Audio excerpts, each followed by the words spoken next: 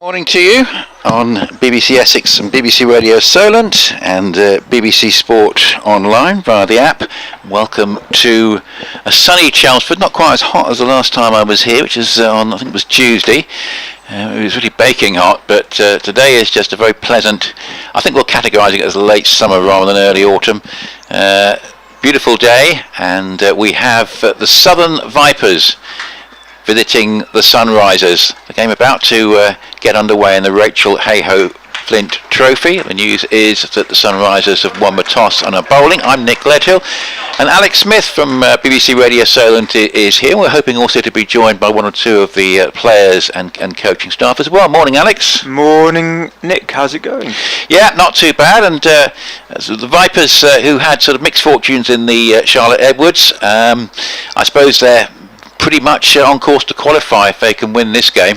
Yeah, they've been fantastic in this competition. They were good in the Charlotte Edwards Cup, but sort of when they came back from the 100, they lost a couple of their key batters.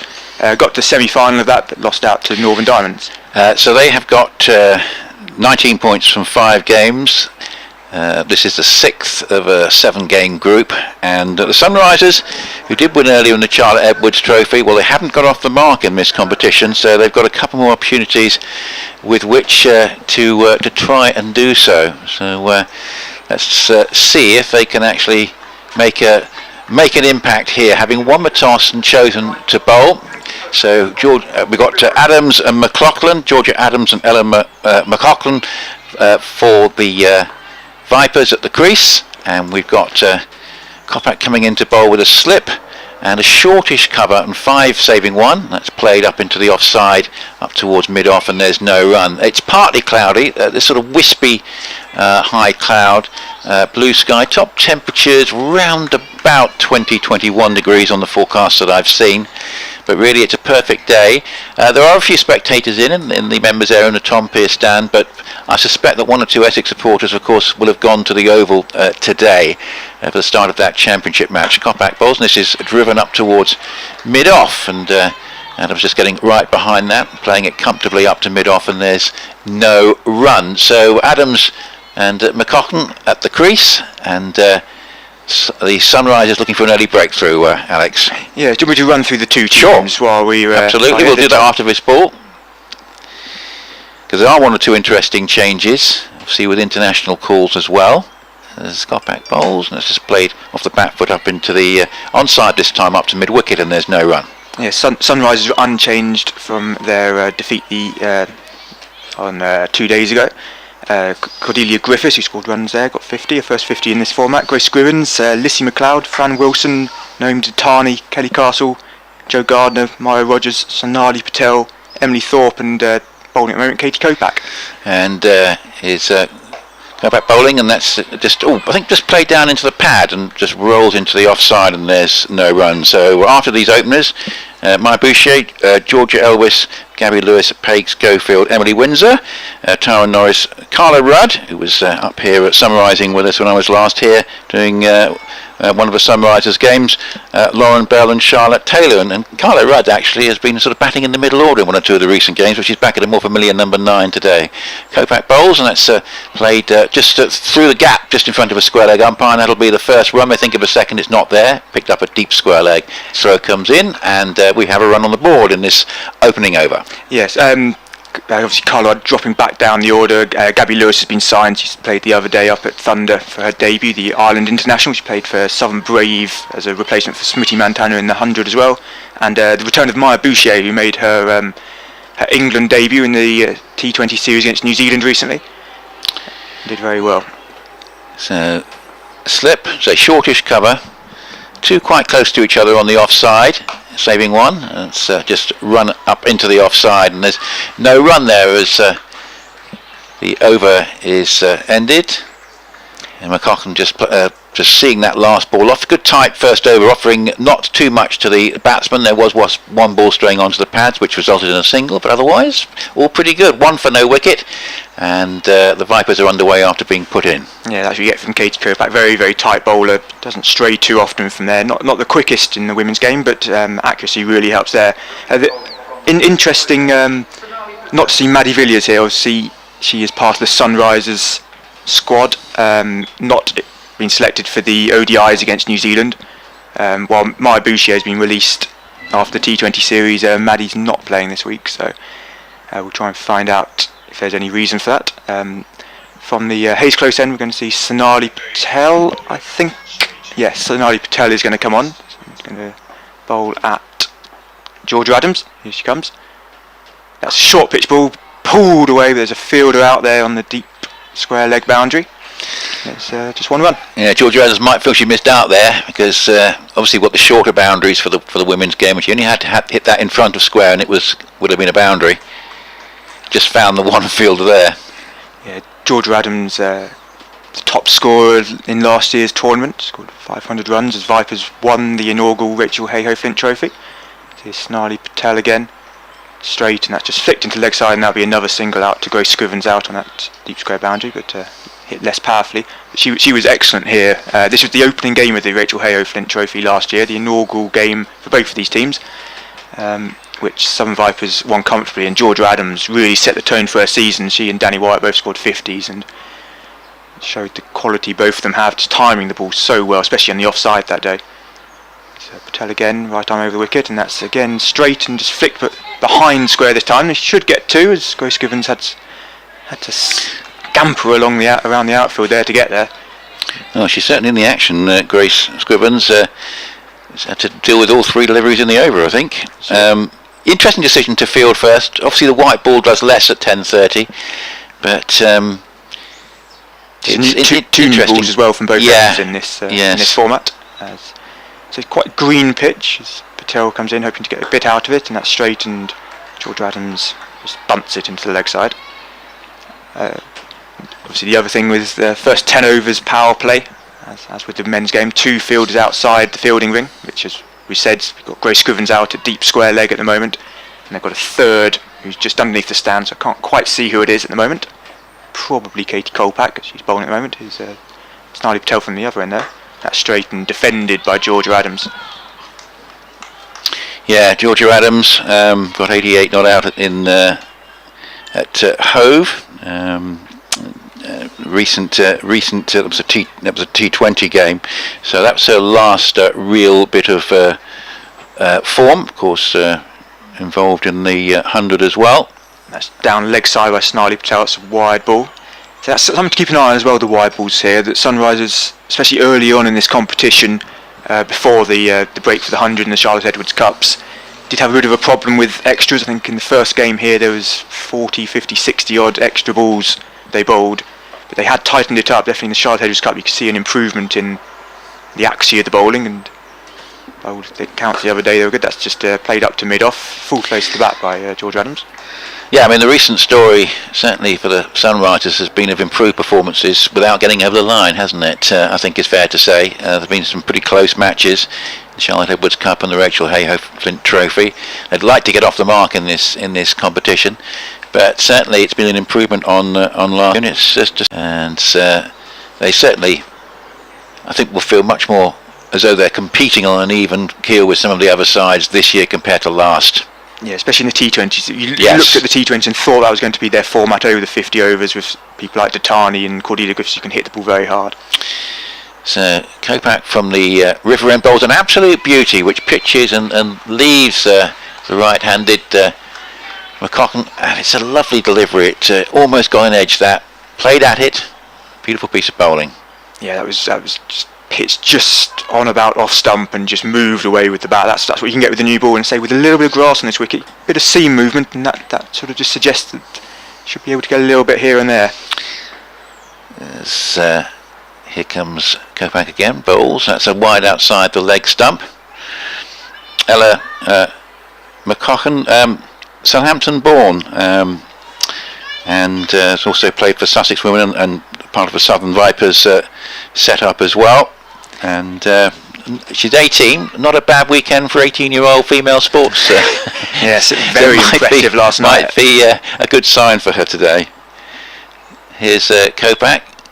Bowls. Oh, that's an interesting delivery because it's a slower ball which is almost attempting to york her there, but it's dug out well. But it was an interesting bit of variation because it was a notably slower delivery, which almost sort of fell in the crease, but in the end was negotiated nicely. Yeah, that's something you see quite a lot in the women's game, sort of quite floaty sort of slur balls, but they really sort of dip right at the last minute. We'll see it with the spin boulders later as well. So that's an attempted repeat, but it turns out to be more or less a full toss on leg stump, and it's put away down to the fine leg boundary. Yeah, that was in the end a very friendly delivery with a new ball. That was really one that almost sort of landed on the toes of McCockman there, and she was just able really just to play the leg glance and nobody down there at fine leg and a straightforward boundary, and the Vipers have double figures, 11 for no wicket. Yeah, it's almost as if that she's playing for that movement early on, trying to give it as much space as possible, but needs to start it a little bit wider of off stump and to give herself a chance, because that was an easy boundary for McGacken. As Kopak again, and that's come off an inside edge. That's probably going to be 4 more. Interesting to know exactly what she was trying to do with that, because I'm not sure, as Kopak was hands on hips, rather indicating that wasn't quite what McCacken was basically expecting to do. I think she was trying to play it a lot squarer, and it's gone down off an inside edge, much finer for 4 this time. Yeah, it's sort of cut her in half. And just have a look on the replay here on the live stream, which you can, if you're on the BBC website, you can also pair it up with the live stream. And yeah, I think she's trying to flick it into the leg side, but sort of there's a big gap between her pads and her bat. But 4 runs, quite a short boundary down there in the Hayes close end corner. And that's a nice stroke. That's a really good stroke. Slightly over pitched and a beautiful shot away through the covers. That's the shot of the morning so far. Got to the pitch of that, sort of turned it into a half volley, and a beautiful stroke away through the covers, and she's managed to take 12 from the last 4 deliveries, and that's really given the Vipers some impetus. 19 for no wicket in this 3rd over. Yeah, 3 boundaries in a row, and this has got Vipers going, and this is what you don't want, you don't want to get McGacken and Adams going, because they can really take the game away, especially when you've got Maya Boucher and Georgia Adams and Gabby Lewis now. The batting lineup goes on forever. Yeah, as this is cut away, and there'll be another 4. That was a little bit short from Kopak, and basically gave her room. And whereas Kopak was a little bit unlucky with the second of those boundaries, unfortunately she lost her line and length towards the end of the over. The over pitch one hit through the covers, and that was short and cut away. And McCacken, well, that's really just underlines her talent, and I note that last year as a 17-year-old she got 172 altogether in her 6 innings, and certainly she's a fast developing opening bat, and that was very good from her. She took advantage of the loose stuff, a little bit fortunate with one of the boundaries, but well, you can't say fairer than 17 from 8 balls. Adams has got 4 from 10, 23 for no wicket after 3 on BBC Essex and BBC Radio Solent and BBC Sport Online. Snidey Patel coming in again from the Hayes Coast end of the right arm over the wicket to George Adams, who just flicks that off her pad. It was very straight delivery, and that's going to run away for 4 as well. Vipers are really pushing that score. It's going to be a leg by, just flick the top of the pad and goes down the leg side. And that's 4 more, and that takes the score to 27 now. Yeah, it's an extraordinary run of 5 boundaries in 5 deliveries, admittedly from two different bowlers, or 5 sets of 4. They just need to tighten it up here, the Sunrise. Don't let the Vipers get this head start. It looks a good wicket to bat on, go through the shot, and that's just cut away, and that's going to be just a single down to Kopak, who fumbles it slightly, but doesn't do any damage. The other thing there, Ella McGacken, is that she's standing in for Danny Wyatt as well, which is a big big shoes to fill. Danny Wyatt, the England international, very experienced, that she started last season as the opener. Obviously got Vipers off to flyers in quite a few games, and Ella McGacken came in and really sort of made sure that the Vipers weren't too worried about that, just defending the offside. That she's really stepped in for such a young player as well. To do that is very, very impressive. Indeed, and to say, she can go on to have the same career as Danny White. She'll be very pleased. But yeah, I mean, she looked very good from the start here. Looks to be someone that can capitalise on a loose delivery. There's 2 shots through the offside and the left over were exceptional. Here she is facing Patel, and she just flicks that off her hips, and that's going to be 4 more down to the fine leg boundary. And so the 2 straight, I think Snidey in the first over was going a bit too straight, and this time she's really sort of being punished for it, with just little tickles down off the legs, and that one did come off the bat. That takes the score to 32 without loss after 3.4 overs, and say the pitch looks good, but you don't want to be bowling down there too often. Got 41 on a trip to the north about a couple of days ago.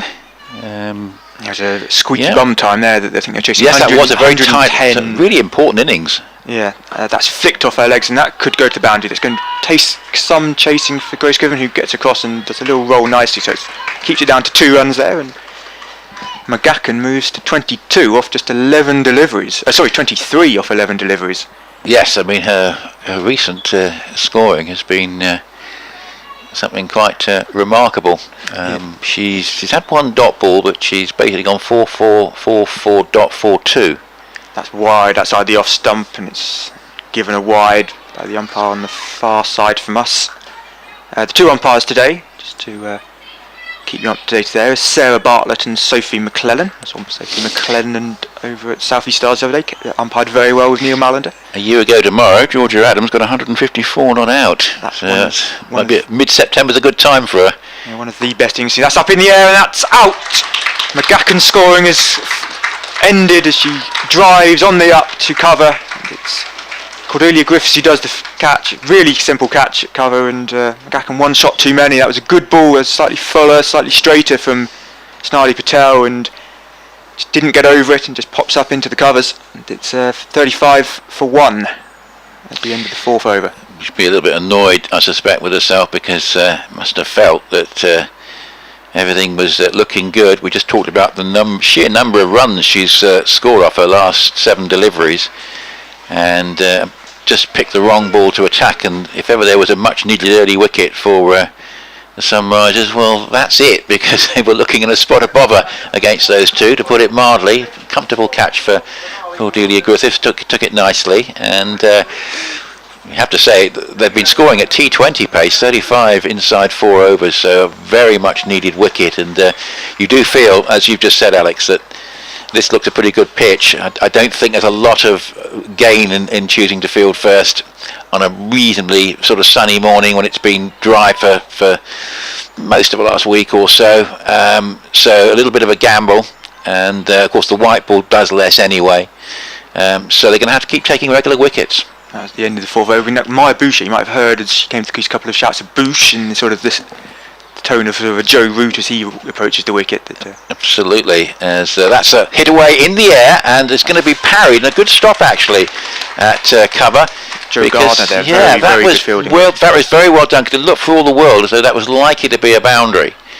It was hit pretty hard off the back foot by Adams, but yeah, she got across, got a hand to it, couldn't stop the single, but certainly saved 3 runs there without a shadow of a doubt. 36 for 1. So Adams, who's played the sort of support role in that opening partnership, she's there on 6, and Boucher on strike gets a full toss. Slightly surprised by that from Kopak, I guess, and in the end deals with it. It's probably quite a danger ball to get first up, actually. The sort of not waist high, but sort of pad high, if you like, full toss. But she adjusts well, and just in the end decides to play it relatively defensively, driving it up to mid-off, and there's no run. A slip, backward point, and a square cover quite close to each other. A shortish extra, mid-off, mid-on, and a mid-wicket. Slip in, that's hit in the air and dropped. Gosh, that could be a big moment. It was hit straight back to Kopak, who's on the ground. And it would have been a good catch, but she would have liked to have thought she would have hung on to that, and certainly got hands to it, but it spilled as she fell to the ground, and that would have been a big wicket to get at this stage, having just separated the opening pair. To get Boucher out without scoring, that would have been a real fillip for the Sunrisers, but it hasn't happened. Yeah, she had that for a second. It came back very hard at her, and very difficult trough, but she would have hoped to caught it, and got that certainly was, good it was catchable, and Boucher edges for probably 4 down to third man. It might have been a low catch to a second or third slip, that, and all credit to Kopak, because she's come back pretty well in this over. Obviously there was the full toss straight up to Boucher, but then the one that she drove back at her, and obviously the drop catch, and that one just a little bit of movement and she edged it. There's no second or third slip, so it would have been a very low chance perhaps to a third slip slightly closer in, but it's gone for 4, but it's a moral victory for the bowler. 40 for 1. It feels like a T20 game, this. Boucher on strike and just checks any attempted drive, and just plays a check shot into the onside, Maybe a late adjustment there, and there's no run. It remains at 40-1. It has been a frenetic start here. That they've obviously come off the 100 and the Charlotte Edwards Cup, and then obviously the Vipers only chasing 110 the other day. That feel that they're still in short format mode. First time they're batting first in this competition since the resumption. Kopak bowls, so just play defensively, head over the ball up towards mid wicket, and there is no run. So it's I think that's a pretty good over actually from Kopak. Yeah. She should be pleased with that after the previous over where she did just lose her line and length a little bit. So she has 3 overs for 23. Patel 1 for 13 off 2. Adams has 6. Boucher has 4. It's an explosive little cameo from McCacken, but she's gone, and it's 40-1. And Maya Boucher at the crease now. She made her England debut last month in the T20 series. She missed the first game here at Chelmsford due to having a COVID, getting pinged. She and Charlie Dean, who's not with us today, she's with still with England. She played 2 games, got 25 down at Hove on her debut. Run a ball, very important innings. So Snipel again, that's moved in slightly off the seam, and Georgia Adams plays it sensibly into the offside, and then scored 1 sort of in the nervy end to the game at Taunton before Sophia Dunkley got England over the line to give England that series a 2-1 victory. So they go into 5 ODIs as they keep on preparing for the World Cup next year in New Zealand. That's driven just outside off stump. That's well fielded again, this time backward point. So no run. I was just going to run through those 5 games. Starts on Thursday the 16th, next Thursday down at Bristol, 1 o'clock. Then Sunday the 19th at Worcester. Tuesday the 21st at Leicester. Thursday the 23rd at Derby, before concluding that series on the 26th, Sunday the 26th at Canterbury. That's just worked into leg side by Adams. She moves to 7 off 16 balls. While McGacken was going at the other end, I hadn't noticed that Georgia Adams had soaked up quite so many sort of so many deliveries early on. That's I suppose seeing a partner going. Initially, she had a lot of a strike, of course, and then McCacken actually monopolised the strike once she got going. And there was just 4 leg buys off her, which looked like it almost hit the bat. So yeah, could have got 4 there and got her going. His Patel again. That's again just moved in a little bit on the back foot. Boucher just plays into the offside. Well, of course, women's 50 over cricket, international 50 over cricket in September, and it used to be, of course, we saw a lot of men's 50 over cricket as well, but that's going to be in midsummer next year, we think. Tell again, that's out soft stump, and so again, it's just moving, just nibbling back off the seam slightly. Boucher there was shaping up to cut it, and then had to sort of cramp herself up to just play it more sensibly into the offside. My hunch, Alex, all this fuss about there's going to be a rearranged men's test match next year between India and England, is that there might be a bit of readjusting of the schedule yet there. Patel again into the offside. Yes, obviously the Old Trafford test cancelled 2 hours before the game 2 days ago. That's the end of the 6 over, 41 for 1. Yeah, I was looking to see what they might do, and the date I saw that I thought might be practical is the 20th of July, which clashes with the South African ODIs, but they could actually play those after the Test series in September, just as the women are playing 50 over matches in September, which I think is not a bad time for 50 over cricket, particularly if you get nice weather. No, the worry about that September 20th of July, which would kick off, is that I think next year for the 100 they want the England players to be playing a lot of the tournament. So I think the 100 won't start till August next year. That's my be after Commonwealth Games. Obviously, England women will be playing in the Commonwealth Games. Oh, that's interesting. Kopak bowls, and it's driven away. That's a good shot. Lovely stroke that from Adams. That's 4 through extra cover. And just guilty of over pitching there and to put away. She has conceded a few boundaries here. Kopak, she's bowled some good balls as well, but Adams looking to try and get into her stride a little bit, I think, after a quietish start, as Alex was talking about. 11 from 17, 45 for 1. So when's do you know off the top of your head when the Commonwealths are? Well, while that ball was going on, I missed the ball because I was Googling it. It's the 28th of July to the 8th of August. So, yeah, it's an awkward position. Obviously, they're going to keep the double header, so the men's and the women's 100 will be going together at the same time. I think Kopak, well, and that's good, I think. Kopak bowls up towards mid-off, that goes, and there's no run. I think that's a really good thing. I think it works superbly. I think it was terrific for the women's game. But my hunch is that when you look at the schedule, you can start to piece together when the 100 will be played. And I'm pretty certain the 100 will start in the first week of August, and finals day will be the 3rd of September, because it's still all within the school holiday, which means there'll only be a sort of 5-day overlap. So I think that's what will happen. As Kopak bowls, and that's an attempted forcing shot off the back foot, and there's no one. Put it this way, the only other alternative date, if they're going to play the 100 finals day on a Saturday, is the 13th of August, and that's far too early. It is too early, yeah. So my hunch is you've got 2 South African tests, 3rd of September is free. I see that being finals day, and I see the 100 starting a week later, which I think is probably a good thing all told for the men's domestic game as well. 45 for 1.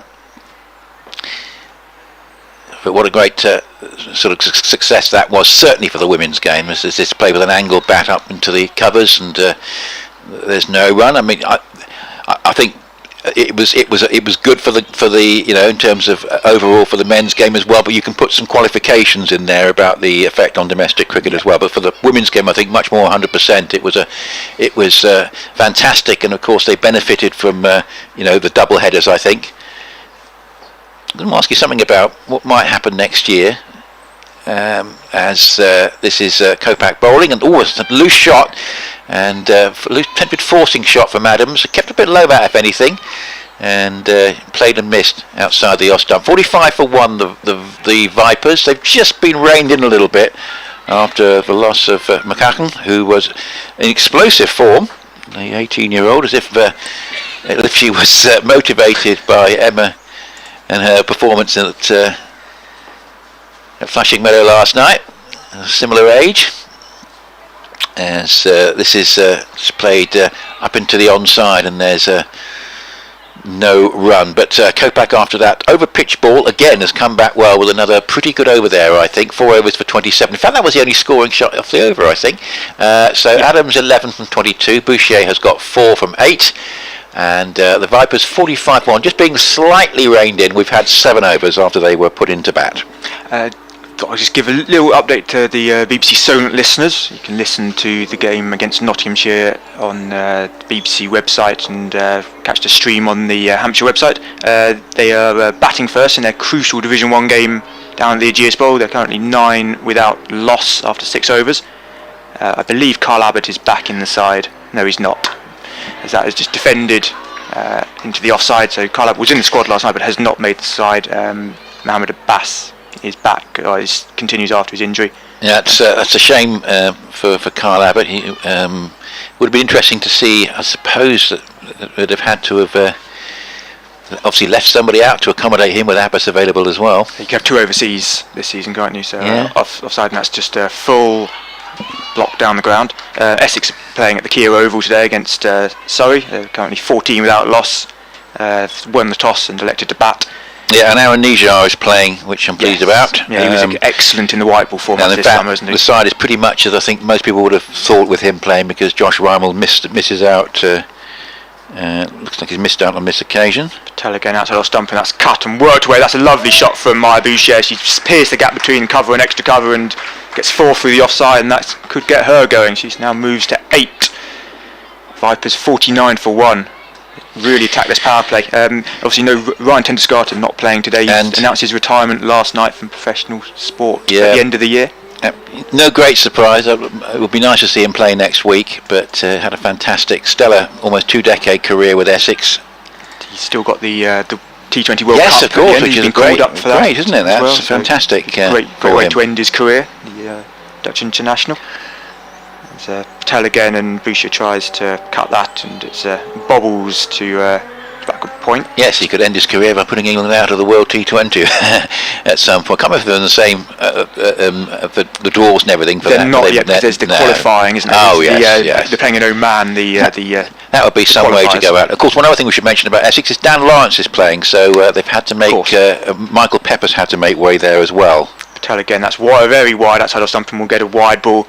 While I've got the scores up, there's games in the Rachel Hero Flint competition as well, that Western Storm, who are already out of the competition, are 27 without loss against the Lightning. Northern Diamonds are playing Thunder in sort of a Yorkshire-Lancashire derby. That Northern Diamonds are 31-1, having been put in. That's full, and that was swinging, and Boucher is also swinging into the leg side. That's just going to be a single. And then the other game in this competition is Central Sparks and South East Stars, which is a really crucial game for that battle for that last spot. There's 3 teams go through from this to play in this top 2. The first team, top team, currently Vipers, go straight through to the final. Second and third will play each other. Central Sparks 37 without loss, 5 overs in. Here's Patel again. That's off stump. That's driven really nicely, but picked up cover. That's Joe Gardner again in there. Really good fielder is Joe Gardner. And that ends the over. That ticked over to 50 with the wide a couple of balls ago, and that's 51-1. I don't think it makes such a difference in the 50 over competition, but in the T20, of course, and the 100, sometimes when a side is sort of like match toughened, if you like, by having to play a second v third qualifier, as happened in the 100, they can do better in the final, and that's probably what the Southern Brave experienced, I think, to a certain extent, Alex. So they coasted through the group, didn't they? And then they had to sort of wait a little bit for the final. Didn't play, of course, in the eliminator, and. But the other side of that was what happened in the Charlotte Edwards Cup, where they play the eliminator on the same day as final, and Southern Vipers were beaten by Diamonds, and Diamonds sort of had lost a bit of their momentum. Yeah, it's interesting as that's driven away up towards mid-off. First of all, a slower ball from Kopak, who's starting her 5th over. That used to happen in the KSL as well. The previous sort of professional competition, the first women's professional competition, which ran between 2016 and 2019. I feel like the team which came top of the group tended to win the competition because they didn't have to play 2 games on finals day. Kopak bowls and is played up towards mid-on. Nice delivery that. It's good and tight and keeping Boucher very quiet. I think the jury's out a little bit about. I like the format actually. It's a nice sort of succinct way of finishing. You have an eliminator and then a final, but it's interesting because the Vipers who've been the Sunrisers who've been so dominant, of course, so most people surprised, lost the final. That's slower ball and driven away up towards cover, but a nicely disguised ball that as well, and it just eluded the attempted forcing shot from Boucher. I don't think many people would argue that the Brave were the best team in the competition throughout, but of course the Invincibles peaked at the right time. That was a crucial thing there. Exactly, and Georgia Adams, who's batting at the moment, was part of that side which won it. She had a couple of good innings at the top of the order. 51-1. Kopak bowls, and this is played off the back foot up towards mid-wicket, and there's no run. So when there was discussion about the naming of the Invincibles side, well, it turned out that the women's team were, but the men's team weren't in the end, as they didn't quite get over the line. But no, we saw some stars emerge. Alice Capsey, of course, are right at the top of the list, I guess, in the women's game. Yes, we'll come to that in a second, because I've seen a lot of Alice Capsey in the last couple of days, or last week or two, and she's just getting better and better. Kopak bowls. This is, again, just nice disguise that. And I think there was a thought of a drive, but again, the shot had to be checked by Boucher. It's a nice over this from Kopak. She's just varying her pace well, and she sort of settled down a little bit after that very loose over against McCuckham. 51-1 in the 9th.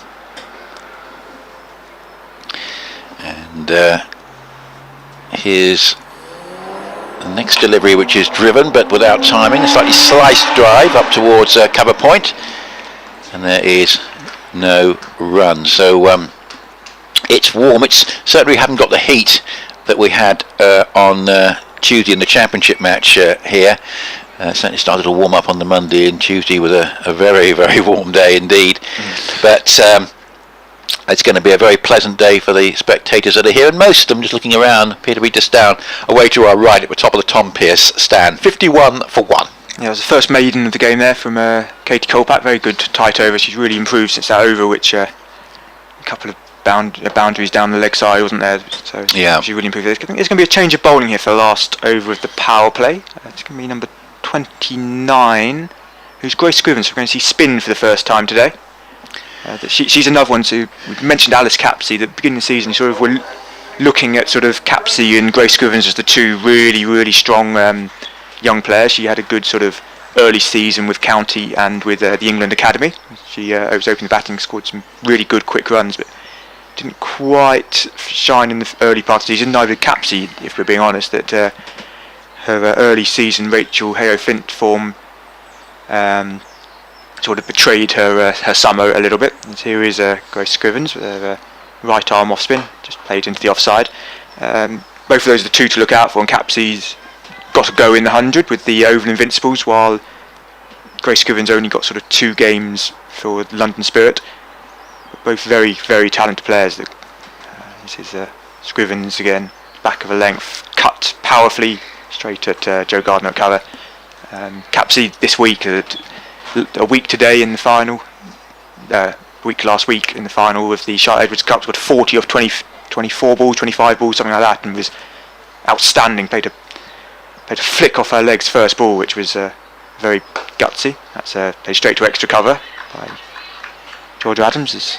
Dots, I think that's 9 dots in a row. Yeah, certainly. They're just keeping them quiet at the moment. Could do another wicket, but Sunrisers will be pleased with these last few overs. And then Capsey, I saw 2 days ago score 70 odd on a big turning wicket. Brilliant. That's just turned into the leg side and looks for a single, and they will get one in the end. Georgia Adams came a long way down the crease. Boucher was uninterested, and then just beat the fielder at mid wicket, and managed to get through for a single. Trying to work out who that is. Number 35, Fran Wilson, the England international, usually stationed at backward point, but in mid wicket now. That's played up to mid on. No run by Boucher there. Still another ball to come in this over. The last ball of the power play here, 52 for 1. At one point it looked like it could have been sort of 60, 70 odd off after the power play, maybe even more. But T20 pace, weren't they? This is a bit more like a 50 over pace now. Still a decent start. That would like to see one fewer wicket in there, that column, but Scrivens, she pushes that through a bit short. But there's cover out at mid wicket, deep mid wicket, and just a single to end the over. So the power play brings 53 for 1. Georgia Adams on 12, Boucher on a 10. And now we can have more fielders outside the ring. And actually, given on some Sundays recently, there have been one or two rather empty Sundays where there hasn't been much cricket going on around the country, and frankly, you feel that there should have been. It's actually nice to have so many games going on.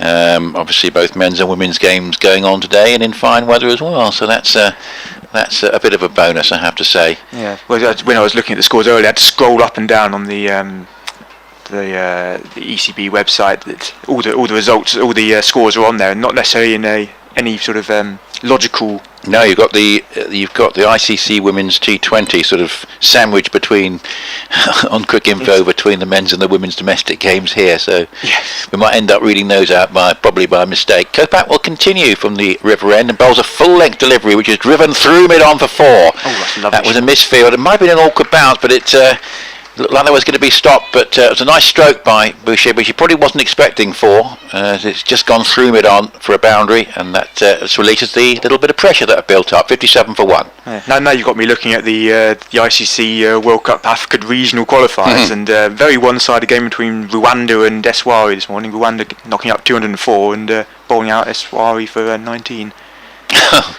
Yes, that's not so good. That's hit a nice stroke for 2, going up towards the deep mid-wicket boundary, and you have to sort of angle you don't get many 3s here, probably with the short boundaries, and 2s will be at a premium, but that was nicely placed into wide open spaces. The rope is actually sort of in a conventional area, just where you might expect it, in relation to the pavilion away to the right, but to the left, of course, it's quite a long way in with the pitch on the pavilion side here at Chelmsford. Light breeze, really pleasant day actually, and Kopak bowls, and that's driven up to mid-on this time by Boucher. 16 off 23 balls. Adams has had relatively little of a strike since the early proceedings, and 12 off 27 now. But she's just going to take her time. She's got plenty of time left, of course. Looking to try and bat the Sunrisers out of the game here. That'll be the intention. That's in the end a full toss, hit for 4 through wide mid-wicket. She's been looking for those sort of deliveries, Kopak, just sort of almost falling at the batsman's feet, but that one was just a little bit too full. and it was fairly straightforward for Boucher, who's now in, just to get inside the line of that and play it just in front of the square leg umpire, wide open spaces, nobody back on that boundary. 4 to her, 20 to her, 24 to her now, and it's 60. I think she's got 24 now. Yeah, 67 for 1. The scoreboard's not yet updated itself. Pretty certain she was on 20 a moment ago. The scoreboard's there, so I think it is on 20. Yeah. I thought she was on 24 as well. I thought so. Never mind. It's got the 4 on the this over line. Yeah, so 20. Let's say she's still on 20. 63 for 1.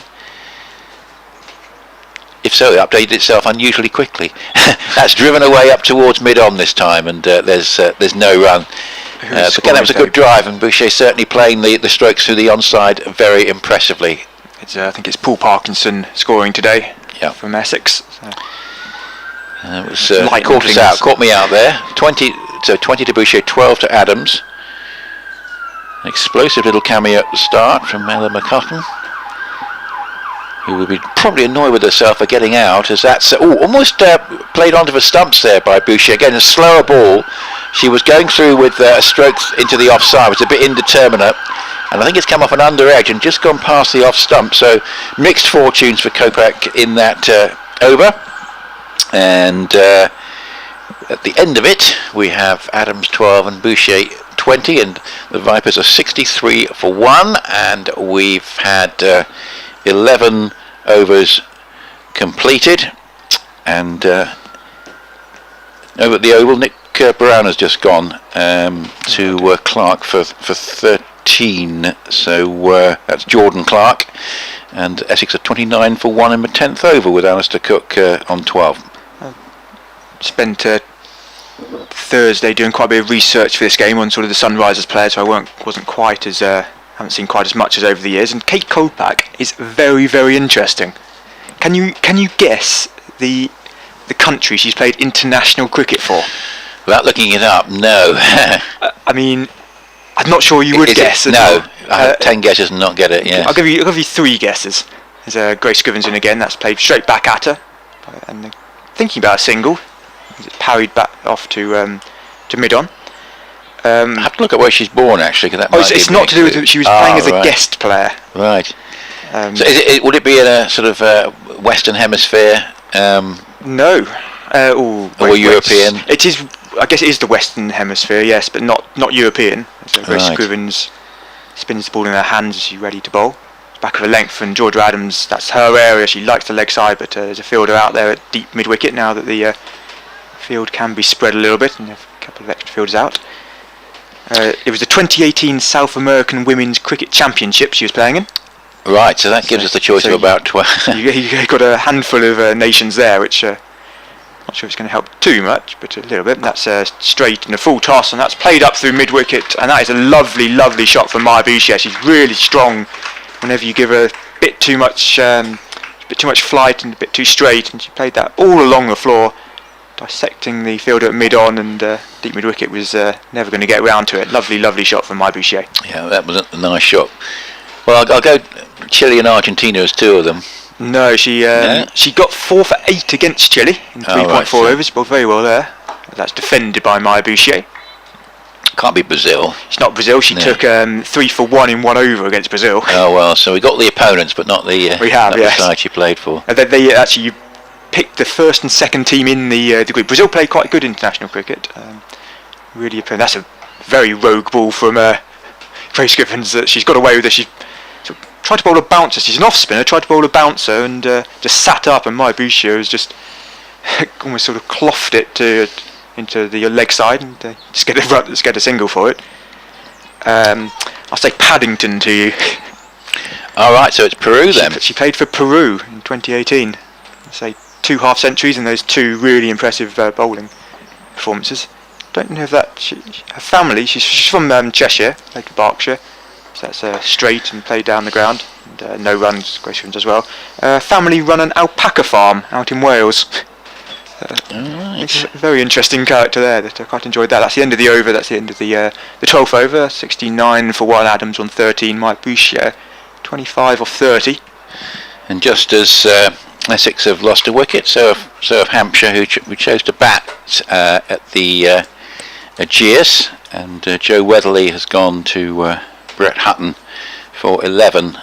So Hampshire are 15 for 1 in the 11th over, and Ian Holland and Tom Alsop now together. Absolutely remarkable game at Edgbaston, which for We've had two with sort of close games, haven't yeah, historical knowledge of Hampshire, was they need to play Warwickshire in mid-June next year to really have the same effect. But it was almost 100 years after they famously made a double-digit first innings score, a much lower one, and won the game in a very famous match indeed. The start of a new over. There's a wide outside the leg stump first ball. Kelly Castle, I believe, come into the attack. Has just resumed, just taken over from Kopak. So Kopak has gone off after none for 37 in 6 overs, and it's Castle, sort of medium pace, about sort of 8-9 paces, sort of bustling run up bowls, and that's driven away into the covers, and there's no run. So the match I was talking about was when they made 15 against Warwickshire in 1922 and won. Well, 89 is not quite so dramatic, but it's still quite a famous win. That one during the week, as this is a delivery which is floated up on the pads. Oh, it's signalled as a wide. I thought that maybe hit the keeper's pads. Hit the keeper's Yeah, pads. that's what you always, when you see the ball sort of go away into the onside. I think that's all. It's obviously hit something, but if it's hit the keeper's pads, then that's fair enough. 71 for 1 as Castle bowls. That's on the stumps and just played up towards mid-wicket. And let's have a look at the field now, because we're outside of the power play. So we've got a ring of 4 serving one on the offside, short third man backward point, cover quite square and mid-off. It's a short extra, and we've got a sort of wide mid-on as the only fielder saving 1 on the leg side. There's also 2 on the boundary on the leg side, and this one is a wide outside the leg stump, which almost would have brought one of those boundary fielders into play, because she certainly, I think, was trying to attack that with Boucher, but in the end realised it was going to be a wide. So neither the deep square leg or deep mid wicket were employed on that occasion, but if she keeps bowling there, Castle, then I suspect they will be. See long on, sort of popping her head up just underneath the stand as well. So 3 on the boundary on the leg side, and that one will go towards between deep square and deep mid wicket, and they get a single. Anything that's relatively firmly hit, unless it's into a gap, is probably going to be a 1 on that side of the ground. And the Vipers pretty pleased with 73 for 1 in the 13th over on BBC Essex, BBC Radio Solent, and via the BBC Sport app. Nick Leadhill and Alex Smith here. Building very nicely, aren't they, Vipers, at the moment? Castle bowls, and that's another wide outside the leg stump. She's got to adjust her line here because she's bowling too many deliveries on the stump and indeed wide of the stumps. Hasn't really got one over to the offside yet. Kelly Castle has been the Sunrisers' best bowler in this competition. That she's really come through this year. That she became professional at the end of last year, one of the extra ones. As Castle bowls again, and that one just played gently up towards cover, and there's no run. So, it's a long over this. 7 wickets in 6 games, the highest wicket taker for them. That really sort of just slingy action, and I think that just catches a couple of them out. I don't know if it sort of skips off the surface or what, but gets wickets. Castle bowls again. That's on the pads. Appeal for LBW. Interesting to see if any signal from the umpire of leg by or runs. They're going to come back for 2. And the umpire doesn't make a signal, so any LBW shout was cut off by the fact there'd been a bit of an inside edge onto pad, and it's run down towards fine leg for 2. So 76 for 1. Adams, those runs are off the bat then, so 15, and Boucher 26 from 33, looking very impressive. And this is just played off the back foot up towards that sort of straight mid wicket, and there is no run, so a long over. I think 9 balls in the end, and it took a while, but actually there were some good deliveries in there as well. But 7 in total off it from Castle. Adams 15, Boucher 26. It's 76 for 1, and we've had 13 of the 50 overs. Yeah, I think it was just slipping out of hand slightly at the front. Just the way she comes down as well, automatically sort of brings the ball down toward the leg side. I think her action sort of helped with sort of that in swing, and just wasn't controlling it quite well there. But we saw that early on from Kopak and Snarly Patel that a couple of wide deliveries took an over or two to get in to stride. So hopefully Kelly Castle will come back with the second over. Here's Grace Scrivens again from the Hayes close end with her off spin. Boucher just goes back and meaty hit off the bat, but straight to the cover. Yeah, that was forcing shots straight to the fielder, but timing the ball pretty well, has to be said. Yeah, if you can get it through that offside field, there's no one covering behind. As we're just about to see there, that's a lovely, lovely drive from Maya Boucher. So where the ball went before, she played off the back foot. This time she plays off the front foot, and again all the way along the floor, straight into the boundary. And that on the offside, it's a lovely shot from Maya Boucher. Yeah, that was another example of her timing, which has been very good, hasn't it? And certainly it's pretty important for the Sunrisers to break this partnership. They can't afford these two to be batting together in 15-20 overs time. Yeah, so her offside play, her driving is one of her real skills. We saw it in the 100, we've seen it before, and that's a full toss, and that's the fielder out there, and it's gone. That is a very tame dismissal. Maya Boucher will be, well, you can see her face here as she turns around, she's waving a bat against her pad. That's a very tame dismissal first. She's gone for 30 off 35. It's been caught at deep, sort of a wide long on, off a full toss from Grace Scrivens. I think it was Joe Gardner out there, will correct in a moment when it pops up on the screen, so it was a long way away from us. But that's a very disappointing way for Maya Boucher to return to regional cricket after her England exploits. Vipers 80 for 2. Yeah, a bit of a bonus wicket, I guess, there for Scrivens, but I think our initial thought was that was probably going to be 4 or 6. But in fact, she hadn't actually got that as well timed as some of the previous strokes that she'd been playing, and unfortunately she found the fielder out there on a deep mid-wicket boundary, and that's cut off what was a very impressive innings, well, certainly impressive looking innings, just at the right time really from the point of view of the Sunrisers. It was it was all the world looked like that was going to be finding the rope, but she just got a bit too far underneath it, and she's holed out. And I think Gardner taking the catch, 30 off 36 balls with 6 fours, strike rate of 83, very impressive knock. And we mentioned the fact that they had to break the partnership pretty soon, and they've done it. Yeah, I thought it was in the air. It was Joe Gardner who took the catch. Showing wide of Joe Gardner, she made up quite a bit of ground to get there as well. It was a good catch as well. That won't talk about the ball too often. It's another full toss. That was in the air going past mid wicket. Georgia Adams, the batter's crossed. Just went past. Georgia Elwis is the new batter who's come in. She'll take her first ball here. The last ball to Scrivens last over. She's the England international, one of the full-time contracts in the Vipers side. So hasn't played for England since she played in a Test match earlier in the year over at Bristol in the one-off Test match against India. Hasn't played in an ODI since 2019, and T20s in the same year. That's back of a length, and she cuts that to point, no run. That's the end of the over. Nope, sorry, I'm a ball ahead of us. Played for the Phoenix in the 100. Seemed to have a relatively quiet time of it. As Grace Scrivens comes again, that's a very straight delivery, and Georgia Elwis defends it into the offside. Let's have a look. Yeah, I can only see her last 5 games. Yeah, but it was fairly quiet. 4, didn't bat, 2 not out, and 2. Yeah, that's what you call quietish. So she'll be looking to make an impact today. It's funny with a competition like that, as of course I think the Brave found.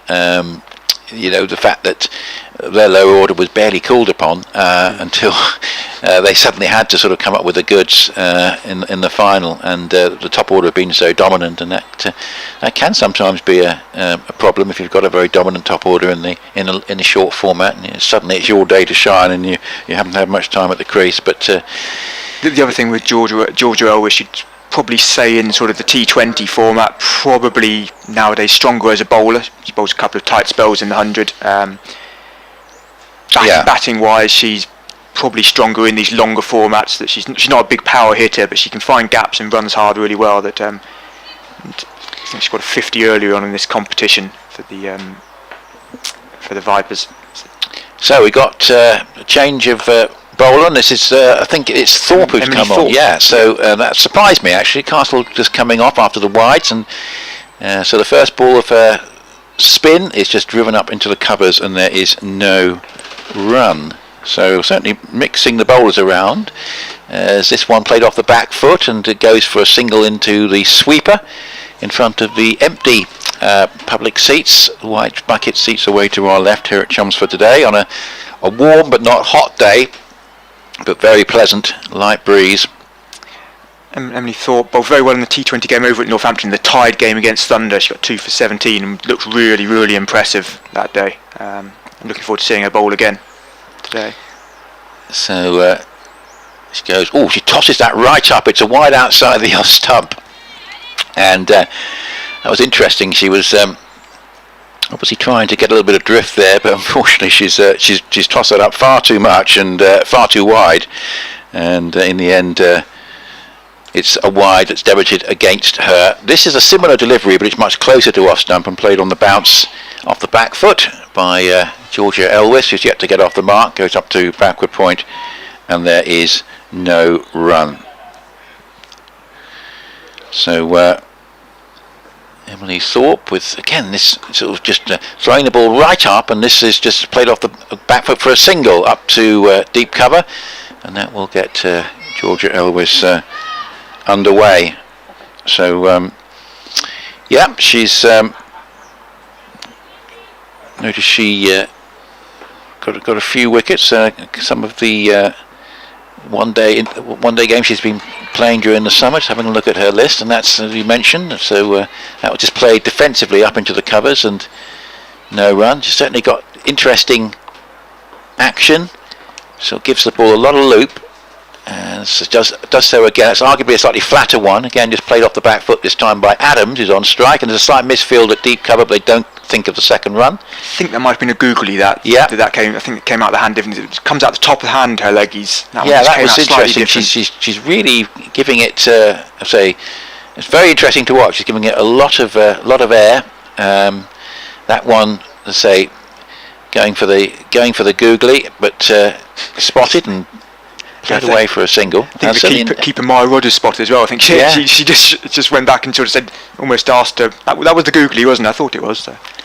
So interesting first over that. So Adams 18 and Elwes 1 at 85 for 2, the Vipers, and we've had 15 overs. So the strike rate 5.7. They'll be pleased with that. Georgia Adams still there on 18 off 38. She's ticking along nicely. They've just moved the fielder for Grace Scrivens out to cover on the offside, as that's where the ball goes, and that's a single to the field. I think it's Noam Tani who's out there. That he's got 3 fielders on the leg side, which we've seen from both bowlers really.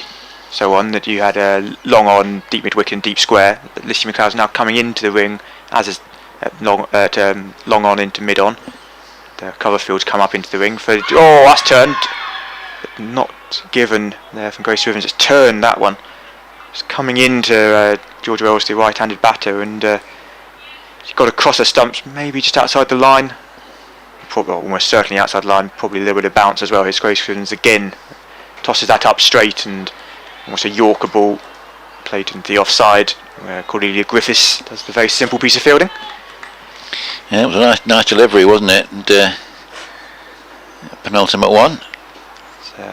So she pushes that in, and that's in the air again out to deep mid wicket. That Grace Scrivens bowling some very good balls. It's only going to be 1 run. It's bowling some very good balls, but also looks like the poorer balls she's bowling, the full tosses and the long holes, which the ones which look more likely to take wickets at the moment. Which I guess is always the way as a batter. You dread the bad balls sometimes.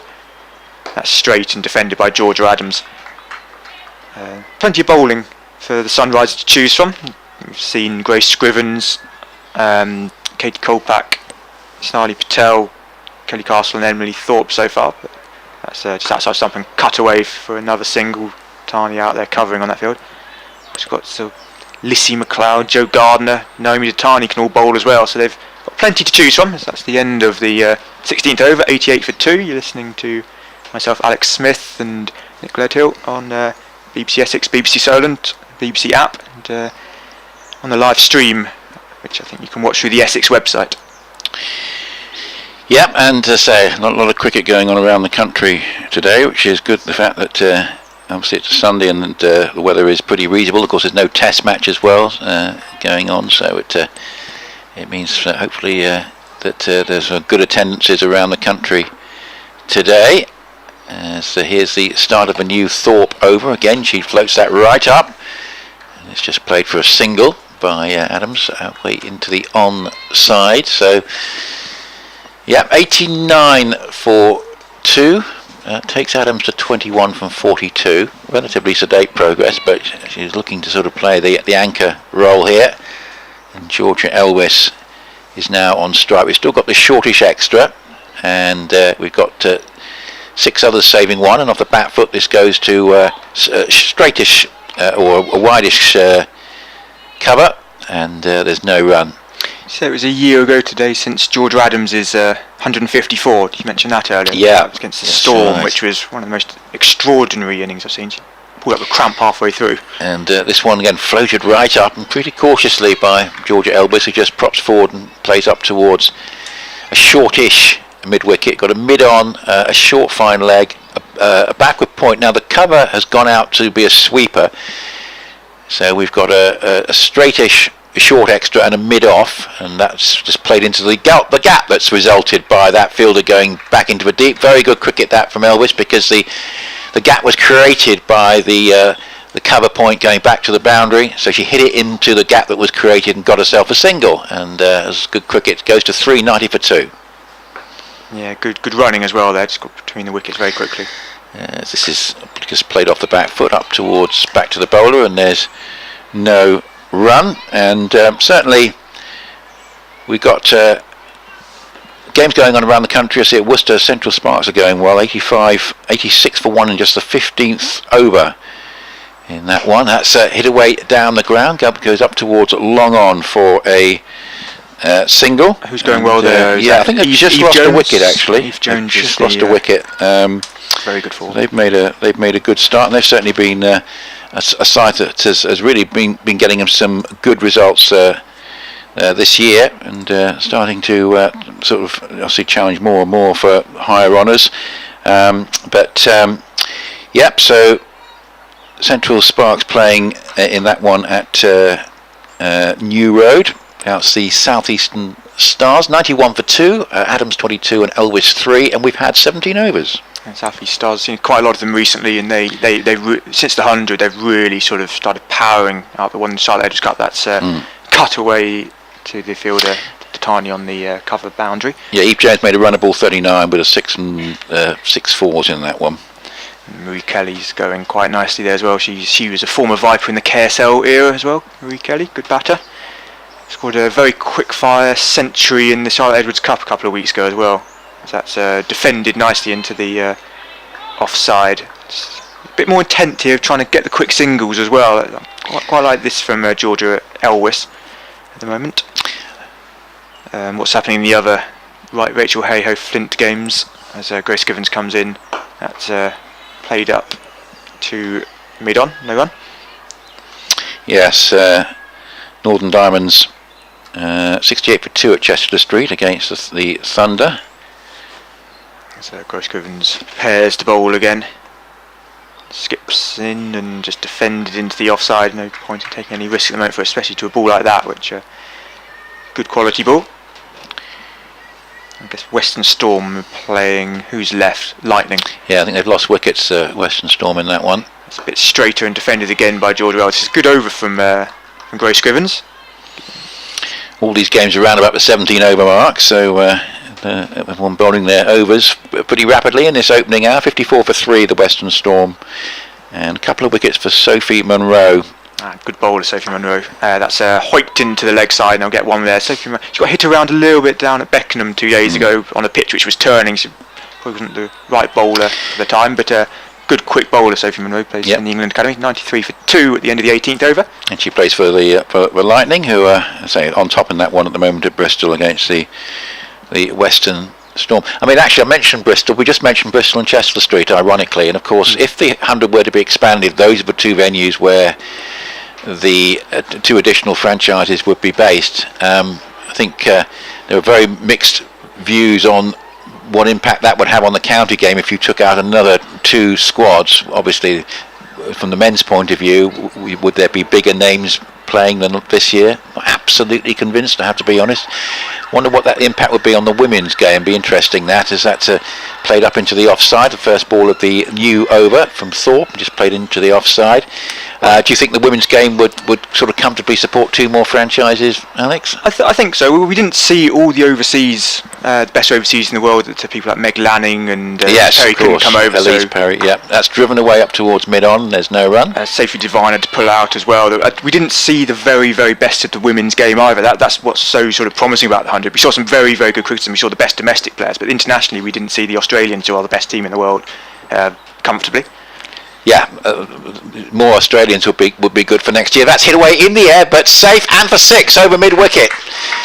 Well, it's the short boundary there, and she's picked up on that leg break and hit it away very impressively, Georgia Elvis, who's been quiet up to that point with 4 from 17 balls, but she's got hold of that one. Now, there was a fielder at deep mid-wicket who wasn't that far away from it, but it was over her right shoulder for 6, and it's 93 for 2, 99 for 2. Quite top edgy there, so I thought there was a bit of danger there, but just got enough on it. Good bat. Yeah, and that's floated right up. It's a full toss and hit to mid-wicket, but it's almost a wicket ball, that, in the sense it looked so easy just to hit away for another 6, but in the end I think she was slightly in two minds, and in the end was quite happy probably to play it up towards mid-wicket. It was field adjustments now. We've got a sweeper and a long on, both going out, as this is just played defensively by contrast, and Thorpe gets across, gets a hand to it and just deflects it on to mid-on. There's no run. It's 99 for 2 on the 19th. I think I would say, going back to the point about the 100, whether there's enough sort of female players who can share out across. People like sort of Emily Thorpe, who's bowling now, that the more games they play at this level and the more training they get. This is played defensively up into the onside, and there's a quick single, and that's good over that. There was a 6, but as you said, Alex, there was a top edge element to it. She just about got enough bat on it, and I thought, all told, there was quite a lot to have the batters thinking about in that over. So the 100 is up at the end of the 19th over, and Elwis and Adams, the two Georges, 11 and 23, 100 for 2. Certainly we're looking for something at the top end of the 200s here, the Vipers, the way they're going.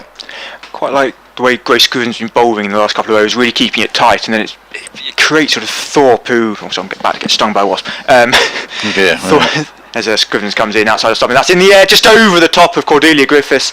She's in a couple of steps in from off the circle, and it's just gone over her head, and it goes for 4 runs, and that brings up the 100 for the Southern Vipers.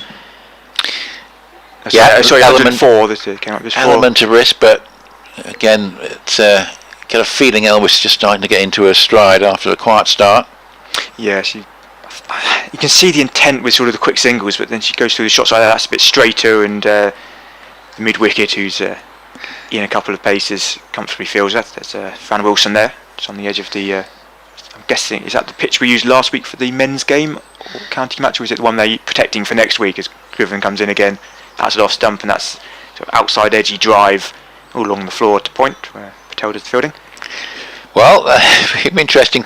I think some of the Essex members will be hoping that it's a slightly flatter one, so that those who want to come see on the third day, see a whole day's play. So Scrivens comes in again. That's straight and defended, and leans over it, sort of over topples.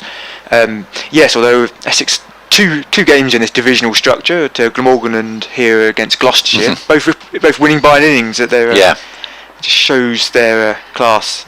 I hit her on the pads, and turning again. Georgia Elwis marks out her guard very quickly in nervous style, but a shake of the head from, I think it's McClellan, the umpire at that top end of the ground, at Hayes Close end.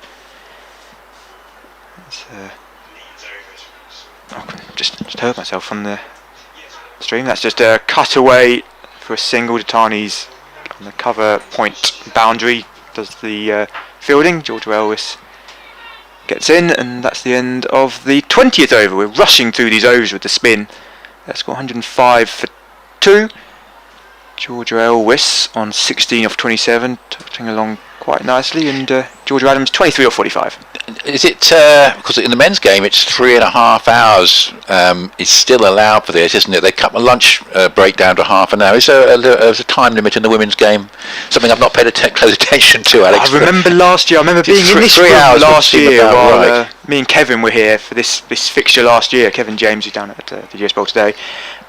and I was going through all the regulations because it was a new competition, and that was one of the ones which I looked up, and I can't remember now. But you don't get close to it in the women's game because there's so much spin, and that's right. And I suspect that this thing's will be certainly over by 1:30. I would have thought, the way things are going. Yeah, and even the quick bowlers, Kate Kopak early on, her overs, she gets through them very quickly.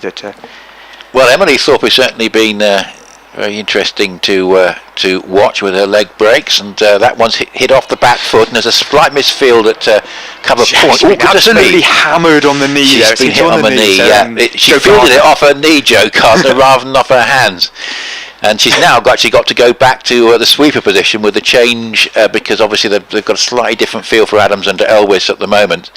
So Elvis with that single off the knee of Gardner goes to 17. Adams is on strike, goes on the sweep and sends it to short fine leg, and there's no run. So we have that explosive cameo from McGachan, 23 from 12 balls with 5 fours, and then we saw Boucher was threatening to go big and then hold out with 30 off 36. Those are the 2 to go. 106 for Turner 21st.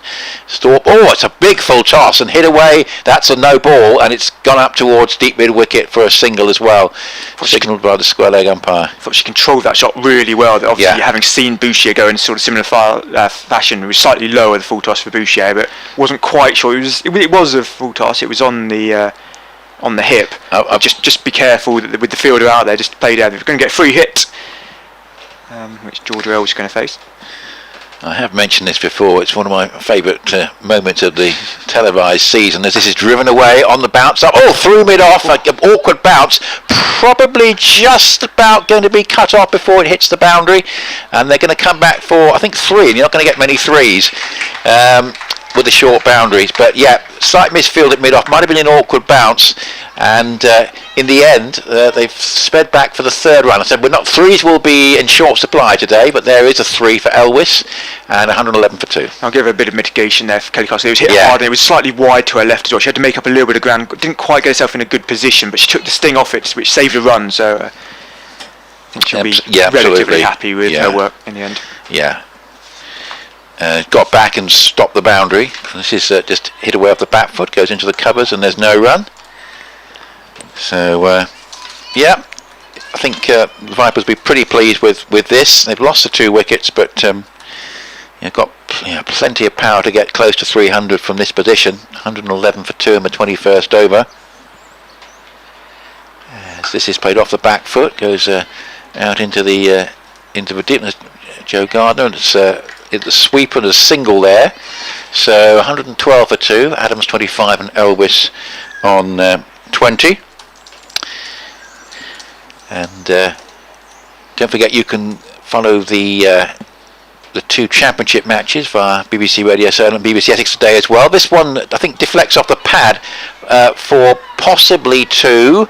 No, it's just going to be the 1, and in the end there was a bit of bat on that as well. Swept on deflecting, I think, just brushing the pad there from Elvis, and it's going to be 1 run to the total in the end to end the over, so takes us to 113 for 2 at the end of the over, and Thorpe 4 overs for 22. Been very interesting to watch. Striven 6 overs, 1 for 23. And at the end of Scrivens, we're going to get Kelly Castle back. She bowled an over from this end with 4 wides in it, but she's going to go and have a go at the Hayes Close end.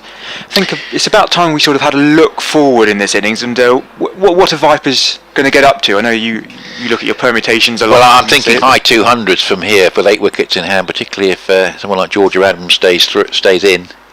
Here is Kelly Castle, well bowled, just outside off stump. And the batting, which is still to come, we've still got Gabby Lewis and Ireland international Paige Schofield, who's a very, very good bat. Emily Windsor, who batted really well this week, 2 crucial knocks of just 20-30 odds, sort of going at a runner ball, and sort of got them over the line up at Sale Cricket Club the other day. As Kelly Castle, that's down leg side, and that's just tickled to a fine leg. And then it's even sort of Tara Norris and Carla Rudd there, of good batters. I certainly think we're looking, at the higher end of a 200, 260, 265, something like that at the moment, perhaps. Yeah, I'd almost say 300 should be the target at this time, I suppose it depends if they lose wickets, doesn't it? Yes, exactly. There's Kelly Castle into Georgia Elwes, who just defends that. So I think they can go, if they don't lose a wicket in the next 10 overs, they can go quite hard for the last 20. I think. If the Sunrisers can keep chipping away, they can keep them down to something like 260. But you're right, if there was a big partnership here and they still had 7 in the hutch, if you like, going into a last 10 overs, there'd be problems for the Sunrisers then. That's cut away to the cover point boundary. And these two batters are two batters who can build big partnerships. At Georgia Adams, we've seen in this competition, as one of these players who've just not quite been possible to nick spaces in the England sides from the likes of Danny Wyatt, Heaven Knight, and that's ever such a good era for England players. That's worked to long on. Probably quite close at the end of last season, but I think had an operation over the winter on her shoulder.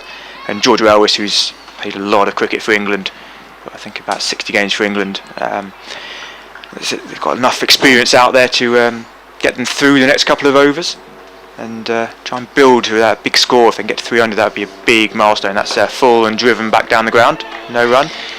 That's the end of the over again. How quickly they get through, only 2 runs from it, and for a quick bowler to get through must have only been about 2 minutes that over.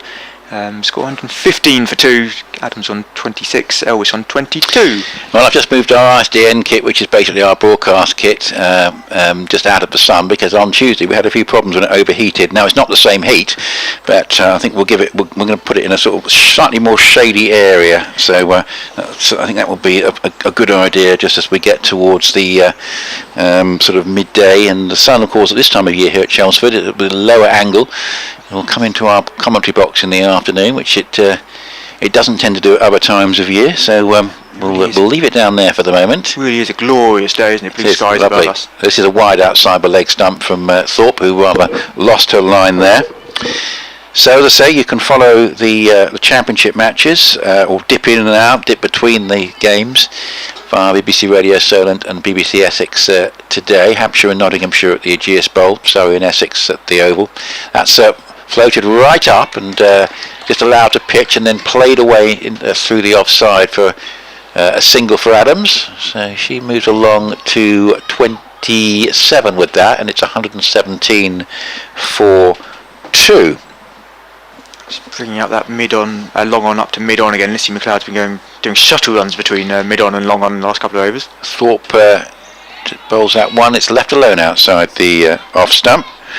Hampshire are 34 for 2 after 17 overs, with Weatherly out for 11 and Holland out for 3. Luke Fletcher got him, Brett Hutton got Weatherly. So Allsop and Gubbins together. That's lofted away down the ground. Fine shot. That's going to go away for 4. Just a couple of bounces. Beautifully lofted stroke over the bowler's head. Fine use of the feet as well there from Georgia Elwes, who's really getting into her stride. And that ranks certainly one of the shots of the day. Really straight, and probably bounced just out of our side a couple of times before going over the boundary rope in front of us. 121 for 2, 23rd over. And this is just played and pushed away into the offside, and it goes between 2 fielders and goes out to the sweeper. So one more goes to the total, and another partnership starting to build here. What the Sunrisers have managed to cut off 2 partnerships in their prime so far, so they'll be hoping to do the same. Moment, isn't it? 42, sorry. But as you say, if they don't, then 260 is probably going to be easily achievable, and they can get close to 300. And that one is wide, a little bit unlucky, that Thorpe. It was a nice delivery, but just a little bit too wide of a leg stump, and it might have been an attempted googly that, and just ended up a little bit too wide. Here's the next delivery, which is floated up and driven away down the ground. That could well bisect long on and long off. And if that, it's out of our sight and's gone for 4. I have to say, had that been stopped, it would have been a really good bit of fielding, because it was beautifully timed. No surprise, in fact, that it has managed to beat long on running around. And Adams goes to 31. It's 127 for 2 in the 23rd over. Yeah, Lissy McLeod did a good job trying to get across there. She put in the dive. I'm standing up while Nick's sitting down. I can just see over the top of the stand. Good idea. And she got across, probably about 10 yards across. It was hit so hard. She's hit 2 straight down the ground now, and as we say that, Cordelia Griffiths has come back as well, long off. That's pushed away again down the ground, and McLeod this time has a much more straightforward bit of fielding because he just has to come in off the long on boundary and complete the work. So, well, it has to be said, the Vipers now in a pretty strong position, getting this wicket stand going. Elwes has got in after a quiet start. Suddenly she's got 27 from 38, and Adams is accelerating now, you feel, 32 from 53. And Sunrise is back in a position where they really rather need a wicket. 128 for 2 after 23 of the 50 overs. The one thing I have thought about the Sunrise is they've tried to keep a quite tight field. They haven't sort of used their allotted fielders outside the ring all the time. They've had sort of mid-on, mid-offs up. But with those 2 shots there, you saw that long off and long on going back, and having that sort of single option down the ground, very useful for the 2 batters to find some run scoring down there. Here's Kelly Castle again, right arm over the wicket from the Hayes close end. That's just played up to mid-on. And the Essex latest is 52 for 1 after 20 overs, with Nick Brown, the man out there. So Alistair Cook 26, Tom Westley 9, and Dan Lawrence in next. Kelly Castle, as I say, as you come into the ground here, you see Kelly Castle and Dan Lawrence again. That's pulled away just behind square, but Grace Scrivens does a good job out there. In fact, is it Grace Scrivens? It's not Grace Scrivens, I think it's Kate Colpack actually, who's now moved out to deep square leg. But yeah, just on, if you look to our right, just next to the pavilion on the little tent there, you've got Dan Lawrence and Kelly Castle doing some advertising for the club there, but good to see that they're giving male and female players equal billing. That's played just backwards to point. Yep, up on the billboards, and of course Dan Lawrence must be wondering why on earth he went to Old Trafford, because he could have stayed at the Oval and played back-to-back games there. Of course, he didn't play in the Test match, but he was in the squad. But he could have, in the end, a wasted journey to and from Manchester. Yeah, you have to have plenty of players for the COVID and concussion replacements. So that's just worked into the leg side, and they'll get a run there, George Elwes. The other thing you might be wondering is why he's the one with the ball in hand. And Kelly Castle, who's predominantly a bowler who can bat, he's a good solid batter, is the one with all the batting equipment and helmet on that would have had it the other way around if you were being accurate to their predominant skills. Well, come back to Dan Lawrence in a second. Here's Kelly Castle, a local girl, Essex captain, that's popped back at her but comes to her on the bounce. So Essex captain and now Sunrisers captain, took over from Mara Carr for the T20s, and Mara Carr is picked up an injury during the 100 during a spell at London Spirit, the wicket-keeper. Got Maya Rogers behind the stumps today. He's kept very well already today. And anonymous, which is good for a keeper. No drops, no real byes or anything going past her. That's played on the back foot and just beats Cordelia Griffiths at cover, and mid-off has to come around and do the fielding. So run there for Georgia Adams, takes her to 34. Sorry. Well, there's certainly no good thing really for the spectators who were going to go to that Test match that was cancelled at short notice. But if I can think of one good thing from one player's point of view, it would be Dan Lawrence, who probably would have been sitting on absolutely certainly would have been sitting on the sidelines again.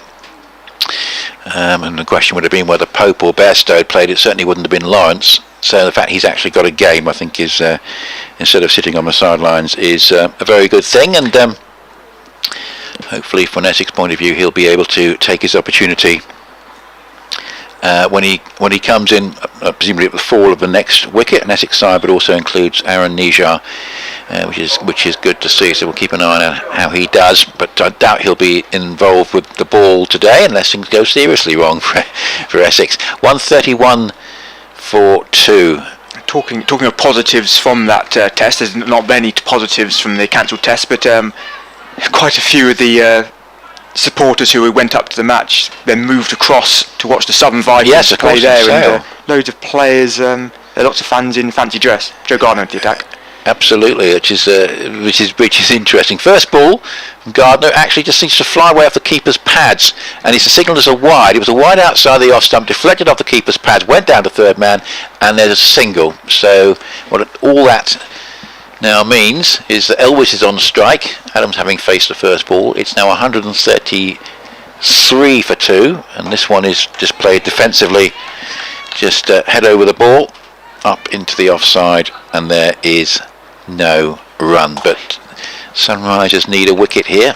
I'm not sure how many of the Vipers players would have played in front of alligators and cavemen and whatever else they were dressed up as up there as well. The thing is, this is played up into the offside, and there's no. Did they manage to transfer all the spare beer, which would have been at Old Trafford, to sale? Because of course, I think they did allow spectators to stay in the ground until 2 o'clock, partly with a view to them making purchases. Slightly cynical, you might say, as that's pushed up into the onside and doesn't get past mid-wicket, and there's no run. I think the other annoying thing was for Sale CC that they only had the stewarding for 250 supporters there, so I think it's only 2 stops up on the tram. I don't know very well, so interesting. A couple of people looked at the fixtures and saw that was a potential. This is run down towards fine leg for 2. Nice stroke here from Elvis, just got inside the line and just tucked it away down to fine leg. There's a long leg but no fine leg, so straightforward 2, and 135 for 2. Elvis 30 from 44. Never seen the scoreboard move so quickly here. No, it is catching me out slightly at times as this is played head over the ball. Nice looking stroke up towards McLeod at long on. But so the Vipers denied a bit in the Charlotte Edwards, but very much looking to make sure that they don't encounter such problems in this competition. Obviously aiming to retain that's right, as well after their victory at Edgbaston against the Yorkshire Diamonds last year. This year the final at Northampton at Wantage Road. Alright, so that's just played away up towards long on for a single. 137 for 2. The ground I haven't been to for a while. Used to be a bit like Leicester, actually used to be there every other year, but haven't been there for a while yet. We're going to have a drinks break at this is more or less the halfway point. Yeah, it is the halfway point. 25th over just being completed. The Vipers 137 for 2, Adams 35 and Elwis 31. This is a good partnership now between these two, and certainly one that the Sunrisers need to break pretty quickly, because as I say, any hope of keeping the Vipers down to 260 is going to depend on a couple of wickets being taken fairly quickly, I think. Yeah, I'm actually at Northampton the next 3 days. I was meant to be there today and got swapped over to here when got the call up to do some radio work here. But the final is on Saturday, the 25th of September. I think tickets are pretty reasonably priced if you go onto the Northamptonshire website. It'd be good to get a good crowd up there at Northampton for what should be a good day's cricket. There's some very, very strong regional teams at the moment. Vipers, not least one of them. I think that's Ella Chandler is coming on. One of the 12ths. Got something in her hand. She's a trainee paramedic, is Ella Chandler. I saw her on the bus yesterday. I think Georgia Adams busted her finger in training or had something, and she was administering a plaster. So the winner of the group, and I say the Vipers are at the top of the table at the moment. They'll go straight into that final, won't they? They will do, Alex, yes. And then is there home advantage for the second place side in the sort of playoff to determine their opponents? I think so. I haven't looked into that. We can have a look. Or it may be on a neutral venue, but I think more it's logically be home advantage. advantage. It depends what grounds are available as well. Yes, of course, that's another thing. I'm not sure what date is mine. I mean, one of the things about plotting what the Essex fixture list would be, actually, is you were able to work it out, the home and away, because there was the England women's game here a week ago, and there's this game today, and it made it therefore pretty much certain that Essex were going to be away in both those slots. Elsewhere, Central Sparks 111 for 3 in the 22nd against South East Stars, and the Diamonds 104 for 3 halfway through against the Thunder. That's at Chester Street, and the Western Storm 82 for 3 also halfway through against the Lightning. At that one's at Bristol. They're exactly the same stage as us. They're at drinks halfway through. Looking at the BBC website on the fixture page there, that the eliminator, I guess it would be called, rather than the semi-final, because only one of them is on the 22nd of September, the Wednesday. It's currently, the venue is TBC, but it's got second versus third, as the second team being at home. So I would imagine that would be the case, that give them a benefit of the team which came second in the group, give them a slight advantage. So just getting ready to bowl again. Georgia Adams just getting her helmet back on. I think she went off the field, actually. I think she might have used the facilities. There's Kelly Castle at the top of her run ready. That Adams is still putting on her gloves put the right one on, now the left one. Bat's still on the floor, now she'd bend over and pick the bat up, and I think we're almost ready to go now. 137 for 2 at the halfway point. That I like to think that 300 is still on the cards, but at some point they'll have to accelerate, but build a big partnership here. This partnership is now worth 57 of 70 balls. Here's Kelly Castle, right arm over the wicket, out wide outside off stump, and Adams actually plays at that. I think it would have been a wide ball, and that's not a fielder down there at third man, and gets 4 runs there. Good start after the drinks break for the Vipers. Yeah, it's a little bit wide that, and just played away comfortably down towards the backward point boundary. Yeah. I thought there was a fielder under there, so I didn't get particularly excited about it, and then all of a sudden I looked over, and Snarly Patel, who's at a point in the ring, was chasing very hard to try and get there. So here's Kelly Castle again. That's a much straighter delivery, and she works that into the leg side where mid-wicket does a very simple piece of fielding. Performance of the morning in the county championship, Yorkshire, who beat Somerset in 2 days, almost beat Hampshire. 71 for 6 Warwickshire in that one, and 3 wickets for Steve Patterson. Yeah, it was a very good game down at the Aegeus Bowl. That's worked onto the leg side, and it's in the air, but big leading edge, falls safe, just wide of Fran Wilson, who is sort of prided herself on being one of the best fielders in the world, but I think she'd need about 3 of her to get across there to make up the ground. Yeah, that game down at the Aegeus Bowl, batting out on that last day, Mason Crane batting as a night watchman throughout the day, very well done, and James Finch batted well as well. That's straight and on the pads, big appeal, and not given. It's a very full delivery. Only been going down leg side, no height issue there. I was trying to work out which side of the wicket it was. We're not directly behind. But I have to say, I'm surprised that wasn't going on to hit off leg stump in the opinion of the umpire. I was going to miss. Yeah, I was looking back at umpire McClelland, and was expecting to see the finger go up, but not given. I'll just have a look on the replay when that comes up as Kelly Castle comes in again. 5 so far off this over. That's outside off stump, and that's cut away, and that would make it 6 off the over. Georgia Elvis is hustling to get a second, but Georgia Adams. Yeah, it's a blow for the Sunrisers because they need to break this partnership. Sometimes a drinks break can be, of course, a sort of useful little break in concentration. I know that. Look at the back of that LBW on the stream, and it's kind of far away from leg stump. It is not far away from leg stump at all. I don't think it's very full delivery as well. That's down leg side, and it's going to be a wide ball there. That obviously the camera isn't directly behind either, so I can give the benefit of the doubt to the umpire. But how full it was, didn't have too much further to travel really. It hit low, so there's definitely no height issue. But Georgia Elvis lives to fight another day. She's on to 32 now. Adams up to 40. She's facing now, and she works that really nicely off her pads. But there's a fielder, Kopak, who's going to do it, and do the fielding on the ropes. And they come back for 2 runs, and that's the end of the 26th over. 146 for 2. You're listening to me, Alex Smith, Nick Gledhill from BBC Essex. You can listen to this match on BBC Essex, BBC Solent, BBC website, and on the live stream. Yeah, and pretty quiet. You won't hear much crowd noise today because it is a pretty small crowd. We've got a scattering of spectators that we can see on the top 2 of a Tom Pearce stand. I'm sure there's some spectators we can't see on the lower tier, but 1 or 2 sitting out there in the members area. In fact, actually quite a fair number there on the wooden benches. Yeah. I think I saw quite a few people going to our left as well. I can't see them now. I saw a big group of might have been a cricket club going round in that direction, going behind us earlier on. It's one of those things, Joe Gardner, with sort of a short run up with a medium pace. Another wide, too many wides from the Sunrisers today. That's down my leg side.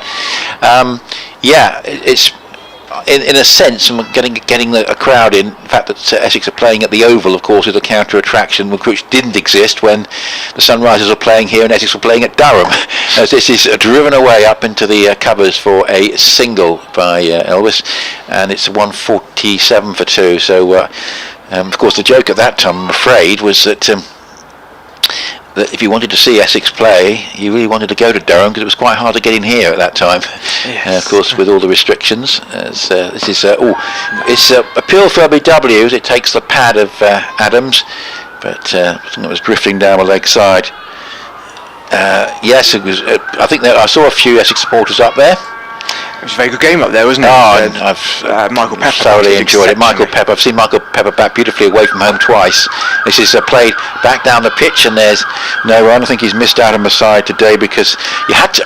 It's so easy to forget, but Dan Lawrence was available, of course, because everyone assumed that he wouldn't be. But Lawrence and Niger are playing, and there's no Pepper, no Rymel, and this is a swivel pull away out towards deep square leg for a single by Adams. 149 for 2. She moves along with that quite comfortably to 43 from 65 balls.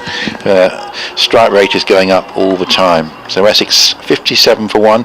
Alistair Cook on 26, just about matching his average for the season, so could improve on that today. This is driven away out into the covers, out towards deep cover for a single by Elwes, rotating the strike here nicely against Gardner. Shirt number as well, 26, isn't it? Yeah, so absolutely.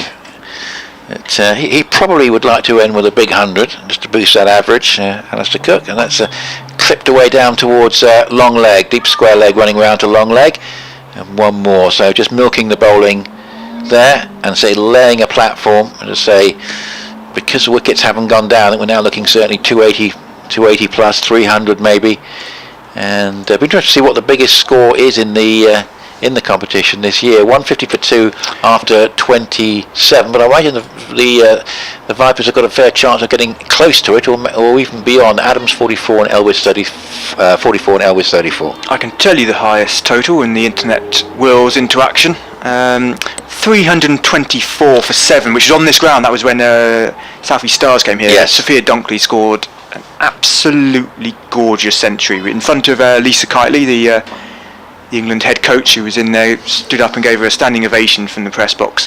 That's just outside off stump, and it's in the air for a second, but no run to cover. Cordelia Griffiths, really good hands in there, really good fielder in the ring, doesn't miss much, yes. And after that, that's the only score over 300 this year. 295s in there, set by the Storm and the Sparks. South East Stars at Beckenham the other day. Very strange wicket, which was good for batting sometimes, good for spin. That's just worked out into the covers, and there's a single deep cover comes across.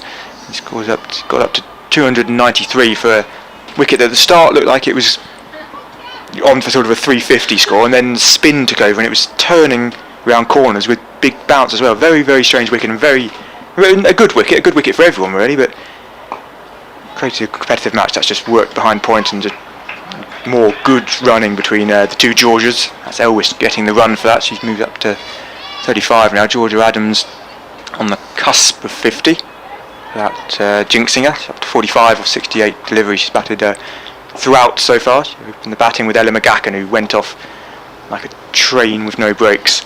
So that's half stump, and that's just beats Griffiths, and Datani does the fielding behind her. Ella McGacken getting 23 off 12 balls, and just looked like nothing was going to stop her until she just chipped up into the covers. Sequence of strokes. Maya Bouchier was threatening to do something similar when she was 30 off 36, really starting to straight the ball nicely. That's straight and blocked, and then got a full toss from Grace Scrivens, and good catch on the boundary from Joe Gardner, a deep mid wicket, and that stopped them in their tracks. But since then, these two have really settled it down, made sure that they don't lose any more wickets, and really building the foundations for a big score here. Very, very risk-free. That's just angled in slightly, and she got cramped, but able to sort of push out to cover. I think that at the moment, just the singles there. So that's the end of the over. There's 4 singles in there. I can't think of a shot they've played. They've just worked it off the back foot and just got the singles. Going at 4s, the run rate at the moment is 5.5, but go at 4s, you're setting a base where if you do get a poor delivery that you can take advantage of, you've got a boundary, and you're up to 7 and 8 for the over. So just waiting for the bad ball, and if you're scoring runs off the good balls, then you know you're in a good place. Yeah, 15 wides is a big problem for the Sunrisers so far, and 20 extras, of which 15 of them are those wides, one helping of 4 leg byes. And a no ball as well, but I'm disappointed with that. Castle particularly was guilty of it in her first over, but she seems to have just found her length a little bit more, and her line, of course, in terms of wides.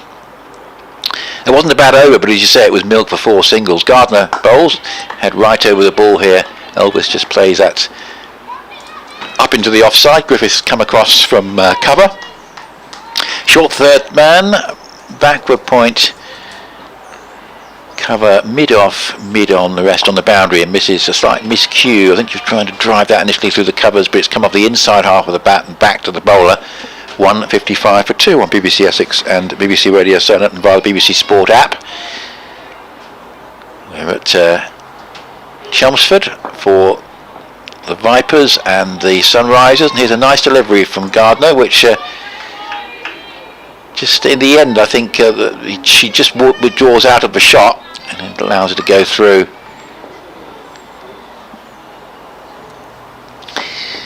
Next delivery just played from the crease defensively up into the onside.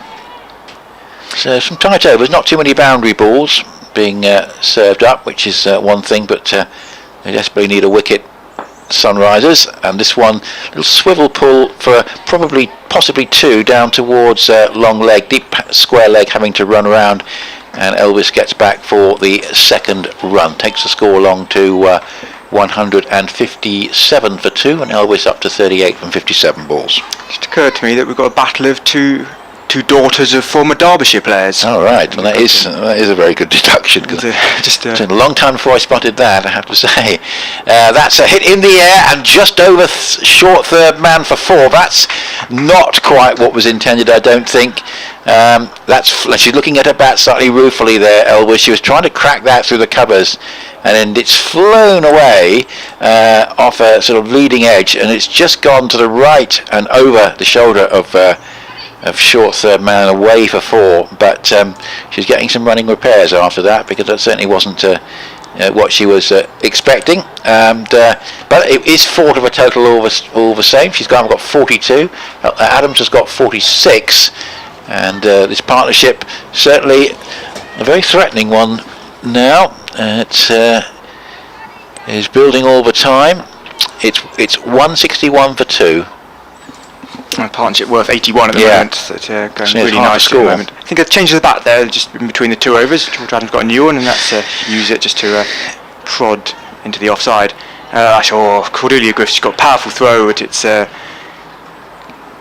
she's gone to try and run Georgia Adams out at the non-striker's end and missed the stumps, and it's gone through Fran Wilson's hands, or burst through, and they get a run there, an extra run.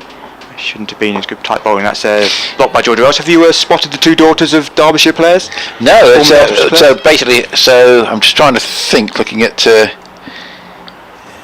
I'm now doubly checking that one of them is definitely a daughter of, he definitely played for Derbyshire. 99% sure as Kelly Castle comes in again, and Georgia Adams plays that quite powerfully, just behind, just wide of where Titani is, but she comes across and makes a single on the far side. Yes, he did start his career. He played a long time at Derbyshire. Pretty sure he was, but just can't quite sure. So this is the player on the... There's one on both sides, both on the field at the moment as well. Right, so it's obviously... Kelly Castle comes in again. Straight delivery, and that's really nicely played by Georgia Adams into the leg side. It looked like she was going to block it, and then just sort of turned her wrists over and was able to take a single as well.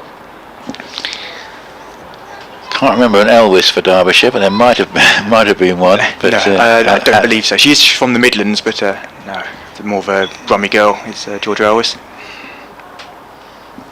So Kelly Castle comes in again and cuts that, and that's just behind point, and that's going to run away for 4 down there as well. That's twice now they've managed to get runs behind the point there. No third in at the moment, and that takes Georgia Elvis to 47. There's a battle here between the 2 to who gets to 50 first. If touch wood, they do both get there. 48 for Adams at the moment. Georgia Elvis is on strike up to 47. Good little battle here. So by that deduction, if it's not Georgia Elvis, it must be Georgia Adams. Yes. Daughter of Chris Adams. Yeah, absolutely. Sussex as well. Yeah. It's Kelly Castle again. That's straight, and that's defended into the leg side. But then go through the Sunrisers side. Which one of those is it? That's the end of the over. 168 for 2, 30 overs. So the old Adam of double from here would get them over the 300, get them up to about 330.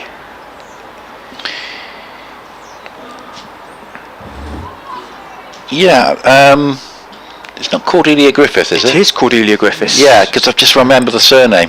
Yeah, Frankie Griffiths' daughter.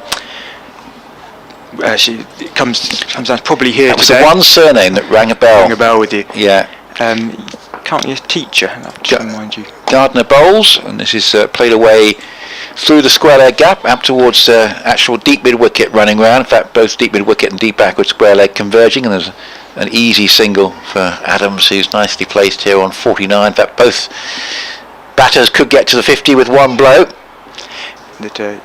Frank Griffiths, good player for Derbyshire. Gardner Bowles are wide, 16th wide, just when he didn't want it. Too many of them going down the leg side. Most of them have been down the leg side. He's worked very closely with Cordelia. She was a good fast bowler in her youth, picked up an injury while she was at Durham University, hasn't bowled since 2014, but he's the head of cricket at Chigwell School. And this is hit, a little bit uppishly but safe. It'll run away down to the third man boundary for 4. And that will be the 50. And Elvis has got there just ahead of Adams. And she's got there of 63 balls. It's 51 from 63 balls with 5 fours and a 6. And that one, I think she was trying to hit a bit squarer, but got it down to third man. And going along very well there. 51 out of 174 for 2. So just looking up the Georgia Adams 50 stats, and Gardner Bowles and driven away along the ground out towards deep cover for a single. But these two looking extremely comfortable at the crease at the moment, worryingly so for the Sunrisers. So I've had to quickly check up on Georgia Elvis. She's got 2 50s for England in one-day internationals, and that's played again just into the open space on the offside for another single, and that will be a 50 for Georgia Adams. Just played it into the gap, and she gets hers from 73 balls with 3 fours. And this is a very good partnership between these two, threatening to take the game away now from the Sunrisers. They're certainly looking to try and back them out of the game here with this sort of platform. As here's a sweep, and that's going down to the fine leg boundary for 4. So suddenly the runs are starting to come again after a few relatively tight overs. That one, it was really a bit of a help yourself shot, and Elvis just got inside the line. The ball was sort of straying onto leg stump from Gardner, and it was just had to be sort of paddled, swept down to the fine leg boundary, which is pretty much what she did. And that's the 100 partnership. So we've seen 2 individual milestones and a team milestone in the same Gardner over, which has been a very good one for the Vipers. 176 becomes 180 for 2. Gardner bowls again, defensively forward, head over the ball. That's all you need after an over as good as that one from the Villagers' point of view. 180 for 2, and the scoring rate now 6s, so they really are on course for something over 300, even threatening that highest score of the season you were talking about there, Alex. 180 for 2, Adams 50 and Elvis 56, and Gardner, that was expensive over 4 overs for 29. The other thing there is that I felt like these two were batted pretty slowly, but I think it said on the board that it was 105 balls that 100 partnership had come in. So wouldn't have guessed it was that high. And going through a couple of stats, that is now, I think we can call Georgia Adams Miss Rachel Hayhoe Finn Trophy, that she's now gone past 56 times in 13 innings. Fairly confident that she's the highest ever run scorer in the competition, as it's only gone on for a year and a half now. Georgia Elvis, I think it's her 9th 50 in all List A women's games. That's outside off stump. It's OEW, she's gone. Oh, I thought it's just outside off stump. It's just nipped back a little bit. Snarly Patel back into the attack.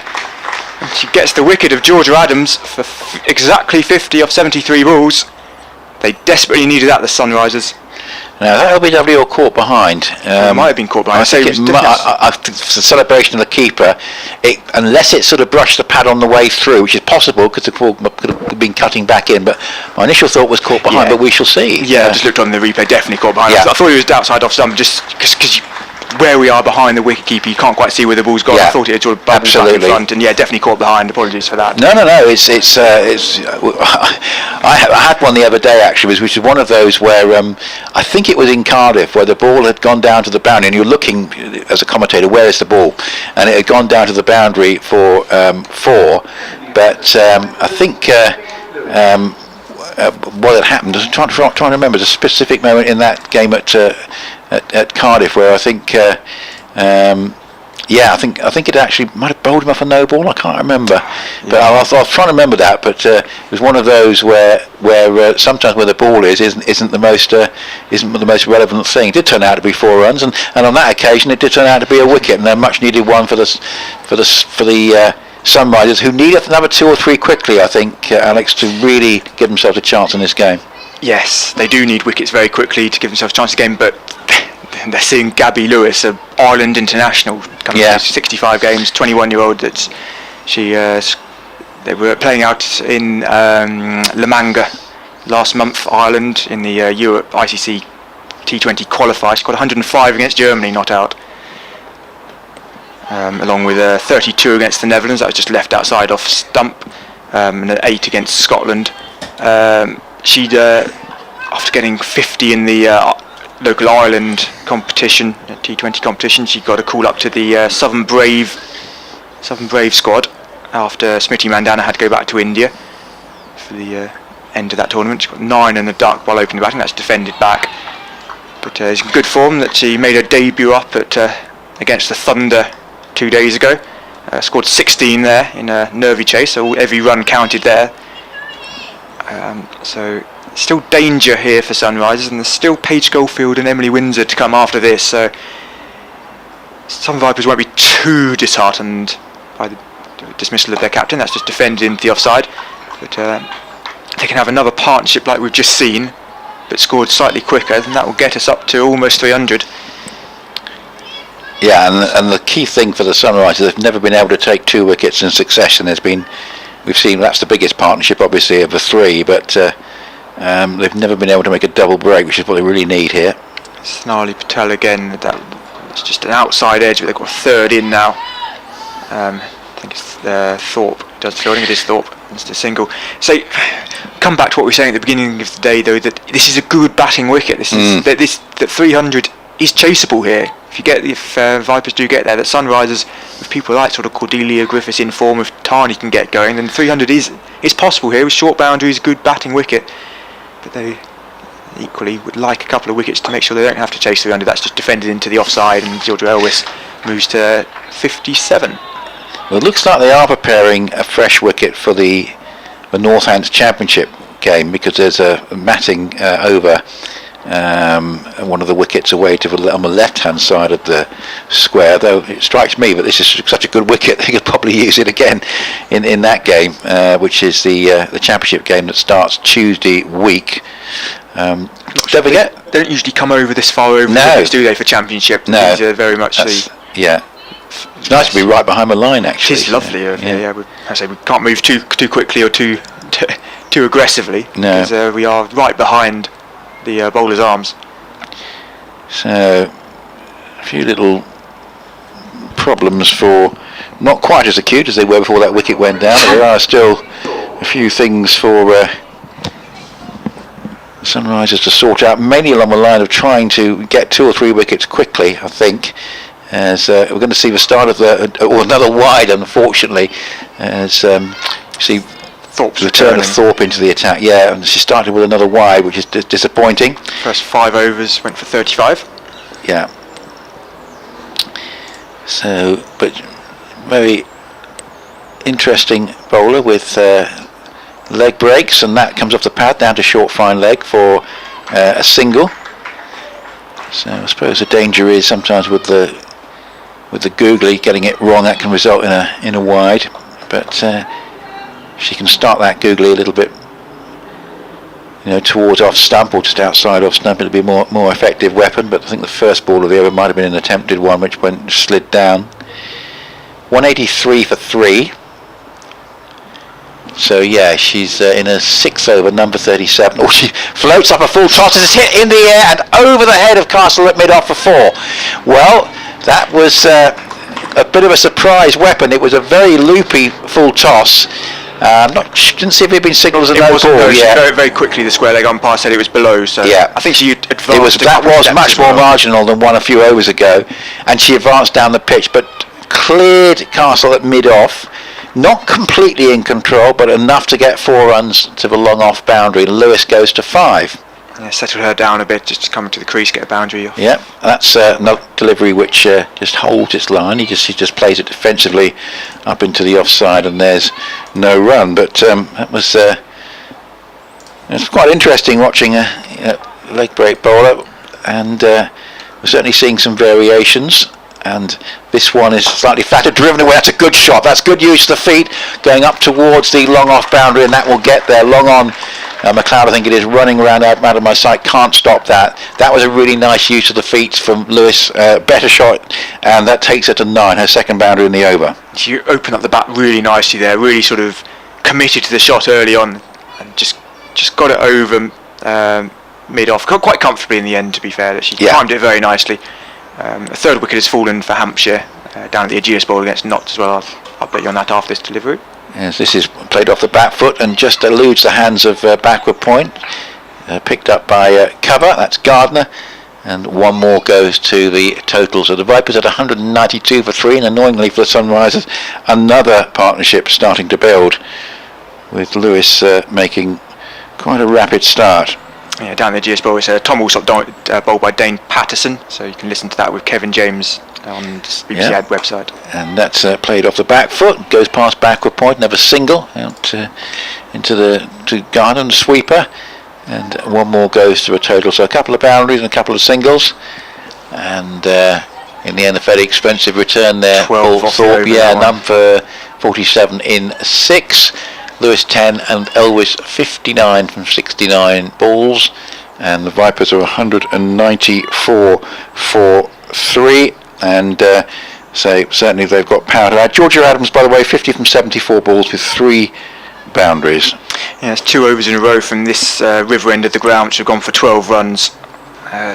So the runs are coming quite frequently now. They've been going at sort of 5s, 6s, 7s, the odd 9 over, but that was 2 double figure overs, really sort of helping the Vipers. They're starting to. So that's outside off stump, and well taken by my Rogers behind the stumpers. Elwes ended up on her knees trying to cut that. When probably trying to drive it might have been a slightly more productive shot, but that's fine. Snardy Patel bowling from the Hayes Close end, second over of her spell. She got the wicket of Adams in the last over, only went for 2 runs as well, so that's guided nicely off the bat, opened the face up really beautifully there, but there's a protection there, so just a run for Georgia at Elwes, up to 60 now. Gabby Lewis, who also bowls leg breaks, 20 years old. We mentioned international for Ireland, played for the Southern Brave, and has a couple of interesting little personal stats, which one she'd like and one she doesn't. Oh, I look forward to hearing that. That's driven nicely, and there's a little mix-up. It was really, really well fielded at a point. But I think it's Kolpak there, and come through for the single after a mix-up. Yeah, she has a record for the most runs conceded in a women's ODI, 92. I don't know, presumably she bowled her full complement. I think that was the game where Amelia Kerr went absolutely crazy a couple of years ago. That's straight and driven up to middle. I think that was the highest ever ODI score, definitely at the time. Yeah, I remember that a couple of years ago. Amelia Kerr, the New Zealander. And what's one she had like? Fewest ducks in a T20 T20 international career, but presumably there must be a cut-off number of games to qualify for that. 50 innings, something that's driven nicely with a fielder out at cover. Her father David played for Ireland in a couple of first class and list A games, and in the ICC trophy. In fact, she's got her family have got a cricketing pedigree, a grandfather and sister as well. I was about to click on them and see what they're because you never quite know on Cricket Archive whether they've just played local cricket. Yes. You see that with a couple of sort of male players especially. That's straight and driven nicely. Again, Datani doing the fielding out there, a little fumble, but no harm done at all. Ian Lewis which one's that? That must be the grandfather. That's the end of the over, by the way, 198.3. Did play for Ireland in first-class cricket between 1956 and 1972. 5 games, 67 runs, a high score of 20.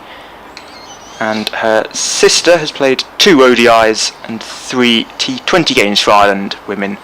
She's slightly younger. She was born in 1999, so 2 years younger than Gabby. And I think we're still on course for finish around about 1:30 or just after, because we've been going virtually 2 hours and we are 2/3 of the way through the overs. I suppose if they can cut out the wides, the Sunrisers, that will help us in that cause. But it's going to be Thorpe again with her Emily Thorpe with her low breaks. And let's see if she can land one in just the right spot, particularly when she goes for the googly. I think she's potentially more dangerous with the sort of more loopy deliveries. Yeah. Trying to say in the right areas, full toss and stuff. That is another loopy one, but it's a good use of the feet here by Lewis and driven away up towards Griffith at long off. And there's a slight fumble. They think of a second and decide against it. And in the end, it's just the one to a total, which is 198 for 3. We're in the 35th over, and it's been a series of partnerships for the Vipers who were put into bat.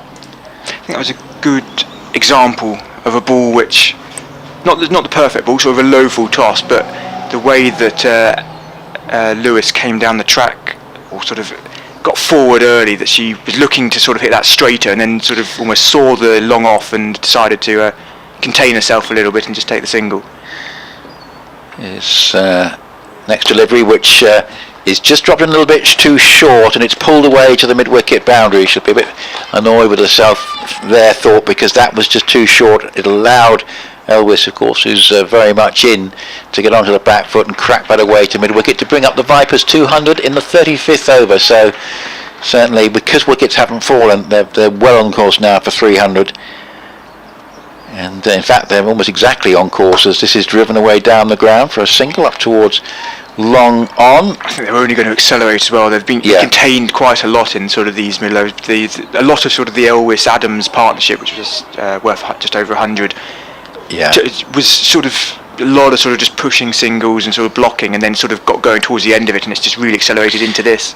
And this one is driven just past the outstretched left hand of Thorpe up to Griffith at long off, and there's another single. So they're rotating the strike pretty well. 205 for 3 in the 35th over. Imposing total from this very strong Southern Vipers side, as this is played off the back foot, and just waiting for any turn, just playing it off the back foot out to Gardner, the sweeper, and towards the wide open spaces to our left, with the pitch very much on the pavilion side. No spectators in that area, so Gardner's very much on her own out there. And you binoculars to see from out there. It's a long way across. Yeah, 205 for 3, and this is played just off the back foot defensively up to short cover, and there's no run. So we mentioned that you can hear Hampshire and Nottinghamshire on BBC Radio Solent, and you can also catch Surrey and Essex via BBC Essex and BBC London. Essex are 79 for 1, and they won the toss and chose to bat on what I suspect, from what I've been hearing, is a dry pitch that will turn at the Oval.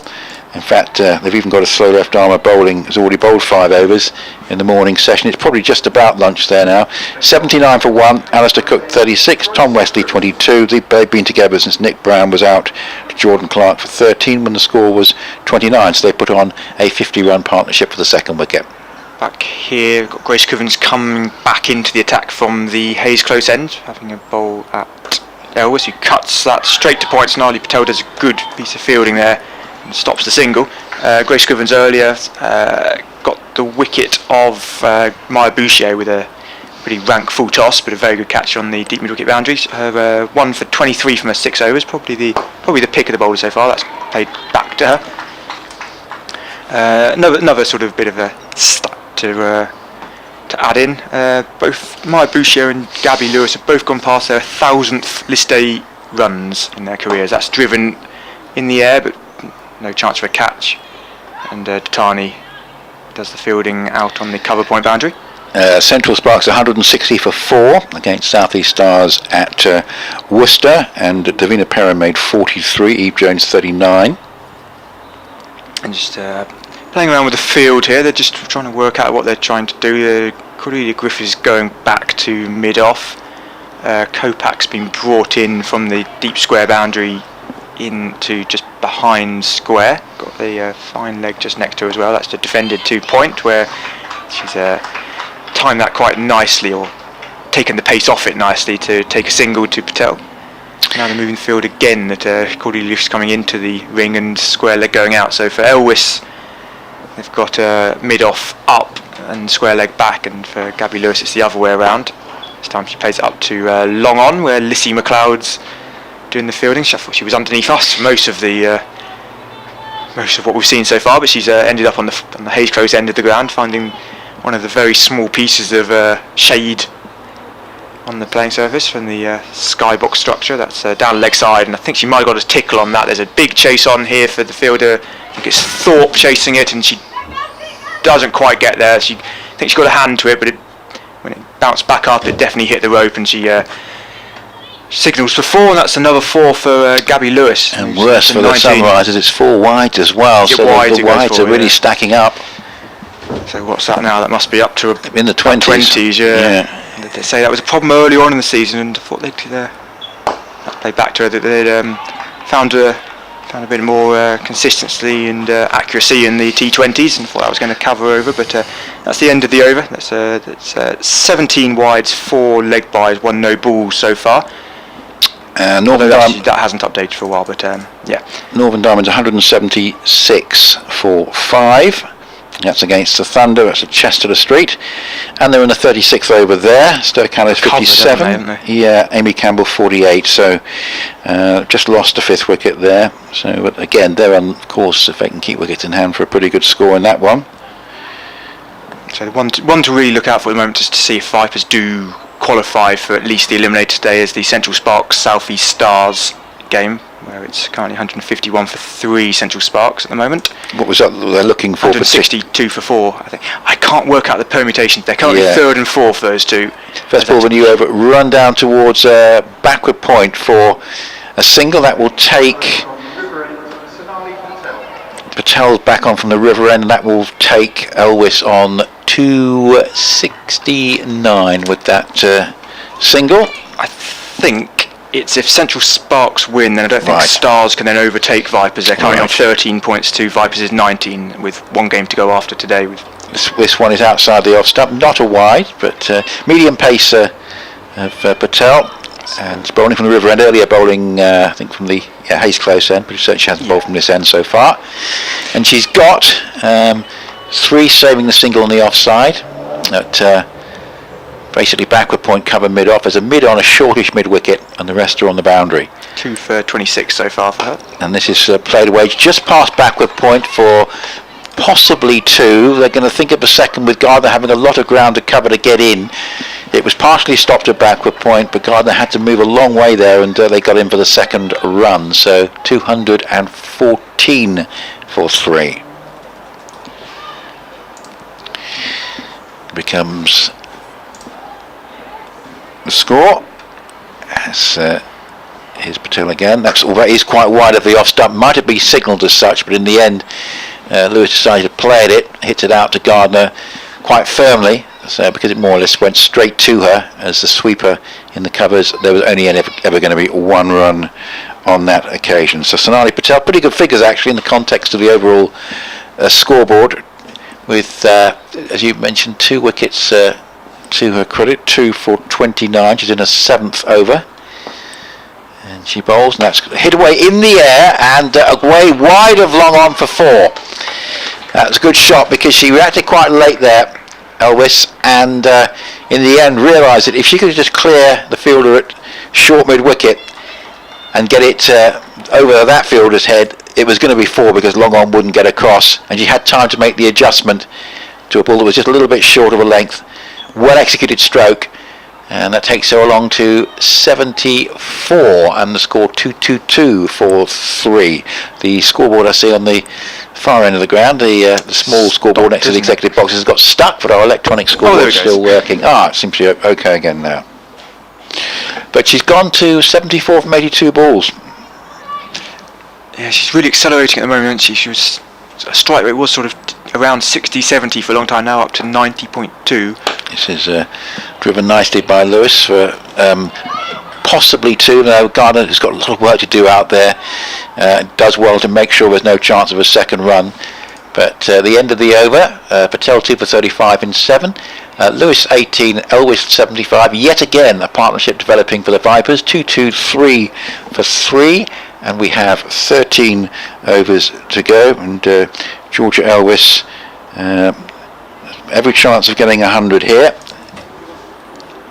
Yeah, the partnership up to 40. I've clicked on the wrong tab. 43 of 35 balls. That for a long time the Adams and Elwes partnership was sort of just going at run a ball, but I think Gabby Lewis has sort of come out with a bit of impetus, and that sort of dragged Elwes with her. And Tani's going to get a bowl for the first time today with her left arm pace. She has opened the bowling at times in this competition. She'll definitely open the batting, almost certainly open the batting. She's got a bit of pace about her. She bowled a bit in the 100 for the London Spirit as well. Let's see if she can find a breakthrough through Georgia Elwes or Gabby Lewis. 223 for 3. Lovely day here at the Cloud FM County Ground at Chelmsford.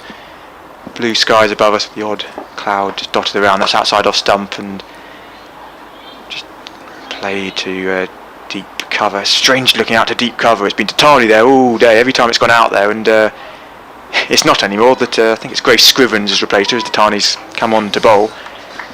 Yeah. Just having a look at Elwes' highest scores for the Vipers. She didn't play last year. She had an injury just before the season. She picked it up during the training camp in Derby. Oh, bowled! That's a lovely ball from Naomi Tatani. Just nipped back, I think maybe off the seam with the angle as well. And off stump is lying prone on the floor. And Lewis has gone for 18 off 19 balls. The Vipers now 224 for 4. Well, a nice piece of bowling, and that'll raise the spirits for the Sunrise. And they know they're probably looking at chasing 310, 320 here, but you know the only way they can stop the Vipers' momentum is by taking wickets, and the problem they've had is they've not been able to take 2 or 3 together at any point on what looks, has to be said, a pretty good wicket. That was a nice piece of bowling, and Lewis was in and firing. So as I say, the one thing they can try to do is just keep taking wickets, and you know if they could get another couple quickly, at least that would might mean that they're chasing less than 300, but the likelihood is it's going to be something in the region of 310, 320 here. Yeah, I think that's just come in with the arm. Just watching back on the replay that Gabby Lewis has just played sort of wide of it's come in between bat and pad and come through the gate and knocked off stump out, but she looked in almost disbelief there, but she'd come quite wide of the crease with her left arm coming wide and just left too much space. Come to the crease, a colleague of ours, you've commentated with her before I'm sure, Emily Windsor, who does quite a lot of commentary for the BBC across Solent and for Five Live Sports Extra, does a bit for the Women's Internationals. That's short of a length and that's edged and out, caught behind. Really good surprise short ball from Naomi Tatani, and it's clipped the top of Emily Windsor's bat and has gone straight through to Maya Rogers, who takes a very good catch, and they've gone bang bang here, Sunrisers, and all of a sudden could keep the Vipers under sort of 300 now if they continue on this trajectory. I'm surprised that we've taken this long to see Tatani bowl, and she's bowled 3 balls, taken 2 wickets. Well, I mean it's quite impressive, isn't it, in relation to everybody else to have 2 for 1 in 3 deliveries. And next time you see Emily, just tell her that I was looking forward to seeing her bat. So I'm a little bit disappointed. She's had a really good week, isn't she? She's batted 20s and 30s. But yeah, I mean that was a surprise delivery. That's a really good delivery. Watching back on the replay again, she's got really good bounce on that, and she's probably wondering, Windsor, why she was unlucky enough to be facing Tatani coming on to bowl for the first time in the 38th over, but maybe it's a ploy for her to bowl through for most of the remaining overs, but she certainly has made a difference, at least in terms of stalling the momentum with 2 and 2. The other thing is that was Windsor coming in ahead of Paige Golford. Here's the hat-trick ball. Paige Golford has been the victim of a hat-trick ball this year. Is she today? She drives at that, and that's beaten point, and she's going to get 4 for it as well. That you might have thought that you'd be a bit more sort of conspicuous against the hat-trick ball, but a bit of width. It wasn't a great hat-trick ball in honesty, and she's got it past the fielder and gets 4 runs for it. But down at Hove earlier in the year against Central Sparks, I think that was in the 2020 competition when Emily Arlott got a hat-trick down there. This time a little bit of width, and she's got that nicely, really nice. That got her into the England squad for Emily Arlott, the Tatani there. This time that's driven nicely again. That's back-to-back boundaries from Paige Golford. You must be wondering what Gabby Lewis and Emily Windsor were doing with those 2 balls, as she drives that really nicely, really nice sound off the bat through the covers, and 8 from 2 balls for Paige Schofield. And from about half a minute ago, thinking that maybe Vipers were on a wobble, all of a sudden they've taken. Well, it's a very strange over, 1 wicket, 4-4 so far. Here's Datani again with her left arm round the wicket to the right-handed Paige Schofield. She cuts that, and Grace Scrivens is out there now protecting the boundary, and just the 1 off it, so 2 wickets and 10 runs off that Naeem Datani's first over. The Vipers up to 233 for 5 as a wasp attacks me again. There's been quite a lot of wasps popping up here. They're suddenly appearing in September. Maybe a warm September is going to encourage them. Paige Schofield 41, a couple of good unbeaten knocks actually against against the Lightning at Derby, against in fact we're Lightning in Southampton as well, so she's already taken a liking to them. She probably wasn't expecting to, having obviously with Windsor coming in ahead of her, wasn't expecting to be coming in quite when she did, but it's you can't say fairer than 2 over that's gone for 10 but bought 2 wickets. I'm sure that County Castle will settle for that. So going to be Patel bowling, and that's played off the back foot up into the covers, and there's no run. Of course 2 boundaries then came straight afterwards, and no immediate sign of the Vipers' momentum being stalled, but I suppose if they can get another couple of wickets quickly, it does give them a prospect of keeping the Vipers down below 300, and that really is the only way they can do it. As Patel bowls again, medium pace from the river end. It's just played up into the covers, and there's no run. So we're expecting the break between the innings to be probably sometime around about 1:30. And we've got a short mid-wicket, a mid-on, a mid-off, a cover and a backward point, and which is played up to cover off the back foot. Good tight over so far from Patel. And these 2 between them, Alex, have got 4 of the 5 wickets to have fallen, so I suspect I'm just surprised that Datani hasn't come on up before. It has opened the bowling, of course. This is hit in the air over the head of cover out to I presume it's still Joe Gardner out there. Yes, it is. Gardner, in a sweeper position. Big black armband on her left arm. Single. It's single, with Datani, that she bowls with good pace, but she's often quite hittable as well. That's been the sort of the worry with her, especially with sort of when Adams and Elvis were going quite well. That at that time, absolutely, this is on the pads this time of Elvis, who just takes it away for a single out towards deep square leg. But she's still very much on for that 100. She's seen 2 partners going this over, but every chance for her to get to 3 figures, 77 from 85. And what Tiny does offer is that pace, and we saw that with that ball to Emily Windsor, big bounce, so not many other bowlers can do that in this team. That's dug out. Good ball actually. It's been a pretty good over this. Dug out there by Schofield into the offside, runs down towards backward point. That was a pretty good over, and she's bowled 8 overs, 2 for 37. I'm sure we'll see Datani again. So 11 overs to go. Vipers 235 for 5. If they don't lose wickets, still looking, you feel, somewhere around 310. But if the Sunrisers can take another couple quickly, then they could still be somewhere south of 300, and the Sunrisers might feel they're still in with a reasonable chance if they can make a good start with the bat. Yeah, Georgia Ellis has more than doubled her her tally of runs for the Southern Five. She only played 4 games for them, but scored 55 runs with a high score of 45. But has looked a class above today. Shown all her sort of experience and sort of what she's gained through her years playing for England across the formats. That's Datani again with her left arm, plays it into the pads with the angle again for a dot ball. So lunch in the championship games, Hampshire 53 for 3 against Notts, Essex 79 for 1 against Surrey, and I say the one that really stands out elsewhere, Warwickshire 103 for 7 against Yorkshire. Is that Edgbaston again? That's at Leeds. It's at Leeds, because obviously Edgbaston last week had 2 low scores in the first innings. That's worked into the leg side again by Georgia Elwes. She sets off very quickly, and I think Paige Schofield tells her that there's not a second run there. Obviously Hampshire bowled out for 89 and Warwickshire in the lower hundreds. 116. 116, yeah. And then second innings, Hampshire piled on the runs, scored set about 300, didn't they? Yeah, Keith Barker. Keith Barker's with that 9th wicket stand, probably the difference in the game. And then Warwickshire didn't quite chase it down. That's defended back up the ground as Mohammed Abbas bowled well with a new ball on that last day and sort of got it over and done with just before lunch. Sturkley came out to bowl even though he was in a bit of pain, which is just what you want your overseas player to do. And he's a week after Carl Abbott going down with a leg injury as well. Very important. The 2 overseas in a week would have been going to be a tough game against Notts, who are clearly really firing on all cylinders. That's a full toss, and that's out. Oh no, Lissy McLeod completely misjudged that at mid-on. That Paige Schofield has come off the splice of the bat, really. Didn't really go through the shot either. And this Lissy McLeod looked like it was going above her. The cameraman Jake, who does a lot of Sunriser games, just turns around and shakes his head at that. Lissy McLeod, she looked like she was settled under it, and then all of a sudden the ball just dropped over her head. That she was quite disappointed with that, Lissy McLeod.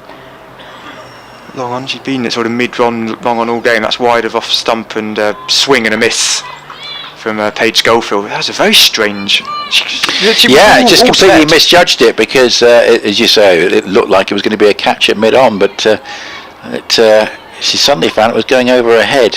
For a second it looked like it was going to fall short or fall sort of for a low catch for, and then sort of looked like it was going to be a high catch, and then all of a sudden that would have made a difference. A 6th wicket going down at this point would have been quite important. 3 wickets in quick succession, all to Datani would have been great. That's just missed top of off stump. Datani's, it's the angle she's getting there, just angling it in, and it's just something different as well. We saw spinners are all fairly similar, but all bowled well with Grace Scrivens, Emily Thorpe. And the pace of Kopak, Patel, Castle, all fairly similar right arms, get a good little bit of nibble, no great pace, but fairly accurate more often than not. But Datani with her left arm coming round the wicket really does offer something different, and a lot of questions asked of the batters, getting those 2 wickets and 2 balls, and that last ball of that over there could have easily nicked the top of off stump. So Jo Gardner's coming back into attack. Yeah, she's going to bowl her medium pace. Taunton in Division 1 of the Championship. Interesting morning there because Lancashire were 27 for 2 and they're now 127 for 2 at lunch. Wells and Bohannon. Yeah, Wells 72 from 75 balls, so the locals at Taunton, who haven't had much to cheer, would have been briefly optimistic with 2 wickets going down at 27, but less so now. 238 for 5 it is here, and so we've mentioned the 3 games in Division 1, Hampshire, Notts, Warwickshire, Yorkshire and Lancashire, Somerset. This is wide outside the leg stump, 2 to the total I suspect. Yeah, they're going to run back for the second run. It was tight, but it always looked like being 2 because there's nobody at short fine leg and it's basically 2 wide. So the score goes along to 238 for 5. We're in the 41st over on BBC Essex, BBC Radio Silent and via the BBC Sport app. And this is played nicely between cover and backward point for a single. And I think, is it Kopak out there now? I think it's Kopak. Yeah, now that Scores Gardner's not in a normal position because she's bowling. So it's her and Thorpe, because they've both got blonde hair, that which one's which, and I'm pretty sure I think that's Kopak. Yeah, that's played away off the back foot down, again out towards Kopak, coming in off the sweeper position and the boundary. Two things to look out for the rest of this innings. Obviously, Vipers will be looking for the highest score in the competition this year, which we mentioned earlier is 324 for 7. Yes, might do well to get that now. This is played up towards mid-wicket, tight over from Joe Gardner. What I would say is that the momentum's slightly been stalled for the Vipers, with the 2 wickets going down. 243 for 5 in the 41st, and this again just played defensively. We're seeing some pretty good tight overs here. Gardner bowling pretty well in this over, and I think certainly Datani, after going for 2 boundaries and with 2 wickets in her first over, just went for 3 in her second. So it's a difficult situation. I think the Sunrisers are doing about as well as they could at this particular stage of proceedings. And the other one is Georgia Ellis's highest score in list day cricket is 105. Right, that's a nice stroke. Now, that's just broken the shackles a bit. It's going to go away for 4 between backward point and short third man, and that was a good stroke. She waited for that and just played it away, angling it away wide of backward point. Nice stroke that from somebody who's very, very much seeing it well. 83 from 91. You feel that Georgia Ellis batting through is a key thing here for the Vipers to possibly bat the Sunrisers out of the game. And this is another nice piece of placement for 4 more. Just a little bit short, and that's a shame because we were saying that Gardner was bowling so well. But basically she's put 2 in the slot there, and all Elvis had to do was more or less repeat what she'd done off the previous delivery, hit it between backward point and short third man, and away it goes for 4. And that brings up the Vipers 250 at the end of the 41st over, and suddenly that bit of momentum is restored, and they're on their way up to that 310, 320 region again, you feel. This is Georgia Ellis's highest professional score. Obviously, for Sussex women, it wouldn't have been a professional. Perhaps the highest previously was a 77 for England women. So it's batted very well today. That she just tired. It's been the pace of the innings I've been really impressed with. Like Georgia Adams as well, paced quite nicely, but she's just gone a little aggressive and then sort of has taken those shots. Those 2 shots at the end of that over, just through third, was very wonderfully played. That's on the back foot by Paige Schofield, but no run. As a bit of gymnastics to try and stop that. Had sort of a stretch and actually more twister than gymnastics, trying to put left hand and left foot to sort of on the red. So Cordelia Griffiths at cover. She's taken a couple of steps back now. It's almost on the ring. Quite a good ring field here. A bit of pressure field for Schofield. That's in the air. Just goes past point, and it's going to be 4 runs down there. That it was in the air just past point, but it would have been a hell of a catch to Snidey Patel's left. And that's Paige Schofield moving to 17. Yeah, and this is a good acceleration after we mentioned those relatively quiet overs in which the 2 wickets have fallen. Now seen 3 boundaries in pretty rapid succession, and again the Sunrisers need to take a couple of wickets. Yeah, 31 the partnership now off 23 balls. Boundaries really do help, and sort of quiet overs. Oh, that's it on the bad bit, going well down leg side, and they'll take a leg by for it. Paige Schofield was tried to walk very slowly down the wicket, and then all of a sudden realised that Patel had the ball and had to whip out a bit of a sprint to get down there, but no trouble at all getting down to that. Whereas just changing the field here, that Snidey Patel's coming out the danger zone at point to go into the other danger zone at mid wicket, and Fran Wilson, who's probably one of the best point fielders in the women's game, has moved into point. Tatani again, and that does go straight to Fran Wilson, so he doesn't have to move, barely has to move an inch there. That is on this ground where Fran Wilson took one of the most spectacular catches in the international game. That just to our left, as we look out towards sort of the Felsted school end, full length against the West Indians about 3 years ago now, which is often replayed and went viral on the day. That's full toss, and that is whacked through mid wicket for Georgia Ellis. She's not going to get 4 runs for it though, as Katie Wolf gets out there. She didn't time it particularly well. She looks at the bottom of her bat, but she gets 2 runs for it. Score moves up to 258 for 5. Elvis on to 89, moving slowly or actually quite quickly now towards that century, which would be very well deserved with this innings, which she can get there. Tani again, that's worked into the leg side. That takes her into the 90s off 95 balls. We'll look for a second, but Sprightly Patel gets across and keeps it to a single, and that's the end of the over. Now, battle of third and fourth in the table. We've got the Vipers at the top 19, the Diamonds on 18, and Central Sparks 17, and Southeast Stars 13 playing each other. Yeah. And I think this is probably quite good news for the Vipers, because the Sparks have just suffered a bit of a collapse. They're 179 for 8 in the 37th over, and they were at one point 155 for 3. So things have gone horribly awry there for them in their middle order. And you don't want to be doing that to the Southeast Stars. They've got a couple of batters in form with Alice Capsey. Bryony Smith at the moment is the one which is really catching my eye. That obviously Alice Capsey is the one everyone's talking about. Then people like Alice Davison, Richards as well. That they've got a lot of batting to the Southeast Stars. Yeah. And actually, it was their I think it was their 8th or 9th wicket partnership. We put on 50 the other day. Emma Jones and Kaylia Moore. Just shows just how much depth they've got. So we're going to see Kopak bowling from the river end, and that one's played up towards mid-on, and there's no run, so she's Got 6 overs at the top, didn't she? 6 overs, and so she can now bowl out. Quite important, only 1 wide she went for as well. Everyone else other than Grace Scrivens and Naomi Tani have bowled a couple more wides than that, but only 1 wide in the opening spell. She bowled very tightly, I thought. Yeah, had that one horror over against McCocken, Yes. didn't she? As that's driven away wide of backward point. Good placement, away for 4. Gardner can't stop that. Again, a really good placement, which has been a feature latterly of Elvis's batting. The way she's managing to thread the gaps on the offside. And again, that was quite a full-length delivery, and driven away just backward a square, far enough outside of the reach of Gardner to get another boundary. And really, the 100's there for the taking. 90 from 96 is her score. An eye-catching one for Georgia Adams, especially sort of around the circuit. We saw people like Lisa Kitely watching, and a couple of the England scouts are here today. I think Joe Cracknell does that, the Essex women's coach. Just someone who's fallen off the radar a bit in the England side of late. Just played Test, really, as mentioned earlier, hasn't played for 2 years in a white ball game. That this is the sort of innings that will sort of catch the attention. If she can do this a couple of times at the end of the season, that there's potential in that middle order. That Sophia Dunkley's done well this summer, but well, Gardner's moved a little bit straighter, because backward point has gone back to deep backward point, and there's also a third man on the boundary, so they're conscious of those boundaries being conceded on the offside.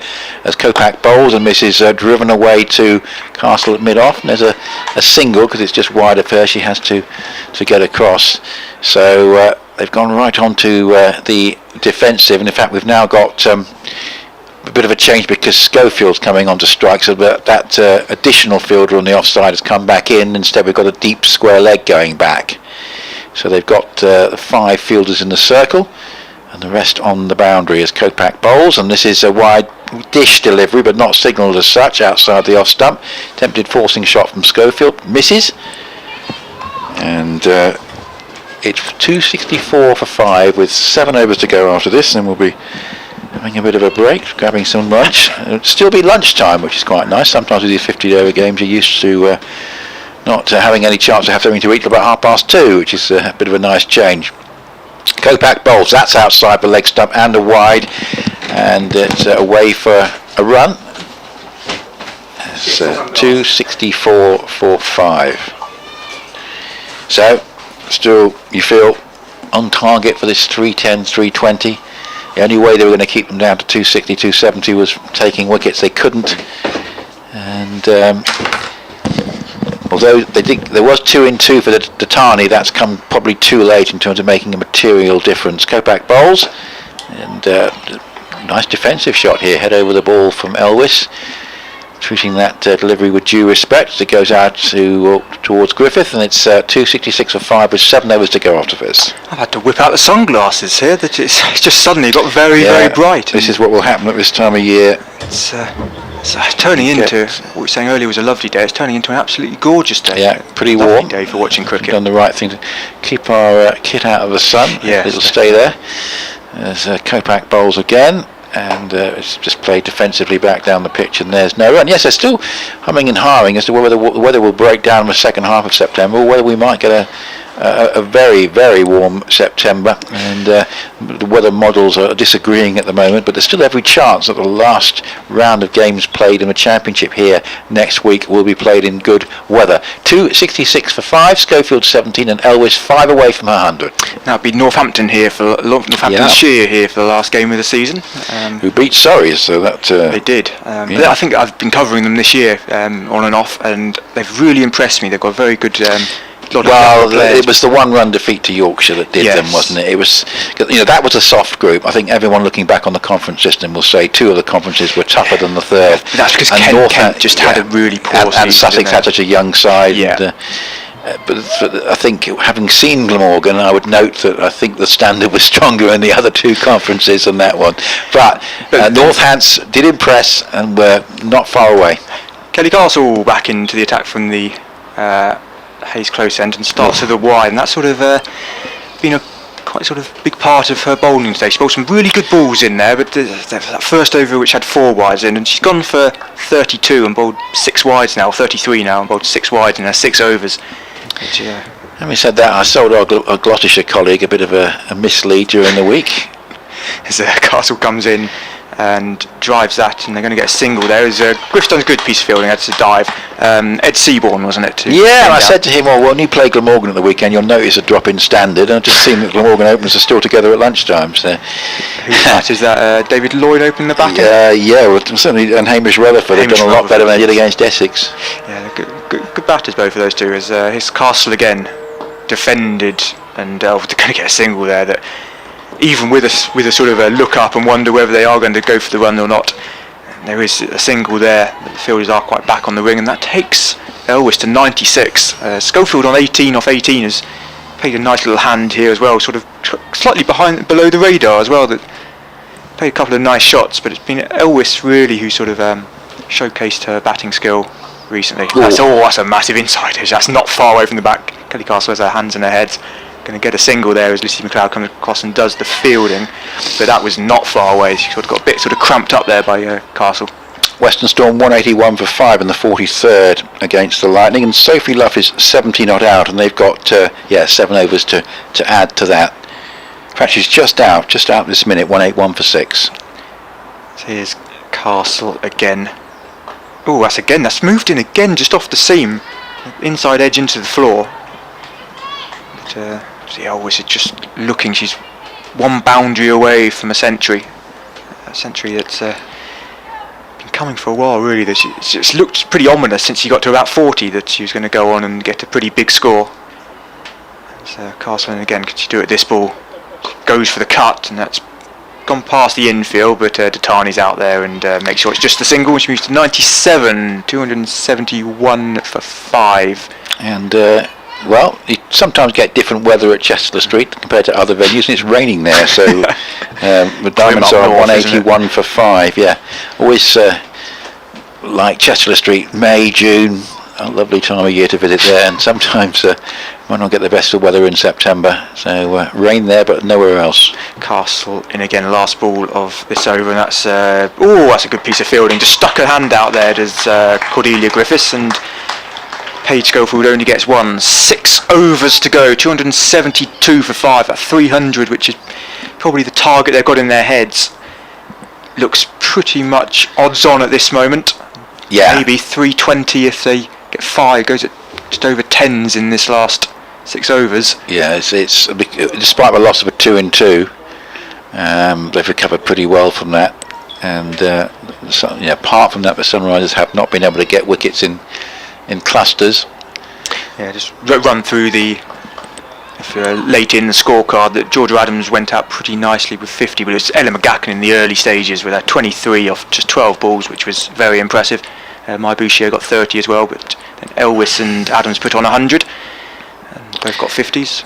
So Kopak up to the wicket, bowls, that's on the pads, and whipped away down towards deep square leg for a single, and that will bring Georgia Elwes on to strike. The run takes Schofield along to 21, and the overall total to 273 for 5 here at Chelmsford.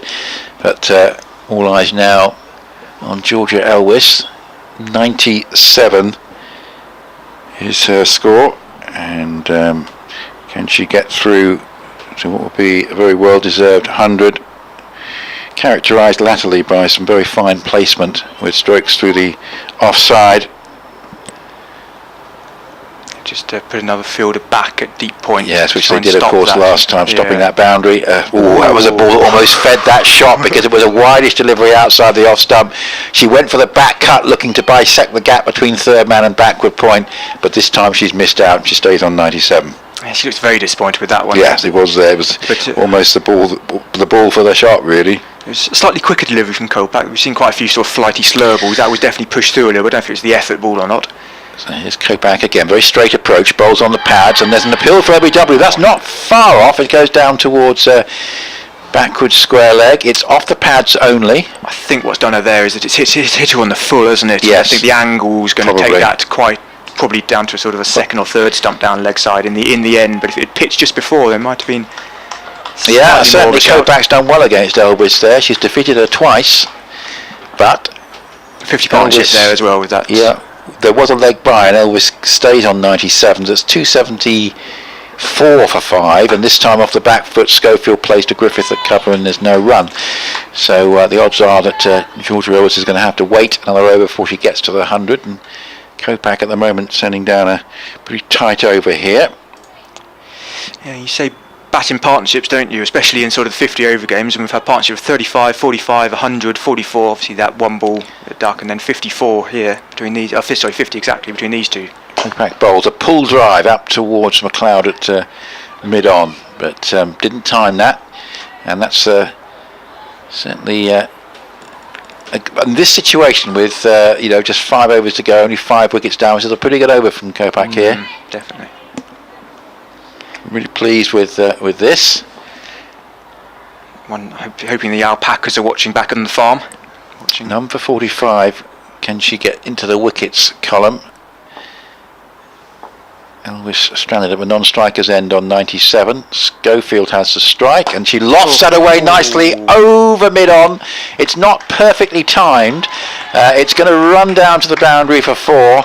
Kopak looking a little bit frustrated by that because she knew that wasn't particularly timed well. It just had enough on it to get over the head of McLeod at mid-on, and then it was a couple of bounces down to the boundary of a Tom Pearce stand away for 4. 278 for 5. Schofield at 25 at a runner ball, and Elvis will have the strike on 97 with 5 overs to go. Yeah, she would have just wanted to get out that over as well, that only had gone for 1 plus a leg by that looked like a really good over, and in the end the over's gone for 6. Obviously just 5 go against her. That again, it's Lissy Cloud there. I don't think that was catchable. It was slightly too high for her, but it doesn't look comfortable when the ball's in the air near her. On the floor I think she's looked very good with her ground fielding, but just in the air just not quite getting settled properly. Here's Kelly Castle from the Hayes Close end, and that's Georgia Elvis playing into the leg side. Is this the moment? No, it's not. It's straight to the fielder out there, Joe Gardner, who spent all afternoon out there, it feels like, in the middle of the field there, because there's a big gap behind her before you get to the stands. That's 98 now for Georgia Elvis, 25 for Paige Schofield. She's on strike to Kelly Castle again, right arm over the wicket to the right-handed Schofield. That's a Yorker, dipped very late on her. That's very good ball. That's sort of deft bowling you need at this stage of a game. Just very hard to score off that, and couldn't even get a single. It's almost 10 years since Georgia Elvis made her international debut, actually, in October 2011. Yes, she's been around on the circuit for quite some time. I think she's 31 now. That's cut away. Well, it's just not. It's cut absolutely nowhere to her own feet. Well, I feel possibly the Vipers have got enough runs already, but I have to credit the Sunrisers on holding things together in a very unpromising position. They could have been north of 300 by now, but they're not. Yeah, it's quite. Let's call this ball first. It's into the leg side, and they'll just take 1 run. Paige Schofield would look for 2, but I think George Elvis has been out there for quite some time. Had no intention to come back for second. There's quite a big sort of parallels with the way that the game sort of flowed when they played each other last year here, where run scoring has seemed quite easy at times on a good wicket, of course. Bowling's not been bad, and it wasn't bad last year either. It's just the difference between the two sides at this stage of their developments, as that's moved up to mid on, long on, and that takes Elvis to 99. She's going to have to wait for another over. This is the last ball of the over with Paige Schofield on strike. Yeah, she is literally getting them in singles. Yeah, that 3 from the over so far. This Kelly Castle over. It's been much tighter. No wide so far. Not wide at all in the over, and that's going to beat the cover fielder, but Tatani out on the boundary out there covers it off. Only 4 from the over. Up to 282 for 5 now. Well, I'm hoping the entrance down beneath us is open, so I can make a very quick dash into town. I've been promised. I got a text not so long ago from Ash, who's Essex media manager, who's running the live stream today, that he will run over with some tokens for us. Hopefully some drink as well. Some drink, That's yes. the important thing. So we'll keep an eye out, because obviously I think we'll put about half an hour to play with anyway. Yeah. But anyway, I just think the Sunrisers have done well in a pretty unpromising position. But I think the damage really done in that Adams Elvis partnership, which is the centrepiece of the innings. Yeah, without it ever looking like they were going over the top aggressively either. That was so impressive. Right? They just looked well within each other, within themselves, taking very few risks. So here comes the start of a new over. Patel cracked away off the back foot. That's going to be a single out to Gardner, which will give Elvis a strike. So Schofield has now got 28 and Elvis on 99. So she's gone through the 90s all with singles so far. Yeah, pretty much so. And I think she's since she's got to 90, it's all been singles all the way through to 99. What can she do after that run of boundaries through the offside? Yeah, well, she got through the 80s pretty quickly, I think. Yeah, she rushed through there. She was on 79. Was she going to get there? And all of a sudden, she got to 80. Yeah, she went from 79 to 91 very quickly, didn't she? As this is off the back foot and cracked away down. Oh, it goes through backward point, and that's 100. And well, for a moment she thought she hit it straight to the field, but it's just sneaked through backward point. She gets the single. She raises her bat to salute the applause, and she had some good applause around the ground, which hopefully you can hear. And more people in the ground are visible to us, and recognising that 100 from Georgia Elvis, who says had a long career, looking to perhaps just re-establish herself, and she's done a really good job here in reaching 100 from 108 balls.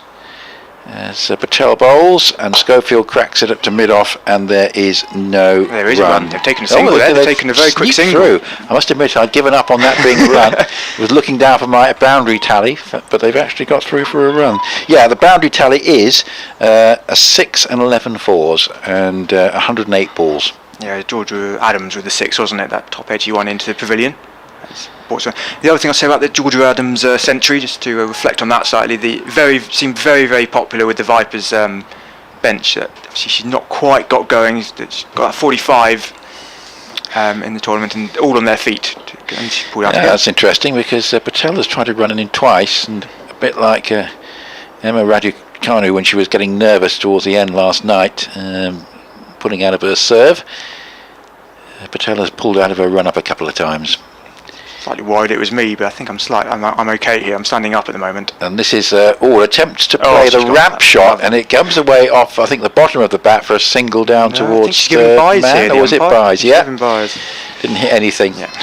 Trying to play the ramp, ball roundabout off stump, trying to flick it over the keeper's left shoulder, and in the end it's not come off anything. It's beaten the keeper and gone down towards the third man boundary. There is a third man, so it was stopped. 286 for 5, and that's floated up, and actually a pretty useful delivery, because Schofield's not quite sure where that is. In the end it hits the bottom of her bat and goes without any real intention of doing so back to the bowler. 286 for 5, but just the 4 runs including the leg by. No delivery has gone for more than a single. 286 for 5, and this one cracked away and goes straight to cover and is caught. So that is a good over, because that was pretty much travelling. Griffith was there at cover, made the catch look pretty simple. I think it was going to at some pace.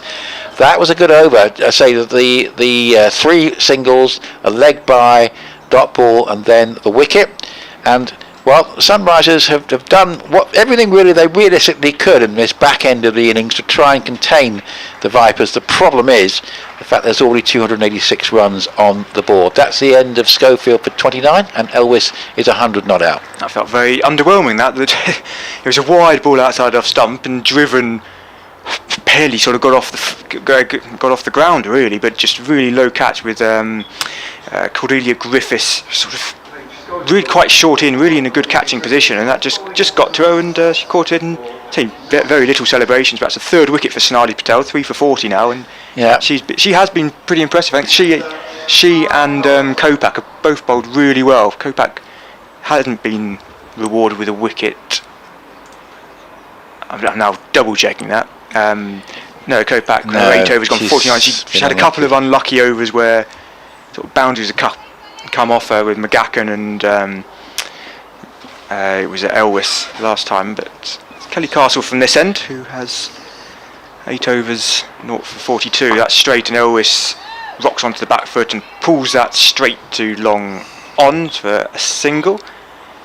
So that we're still tiptoeing towards 300. I think it looks like it'll be between 300 and 310 at the moment. It's not really sort of gone uber aggressively. I think it's all credit to the Sunrisers bowlers. That 2 in 2 came at a useful moment, but Schofield made quite a brisk start, and they didn't sort of quieten things down. In the context of a side being 5 wickets down in the last 10 overs, they've done, I think, really about as well as they could do without taking more wickets, of course. Yeah, that partnership worth 62 before Schofield. That's going down leg side. It's Tara Norris, the left-handed batter. That's a wide ball. Who's come to the crease. Sussex batter. We'll see her left arm bowling later. She gets some good swings. She and Lauren Bell very good. Yeah, looking forward to seeing Lauren Bell live. I've seen a lot of her in the 100.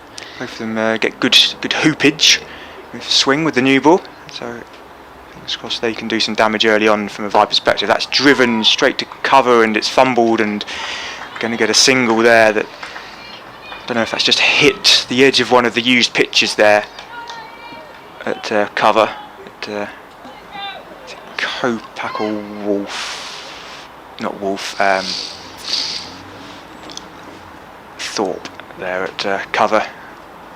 There was a matting just in front of her, which may well have hit. His Castle again from the Hayes Close end coming towards us, and that's carved out to the offside field again to cover out there. So Elwes moves to 102. Do you feel like she's tiring here? She's not hit the boundary for a while. I mean, it's quite a warm day now, and she's been out there for the best part of 3. Well, certainly an hour and a half, I would have thought. I can give minutes in a minute as coming round the wicket to the left-handed Norris's Castle, and angled across her and no run. Maybe 2 hours, I would have thought. Just trying to think of when she came in, because it is currently, I'm going to guess around 2 hours. 116 minutes, so 4 minutes shy of that 2 hour mark. And it's quite sapping weather, I think, out there. There's a little bit of a breeze, but it's just died down a bit now. There was a breeze early on, I noticed, and the flag on the far side. That's an airy ball outside off stump through the air, through point, spun round to Joe Gardner there, and they're going to get 2. And that takes us into the 290s now. 292 for 6. Norris 3 or 3. What I have really enjoyed about this Vipers batting line is everyone who's come in has looked to come in with intent since Georgia Adams. They've all scored about run a ball, that not taking risks, but they've found sort of ways to score 1s and 2s and keep this run rate sort of keeping it around 6 and over there, just over 6 now. She's gone for she's bowled. She's gone for a flick, a little ramp shot with sort of fine leg up, and Kelly Castle has her first wicket. Tara Norris is bowled for 3. That's 292 for 7 now. Actually, Carla Rudd coming to the crease. Yeah, Carla, I thought she did very well in the 100 in terms of keeping. She's exceptional. Really good. I think she made a bit of a name for herself there. People who hadn't seen her before. Now, the one bit of bad news for her is that she's the other summariser I've worked with, apart from Emily, and Emily without first ball, Emily Windsor. So, possibility that might happen again. Yes. steady batter. I think she's very similar to Michael Bates, in yes, terms of the role in the side, not necessarily the way they go about things, but being an exceptional. Well, I was slightly surprised because she said to me that basically, asked her about her batting, and she said that usually the good signs are is if I don't bat. I think it's just along those lines. And I know what she meant by that. She undersells herself a little bit, but and of course she had to bat in the final in the end in an impossible position from what I can remember the final of the 100 for the Brave. This is cracked away off the back foot, 2 overs to go, and that's going to be just the one run. They think of a second, it's not there, and that's very good work. I think Gardner back out there. That was very good work to stop the second run at this stage. 292 for 7. She's had an awful lot of work to do out there, and she did very well indeed. So it's Patel bowling out here from the River End. 9 overs and 1 ball, 3 for 41, Sonali Patel, and she's going to bowl to Carla Rudd, and Rudd cracks her away to mid-off. They go for the quick single here, and they get there. Yeah, bounced awkwardly on Castle there. She had to move her head away. She thought it was going to come up and bump her in the face. Because the funny thing is, it was actually, it's a sort of single you take in the last 2 overs, because had that been fielded cleanly, we might have had another first baller there, because she could have thrown it the stumps and run Carla Rudd out, but it didn't happen. This is a very wide delivery outside the off stump, and Elvis goes on the ramp and misses it, but knows in the back of her mind she's going to get another delivery anyway. Yeah, I think Elvis moved very, very early there. Was moving around the crease, and I think that played with Sonali Patel's with mind as she was running in and tried to push it wide. So because there's no one there at fine leg. There are runs there if she can. Patel bowls. That's another wide outside the off stump. Not what they want at this stage, because. It's been a disappointing feature, I think it's fair to say, of the Sunrisers' performance. Otherwise, it's been quite admirable at times. But the one thing, of course, that is difficult to defend is the number of wides in the course of the innings, which is 1 short of 30 at the moment in terms of the runs conceded. That's lofted away down the ground and well stopped at deep mid-wicket. They come back for the second run. That could be a run out, and it is. It was a sharp second run, that.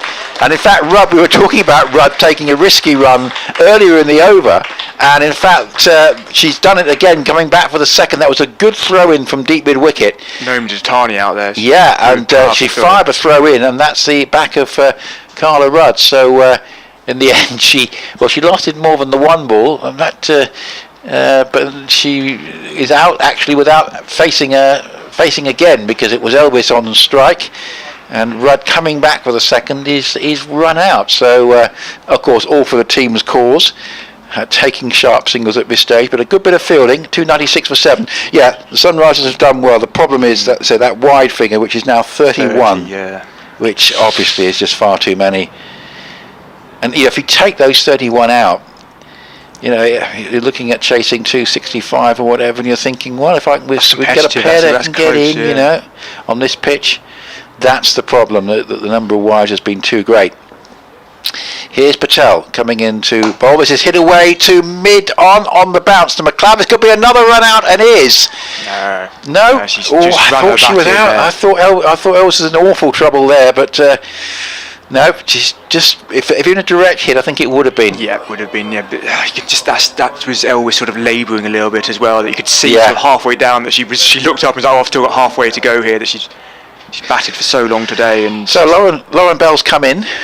She was a non-striker a moment ago. She's now on strike. She can hit a big ball, can Lauren Bell?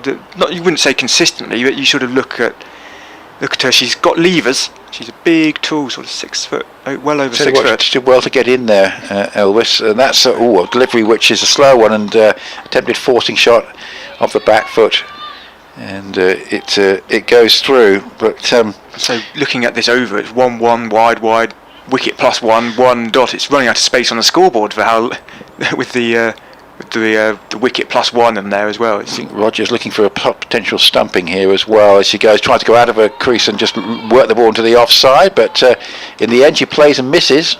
But Elvis is on strike for the last over. So we had a run out. We're very close to a second run out. I must admit, I thought Elvis was really struggling, but she was all right. Direct hit certainly would have run her out. But it's been a good effort from the Sunrisers. The wides aside, 298 for 8 with an over to go. Probably too many, given the quality of the Vipers' attack. But I think, they can be pretty pleased with the way they've stuck at things in a pretty unfavourable position in the second half of this innings.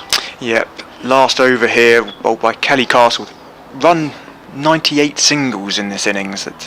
In this 10 twos as well, 1-3. There's a lot of running they've done in conditions which are pretty sapping. And Georgia Elvis has been out there for 2 hours now. Here's Castle outside off stump, and that's cut away. And that's actually going to go for 4. That there is a fielder out there. Datani is out there, but she's timed that absolutely beautifully, just wide of her.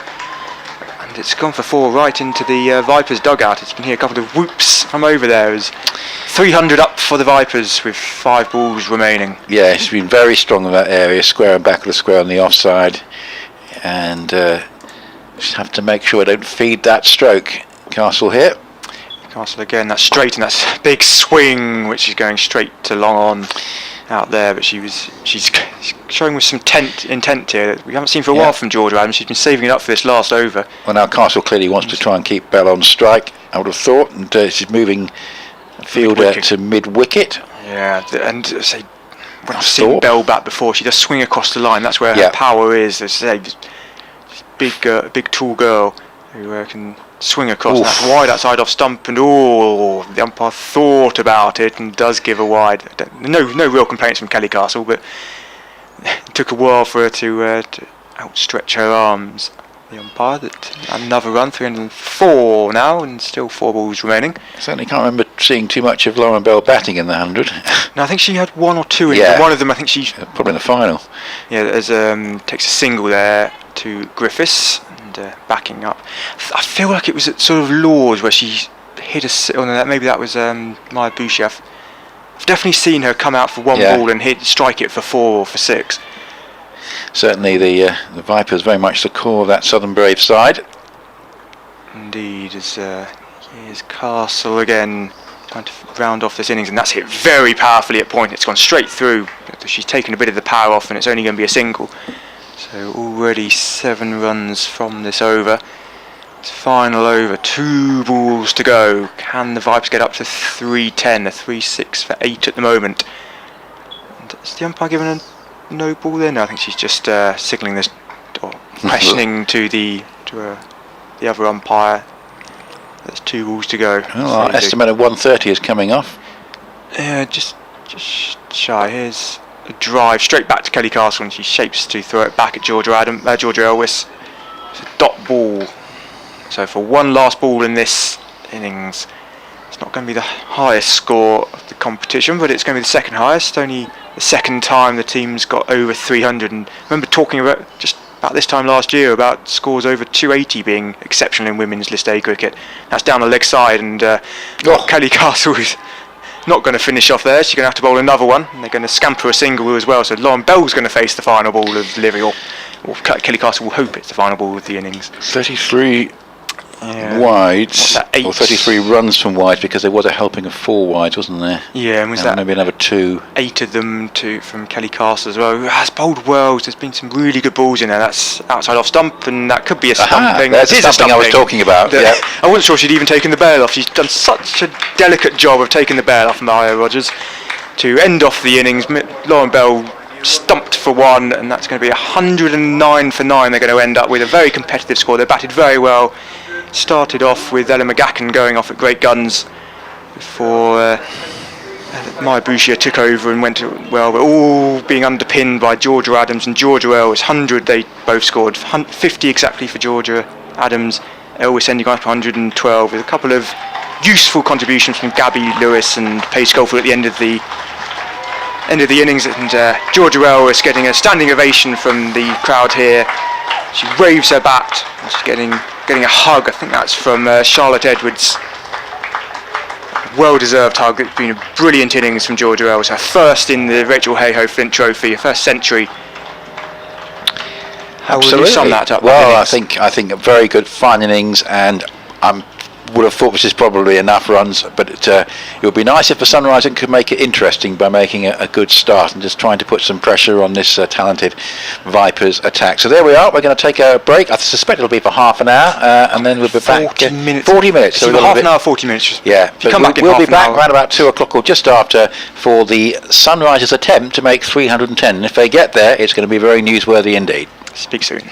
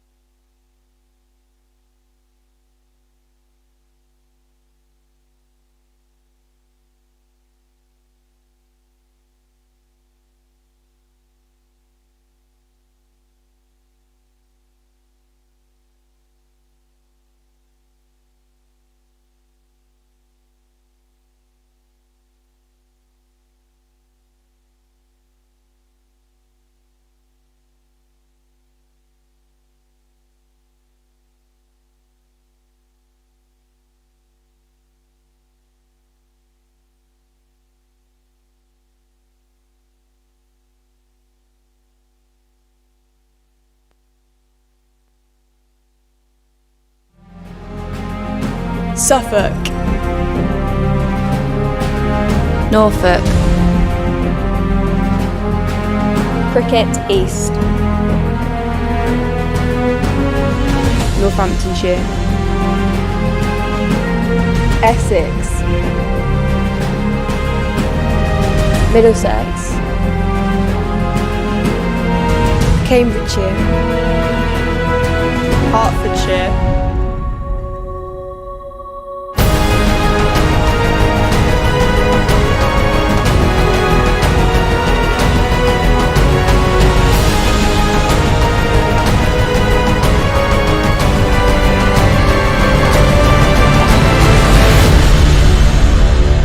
we are Sunrisers.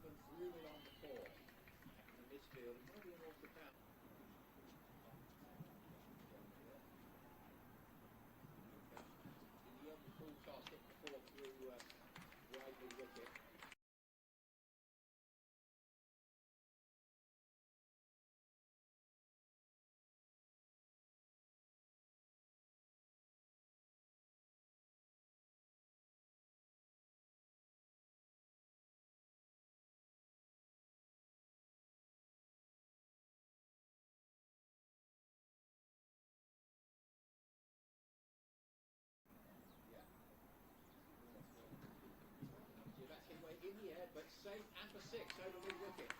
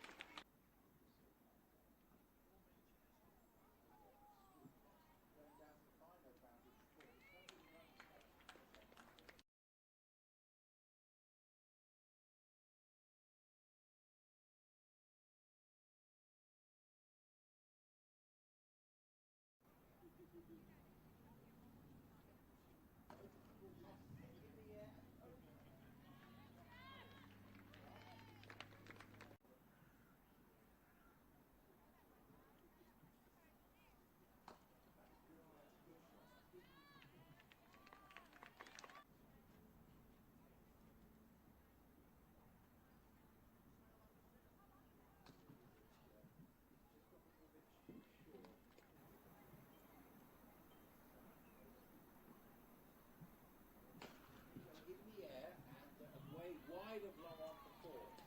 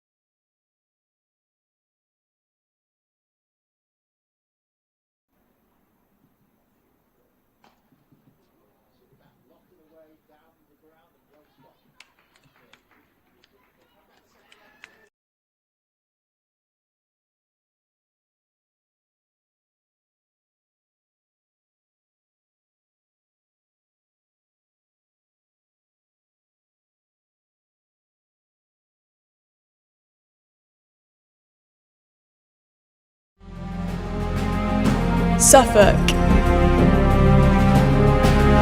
Norfolk,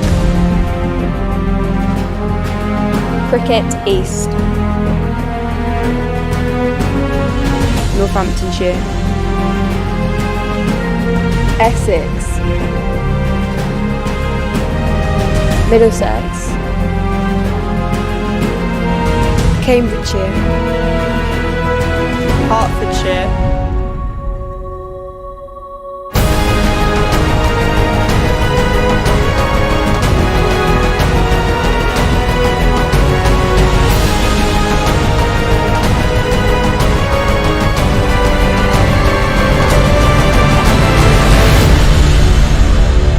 we are Sunrisers.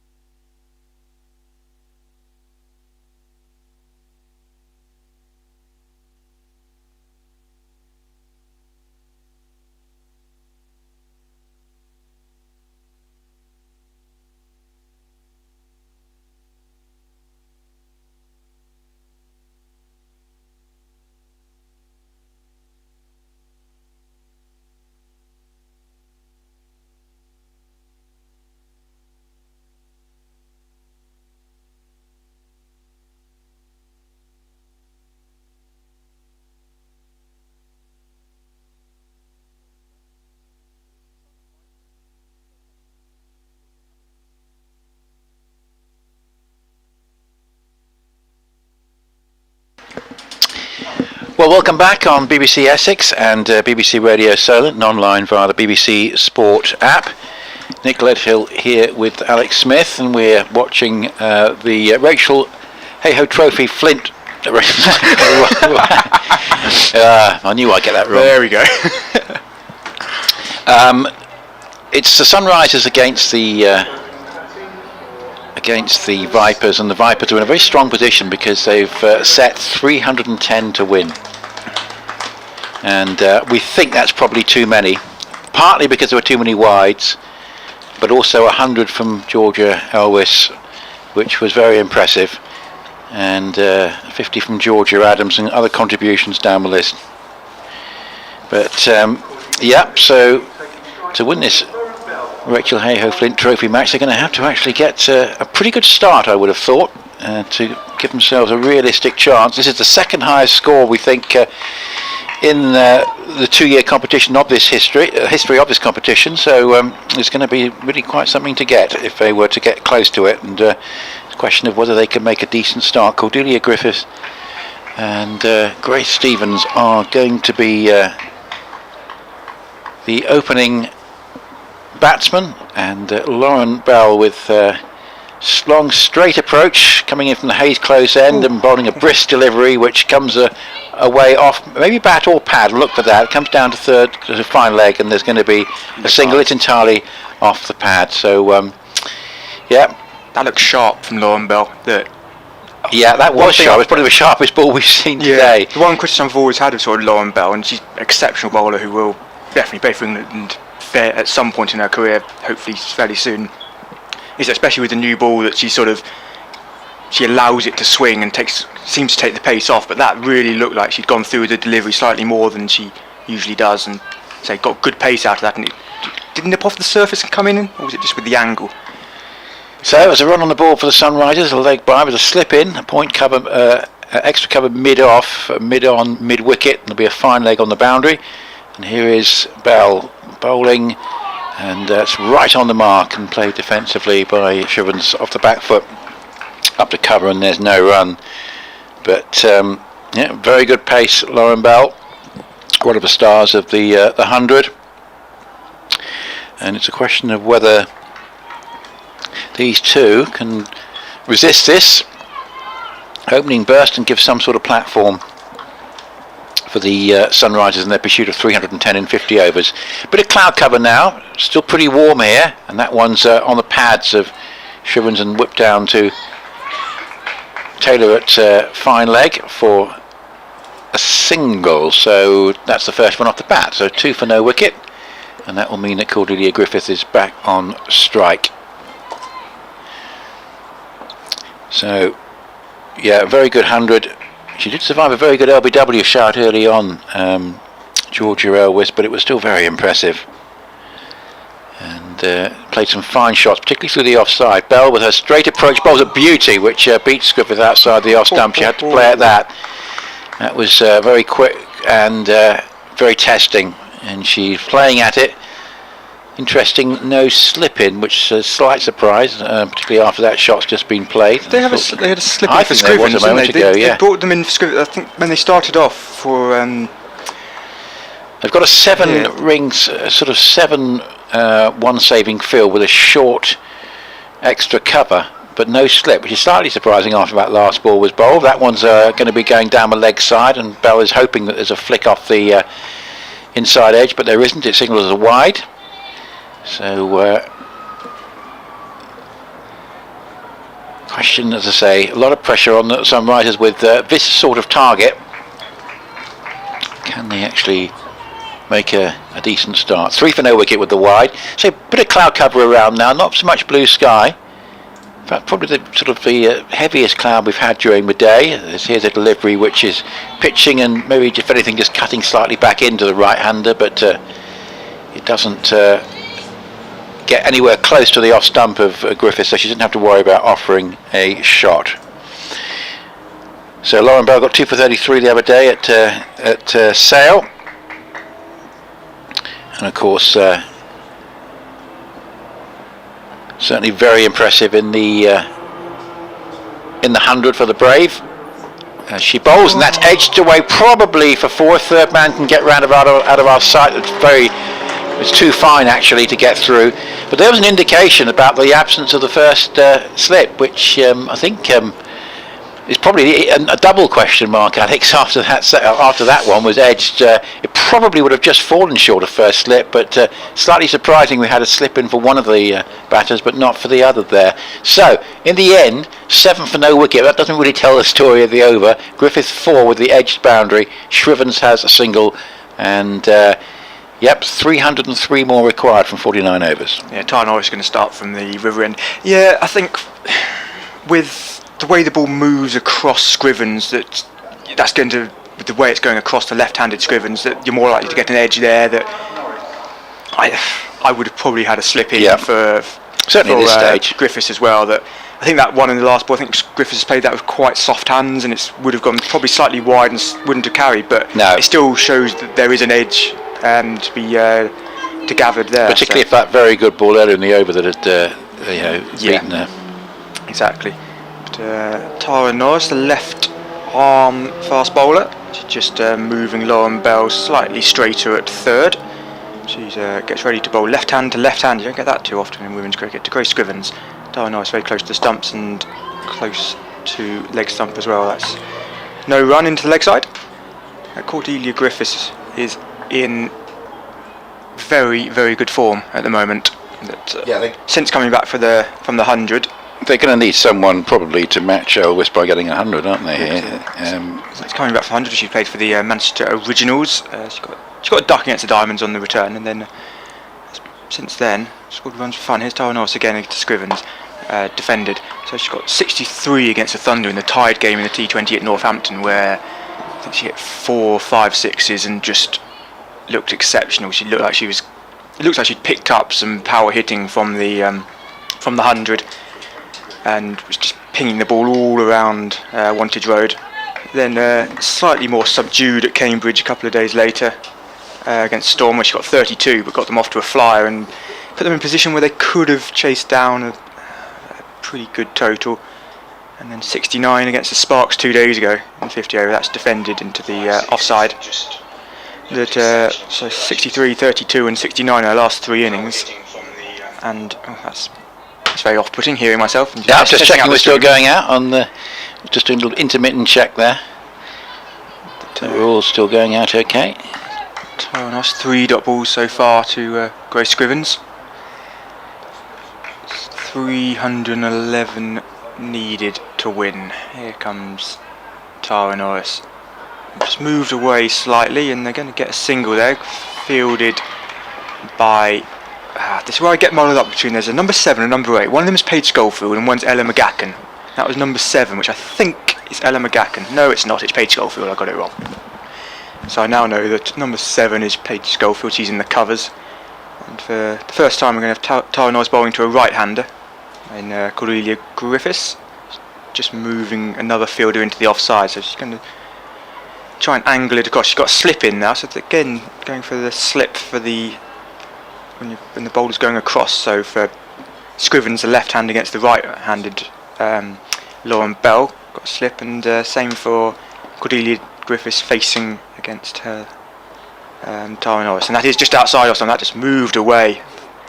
I think the umpire's giving her a no ball. She has given her a no ball, just overstepped slightly. That obviously the first time she's bowling, slightly different angle to a right-handed batter, and it's going to be a free hit, and she's very bemused there, Tara Norris, just looking around, asking who I bowled a no ball, and don't know who else that could have been in that situation, but Cordelia Griffiths, who I was just mentioning, was hitting bombs around at Northampton the other day. Whether she can do it off this free hit, this first real opportunity to have a guilt-free swing at the ball. It was a big full toss, and she does swing across the ball, and that's going to be 4 runs through mid-wicket, and it might be another no ball. It is going to be another no ball for height. And this is becoming quite expensive delivery here for Tara Norris. It's bowled 3 dot balls, single, and bowled a 1 no ball. Free hit, goes for 4. And she's going to have to readjust here to the right-handed batting Cordelia Griffiths. Just what the Sunrisers want really, to unsettle one of the opening bowlers looking a bit unsettled here. Another free hit.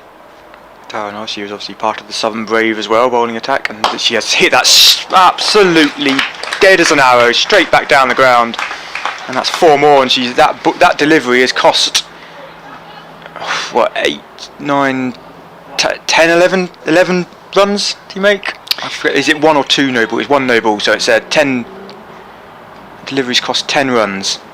Yeah, we're just keeping track of the over, because the over started off fairly quietly. Yeah, she bowled very well at Grace Scrivens, And, but say the no ball's really given Griffiths a trampoline to sort of do almost what Ella McGacken did earlier. Yeah. Going after, but obviously Ella McGacken. Wait till put our screen back on at the end of the over. Oh, of course, yeah, that's screen above. But I'm not going to stand up while she's about to come in. No, I think I'm in the danger zone this time. That I'm right behind. So a bit of trouble getting the ball back. We're still sort of waiting for the ball to be just underneath us, where there's a fairly safe to do it now while we're still waiting. Yeah, there's there's a couple of offices down there, and there's sight screens, so there'll be tarpaulin. It might have just gone behind, and Sarah Taylor has, with Gabby Lewis, have emerged or re-emerged back onto the pitch after fetching the ball. So this one won't be a free hit. So Tara Norris in again, left arm over the wicket to the right-handed Cordelia Griffiths, and that's angled in, hit you on the pads, but it's swinging down leg side. That's a much better ball from Tara Norris to get out the over. 18 without loss after 2 overs. 292 still needed to win. Yeah, 11 off the over altogether, including the 2 boundaries, 2 no balls. There was 1 of us single. So I guess it's a long way to go for the Sunrisers, but they'll be hoping that Tara Norris is a bit unsettled and maybe not quite at her best. But as you say, that last ball was a pretty good one. Just the fact the ball was straying down the leg side, cutting off a full-throated LBW appeal. But she was the second highest wicket taker for the Vipers, taking 12 wickets last year, and this is the first ball from Lauren Bell's new over, and this is just played up into the onside, and there's no run. But the Vipers need to obviously, I suppose, just keep it fairly tight and build up pressure, take wickets. That will do the trick. And in contrast, the Sunrisers need to get a good start here with this target of 310. It's an imposing one, but if they can get a good start, I suppose anything can happen. Here's Lauren Bell from the Hayes close end, bowls the ball just back of a length, attempted forcing shot by Scrivens off the back foot, and it doesn't get past the backward point, and there's no run. So with the left-handed Scrivens on strike, we've got a slip in. That's Georgia Adams. Then we've got 2 fielders who are really only about 10 yards apart, a backward point and a cover, and there's an extra cover mid-off, mid-on, mid-wicket, and a fine leg on the boundary, and there's also a 3rd man on the boundary as well, just in front of the main scoreboard. Here comes Lauren Bell bowling, and that's a very accurate delivery on middle and off, and just steered away into the offside, runs out to backward point, and there is no run. So Lauren Bell keeping it very tight at the start of this second over, known for her pace and ability to swing the ball and to get bounce on the right surfaces. And here she comes again, and that's a wide, 4 wide actually. It's beaten the outstretched Carla Rudd and gone down to the fine leg boundary. It's going down the leg side. I think Carla Rudd had to make a late adjustment, couldn't stop it, and so I suppose the Sunrisers will be thinking, well, can we cash in on this slightly loose start from the Vipers in terms of extras being conceded? 23 for no wicket in the 3rd over. Is that 9 extras already in this innings? Yes, they're threatening to emulate the yeah, we were sort of criticised the Sunrisers, and that was sort of a reason why the Vipers were able to get to such a massive score in the end. But so it could be replicating itself here, and obviously it's tight down the leg side, but now we're at a professional level that you do expect fewer wides that we've seen today to be charitable. Yeah, that one just straying down my leg side, and I couldn't quite get across to it. This one is outside the off stump, but legitimate delivery, but Shrivens doesn't have to offer a shot. So we're on BBC Essex, BBC Radio Salem, and via the BBC Sport app. I'm Nick Ledhill, and Alex Smith is here. And this is the Rachel Hay-Hoflin Trophy group match between the Sunrisers and the Southern Vipers, which certainly the Vipers have made a very challenging score, setting 310 to win. At one point it might be a bit more than that, and this one is played pretty well by Shrivens, and as to be said, so far with the exception of one delivery that has beaten the batter outside the off stump, it's fair to say that these two openers have dealt with things pretty well. It's 23 for no wicket. Yeah, and the other side of it, which we haven't really said explicitly, we sort of hinted at, that we've got a right-left combination with the bat, which is never easy to sort of to change your lengths and to change your lines at them. Here's the delivery on the pads of the left-hander, and in fact let's get through for a single. It was quite a sharp single to start with. It went out towards mid-wicket, but it wasn't picked up cleanly, so Shrivens and Griffith had no problem negotiating that, and that single takes Shrivens along to 3, and with that she actually keeps the strike. So Sunrisers will be pretty happy with 24 for no wicket after 3 overs. Bell none for 12 after 2, and it's going to be interesting to see if Tara Norris can really hit her stride after those 2 no balls in the first over that she bowled. Yeah, that over was.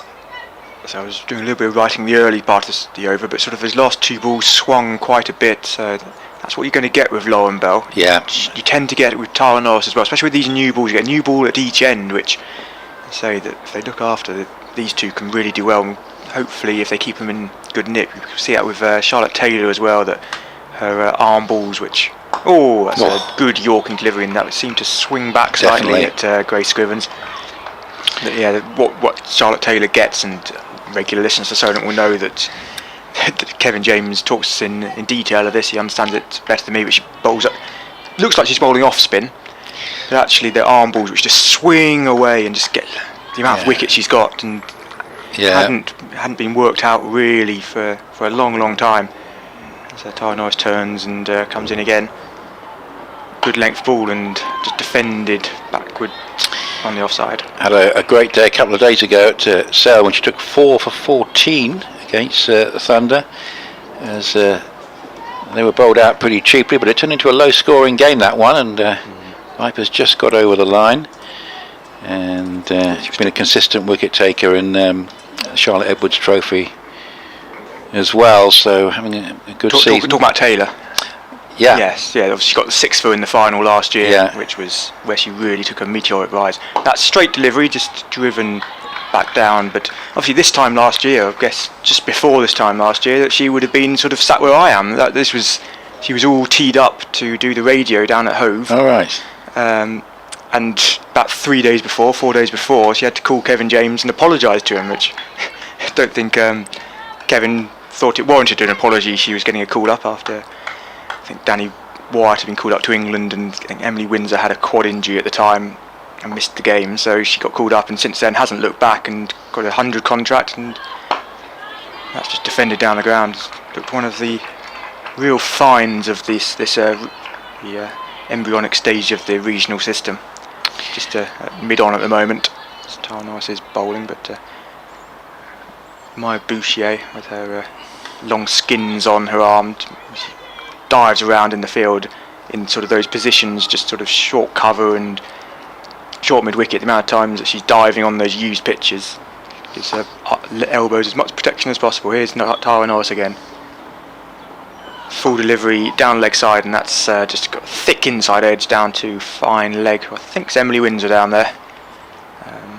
The other thing with Maya Bouchier, obviously she end of last season that she got banned from bowling, but about a month ago she's got the all okay. She's been to Loughborough or wherever they need to go to sort of get judged, and so I don't think she's bowled yet, but when I spoke to her over at Beckenham, she suggested that she's raring to go when called upon. Interestingly, looking at that game at Sale, I say Norris got 4 for 14, but I see Schofield got 3 for 16 as well. Yes, that's just thick outside edge.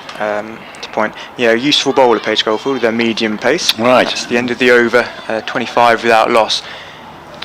Yes, I mean it is a very strong-looking bowling lineup with Taylor Bell, Norris, Schofield, you've just mentioned. Georgia Elwes bowled 3 overs in that particular game, so I've been interested to see how much she bowled. But of course, the innings was truncated a little bit because the opposition were bowled out inside 33 overs, so we didn't get to see perhaps all the potential bowlers. And the other potential bowlers, you've got Georgia Adams, who bowls some spin. You've got Maya Boucher, who bowls some pace, and Emily Windsor bowled in the first half of the competition with their medium paces. All right, that's sliced away of the back foot, just down towards backward point, but there's no run off the first ball of Lauren Bell's third over, and it's 25 for no wicket. Yeah, I think the target's 310. Windsor bowls, well, that innings over at Storm.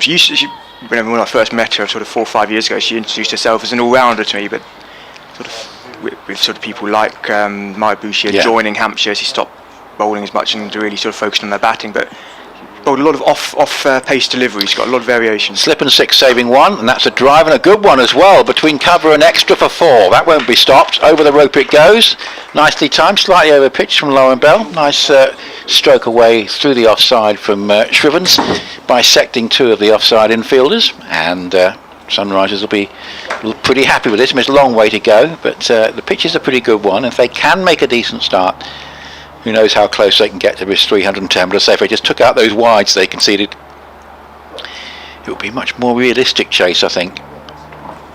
Slip and 6 saving 1 as Bell bowls, and this is very nearly edged through to Carla Rudd. Beautiful delivery. It's pitched round about Midland leg, and then just forcing the batsman to play, just missed both the outside edge and the off stump. Beautiful piece of bowling. Yes, changed his sunglasses again as the sun's popped out from behind the clouds. More clouds around, but it's now with the low sort of autumn sun. It's in our faces a little bit. I'll probably get my sun hat in a minute. Probably get the worst of that out of the way. Here is Bell again. Bowls, and that's an appeal for BW. Stifled. It's going to go down to the fine leg boundary, probably for 4 off the bat. That's what saved the batsman there, because she shuffled inside her crease, but she got a little inside edge, and that cut off Lauren Bell's LBW appeal. 4 of a total, 33 for no wicket. Fast start for the Sunrisers inside the 5th over. Yeah, no one else was interested in that. It was a sole appeal from Lauren Bell. She did shuffle across. It would have been close, but obviously bat involved completely negates any sort of LBW appeal. Bell again with his straight approach. Very brisk, medium fast. Almost that's played away off the back foot down to backward point, and there's no run, but certainly just how close she got to the umpire there. Yes, as well. she really is close. A very straight approach, and she must have had problems at some time with her career of knocking over the bails with her follow through, but obviously if that was an issue with such a straight approach, she's obviously sorted that out. But a good start from Griffith and Shrivens. They're on 12 apiece at the moment, and here's Bell to bowl to the left-handed Shrivens, who just digs out a full-length delivery and plays it into a gap at square leg. There is a deep square, so that fielder and mid-wicket converge and can't prevent the single. 34 for no wicket, 13 to Shrivens and 12 to Griffith.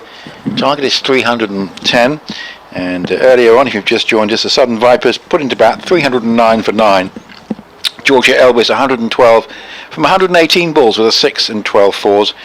Georgia Adams made 50, and that pair put on 100 and even 100 for the third wicket. There were other good partnerships, particularly in the first 30 overs of the innings, but that was the key one to set up the total of 309. So when I'm not talking, I'm eating my food, which we get given here at the Cardiff M County Ground, Chelmsford, and I think I'm going to give myself indigestion. I'm taking massive bites, trying to eat as quickly as possible, and say this took a while to get the food and trying to do a couple of other bits and bobs in the break. Here's Tara Norris again from the River End. That's just tucked into the leg side again. Some good movement, just coming back to the left-handed Scrivens. Moving away, so it's coming off from leg side to the offside. I was thinking about that thing up to Cardiff that I mentioned, where following the ball, and I remember what that was actually in the championship match between Glamorgan and Essex. It was actually where the ball had gone for 4, but the bowler, who I think was Hogan, had deflected the ball onto the stumps and run out of a non-striker. And it brushed off the stumps and went for 4. Yeah. It's straight delivery, blocked down. I thought there was one in the Essex game, maybe in a T20 game, where there was a hit wicket. Which, I don't know if you were on commentary for that. I remember watching that on the stream, and it seemed to have confused a lot of people. It might have been down at Lords. Might have been that game. Yes, it's a tight finish. That I might be wrong there. It might not even be in Essex. It's the amount of cricket that I watch, especially with the streams. Yes, that Middlesex Essex game. That was quite some finish. Where Essex everything to lose the game, but eventually won it. Yes, okay. Very good position, and I got them over the line last ball. That's just tucked into the leg side. Yeah, just hit a 4 the final ball in the Simon Harm. Oh no, they're taking a single here. That looking ruefully at the matting there, Paige Schofield. Georgia Adams put a hand up in apology to Tara Norris there. And just walking around during the break, there's more people in than I first thought, because and quite a lot of youngsters as well. People down the lower tier, the Tom Pearce stand, and away towards the pavilion area as well. Tara Norris in very full delivery, played up to mid-on. They're going to take a single on, and she does get back. A direct hit could have made that very close. The hands on heads all around the place there. That was a really good piece of fielding by Gabby Lewis at mid-on. That could have been very close. Yes, I did see, you probably didn't go too far over that way. There was a group of young lads playing cricket, from one hand, one bounce out the back there with incredible. So it's a really nice atmosphere here today, to be honest. When things happen, there's a good ripple of applause. You know there are people in. Here's a Tara Norris again. That's that side off stump, a little bit more width than she's offered before, and McGacken falls on the ball and no run. Yeah, I mean, a nice contrast to the, let's say, very strained atmosphere during the early half of the season, when only a scattering of closely guarded spectators were allowed at the Hayes Close end. Nothing the club could do about it. They were put in a very, very difficult position, probably more so than any other club on the circuit, because of the layout of the ground. Yeah, it's very tight on that sort of the left side of the ground, where opposite the pavilion.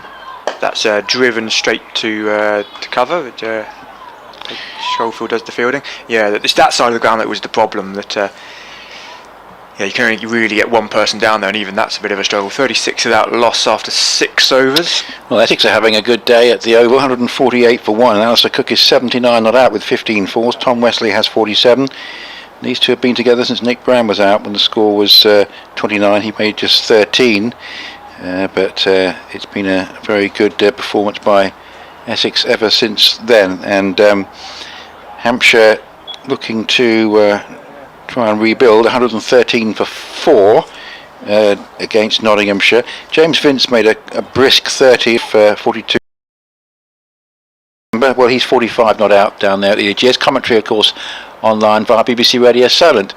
36 for no wicket, and here's a delivery from Bell, which is just played defensively up into the offside by Griffith, and there is no run. I'll give Alex a full over to finish off his meal. We can have a look at the other scores from the Rachel Hayhoe Flint Trophy. Let's see, because we've got, of course, some close of inning scores. Tell you what, the Diamonds did very well to get up to 294 for 6, and there was a big unbeaten partnership there for the 7th wicket, which has done the job for them there, as that's taken off the pads this time for a single down towards deep backward square leg. And, still moving along nicely. One more there to Griffith, strike back with Scrivens. 14 apiece, matching each other, although actually, interestingly, Scrivens has faced twice the number of deliveries that Griffith has faced. 37 for no wicket, chasing 310.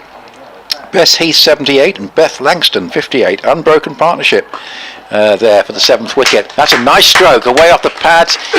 It's a beautiful shot through square leg for 4.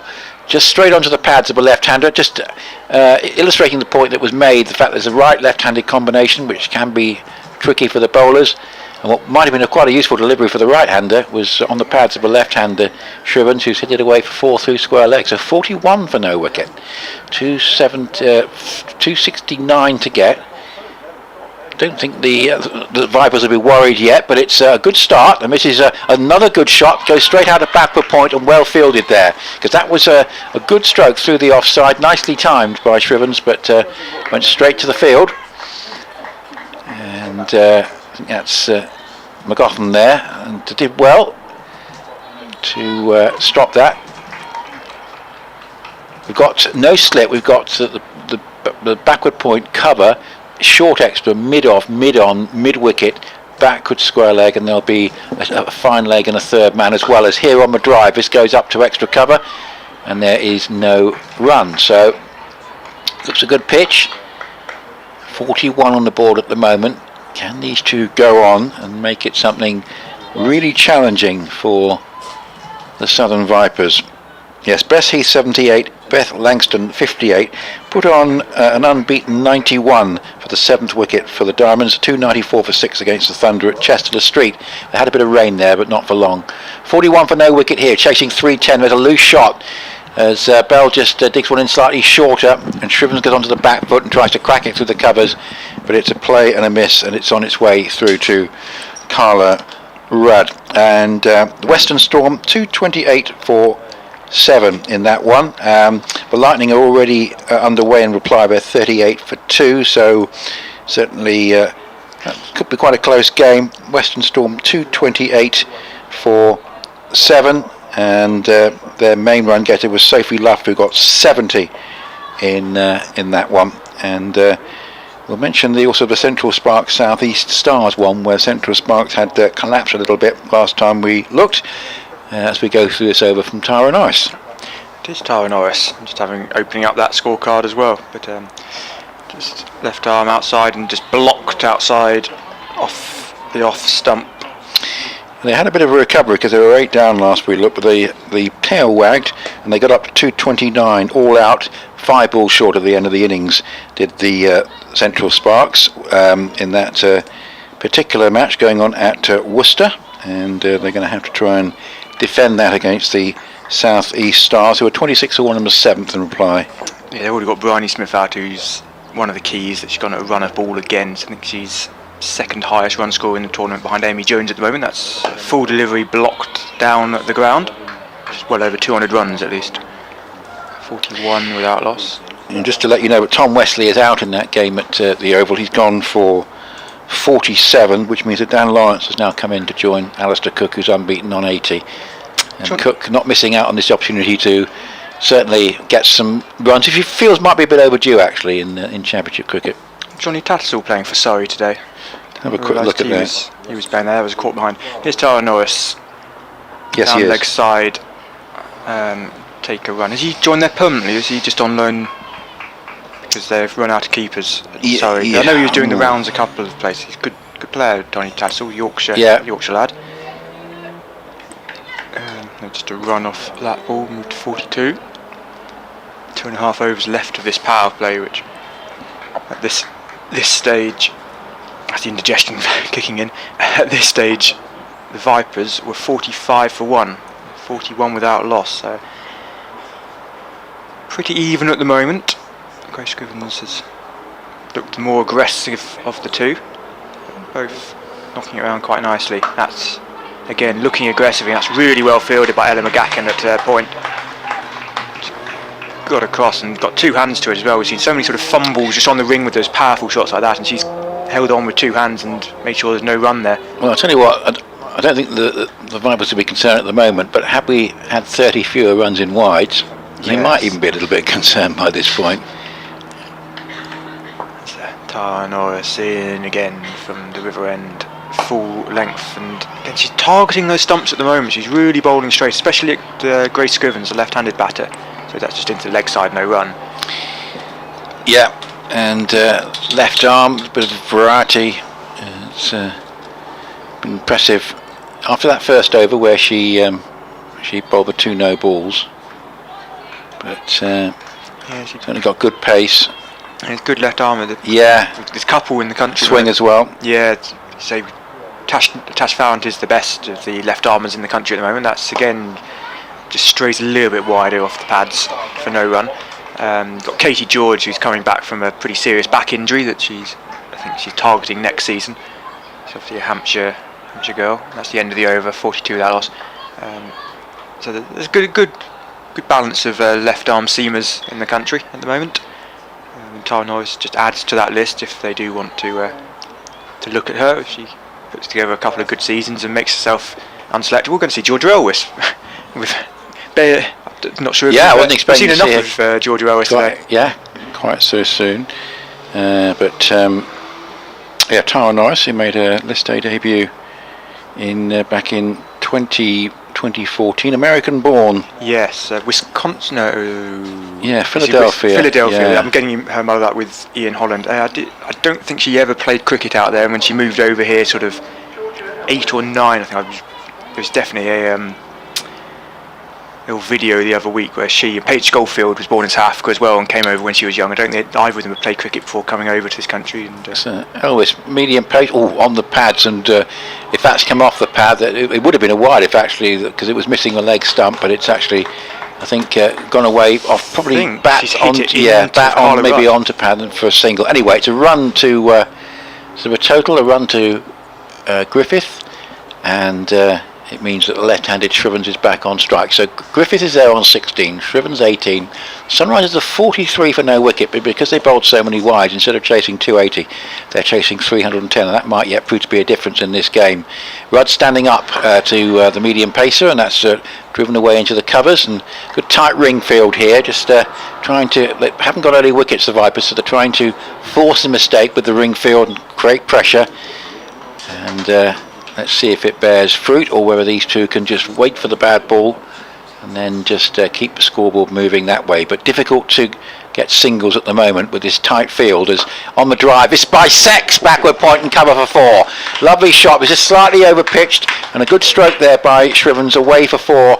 And there's an example where you got the tight field. If you can get the boundary, it just releases the pressure, and it's 47 for no wicket, and Shrivens is 22. Yeah, Grace Scrivens, someone who at the beginning of the season, as I mentioned earlier, we were looking at and hoping she'd have a big season. Young, I think she's only 18. She's got a lot of talent. She's someone who I think England are really sort of eyeing up for sort of the next generation of players, and hasn't quite got it going yet in regional stuff. I think she got 50 at the end of last season, but today looking very good already. Yeah, and she goes on the drive and sends it to just past short third man for 4. It wasn't as controlled a shot as the previous one. It's a bit of a slice, but it's still 4 runs. Yes, Grace Shriven actually still a little way short of her 18th birthday. This is right. 17, still 17, born 13th of November. That's 50 up as well. 51 for no wicket. And is this an occasion where she can really lay a mark for themselves? She's got in generally in most of the games, looking down the list, without making the big score. Well, could she do something today? As she gets a good delivery here from Georgia Elwes, which I think in the end just traps down into the crease, but certainly that's not what the Vipers wanted, because they brought Elwes on basically just about wicket to wicket to create pressure, and 2 boundaries have come in the over, one with a very good shot, one a little bit more fortunate. But Grace Shrivens is looking pretty good here as she plays a defensive shot, and having taken 2 boundaries off the over, why not? And interesting start, as I say. Just that question mark about whether all those wides are really going to count against the Sunrisers later, but the target is 310. The score is 51 for no wicket. There's 26 on the board now for Grace Shrivens and 16 to Cordelia Griffith, and at the moment certainly an absorbing contest. The thing with Grace Scrivens is, and which is quite not odd in women's cricket, but you don't get a lot of left-handed batters. That interesting. Yeah. The only one I can really think of while watching England is sort of Lydia Greenwood, who obviously played a lot of tests, with a lot of tests, ODIs and T20s. We're going to see Charlotte Taylor now with her what's written down as off spin, but as you'll see if you're watching the stream, largely sort of arm ball just going just away, just nipping both ways. It's really good, just putting it on a length. Here she comes, first ball, it's outside something. You just see it come out of the hand and just move straight away from the bat, and hits the ground, and sometimes comes in, sometimes doesn't, and it's just, so had the Northern Diamonds bamboozled at Edgbaston in the final last year. It's almost slip in for slip her. in. Yeah, they very often do. She gets quite a lot of edges, just because that's just pushed into the offside. Just because people push at it because they think it's going Yeah. away and try and go for it. And say, I've seen her twice at Beckenham this year, and South East Stars who batted really well and against pretty much everyone else, just have no idea how to play her. She's again sort of stump and again just dead batted all at different times. Both Scrivens and Griffiths both fancied a run, but no run in the end. So Field is last over of the power play, so only 2 out, and they're pretty much at 9 o'clock and 3 o'clock as we're looking, as that's beaten the field of Georgia Elvis, but actually Emily Windsor covering out on the offside boundary, gets across really well and makes sure it's only 1 run as well, that she'd hit that pretty nicely. I thought she'd found the gap quite well, but only 1 run. And that brings Scrivens on. So I'm not sure I've ever seen Taylor bowl to a left-hander. This could be quite interesting to see how that movement works. Scrivens, who is on 26 or 40 balls, is outside off stump, and so you can just see it just moving off as soon as it comes out the hand. It's no runs into the offside. You just see it straight away sort of come out the hand and move away, and you think, oh, this is going to be a big away swinger, and sometimes just holds its line. Here she is again round the wicket, outside off stump, and hands on head time as Scrivens tries to cut it, and a little bit of bounce and straight into Carla Rudd's gloves. Talking of Carla Rudd, plays local round here, or lives locally around here. She's the director of cricket, head of cricket at women's cricket at Felsted School. I think she lives locally in the area as well. That is the end of the power play. Sunrisers 52 without loss, with at the same point the Vipers were 49 full. Well, no, that's incorrect because my internet has stalled and not updated the what's it, 53 for 1, so pretty on as even on the comparison. Yes, it is. It's still going to be Elwis, and that's just clipped away into a gap at square leg for a single by Cordelia Griffith. And you were talking about the fact that she's been in great form of recent times with a couple of 60s, 69 against the Spark, 63 in a T20 against the Thunder at Northampton. She likes the North prefix. Northwood and Northampton have been the 2 venues for her. We can't offer that for her here, but she's going along pretty well all the same on 18. And how long can these two continue this for, as this is played away to mid-wicket, as Elvis went round the wicket there to the left-hander, and it's sent out to mid-wicket and there's no run. But Vipers finding it's a rather different surface here to the one that they had at Sale, where they ran amok really and just ran through the batting. Had problems themselves with the bat, but mind you, they won the game. The hallmark of a very good side. And this is driven away straight to cover. And important, as Schofield feels there, that basically these shots are stopped by the infield, because that's how they're going to try and create pressure, because they will be looking at, if they can't take wickets, to try and force this asking rate up beyond the current 6.5. 53 for no wicket, and this time this is clipped around the corner down towards fine leg. And one more goes to the score. 54 for no wicket. And very satisfactory start for the Southern Vipers, for the Sunrisers. They've resisted everything that the Vipers can throw at them so far, as here Griffith comes forward and ball's played up towards Schofield at mid-wicket, but it's going to take a big effort to hunt down this sort of big 300 plus total, isn't it? And all they can do is give themselves a chance, I guess. Yeah, someone's going to have to play an explosive innings in the middle somewhere along the line, I think. Here is Elvis Bowls again. Good. That's the sort of ball that she wants to bowl. Really good wicket to wicket, offering the batsman nothing. And Griffith is content just to play it defensively back down the pitch. Good over that. Just a 2 off it. None for 11. That's much more the sort of over that Elvis wanted to bowl than the first one. Griffith 18. Scrivens 27. Just a few constraints being put on the Sunrisers openers now. They're 54 for no wicket. We've had 11 overs. They need a further 256 and 39. Yeah, the one thing I would sort of question from what you just said there, which I agree mostly with, is whether they do need an explosive in the middle. That if they can copy what Adams and Schofield did, they weren't explosive at any time. They just ticked the runs. If you can get the runs ticking, I don't think you need. It's those extra. It's those. I'm thinking about that 30 or. It's that difference, isn't it? Which changed 280 to 310. So it's already up to 9 in this innings as well. So start off, it's Taylor again outside off stump, and that's just played outside to the cover boundary where it's paid Schofield. But we saw that a lot with Adams and Elvis, just almost dropping dead bat, where there's a big gap between sort of extra cover and point, where there's a fielder out there. That's where they found a lot of singles, which that's why you have the cover boundary over there. Now for the right-handed Griffiths, they've changed things around slightly with obviously left-hand, right-hand. So emergency vehicle goes off on the busy road behind us, and that's a straight delivery and swept. Didn't get all of it, but they definitely get one as Georgia Adams scampers after it. They're going to come back for 2, and big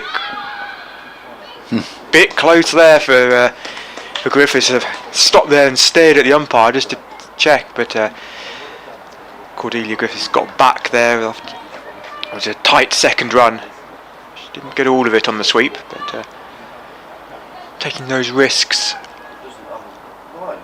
could pay off. They paid off for the Vipers earlier on, really sort of chasing down those 1s and 2s.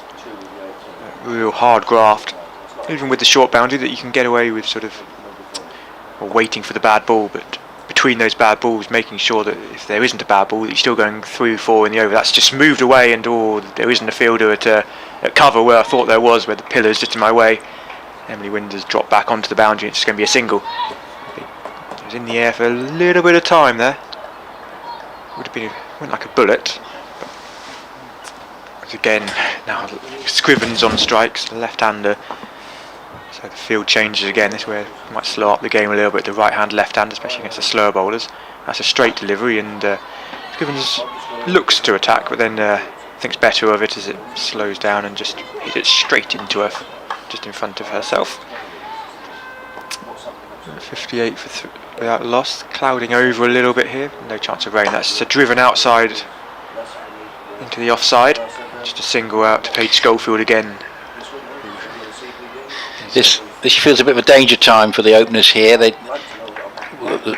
Vipers are encouraging them to give this away by playing a full shot, and they've got to try and be very selective but keep the scoreboard ticking.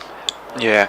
Oh, that's gone through Carla Rudd's legs. She's gone for a sweep again. It was close to the leg stump. It wasn't too far away. It's going to be a leg bite. Just flicked the pad. I wonder whether that was, if there was a little bit more of a contact. Be a big appeal there, but stepped across the stumps. But just one leg by. That brings us to the end of the 12th over, 60 without loss. Yeah, and it's absorbing stuff. I mean, the thing is, sometimes when you get a score, particularly with a very good side like the Vipers, if the Sunrisers had lost a couple of wickets early on, we could be looking at one of those games where you just know what the result's going to be, and at the moment we still don't know for sure. We know that the Vipers are still firm favourites in this situation, but it's still very much game on, and therefore very absorbing for the supporters who are in here at Chelmsford today.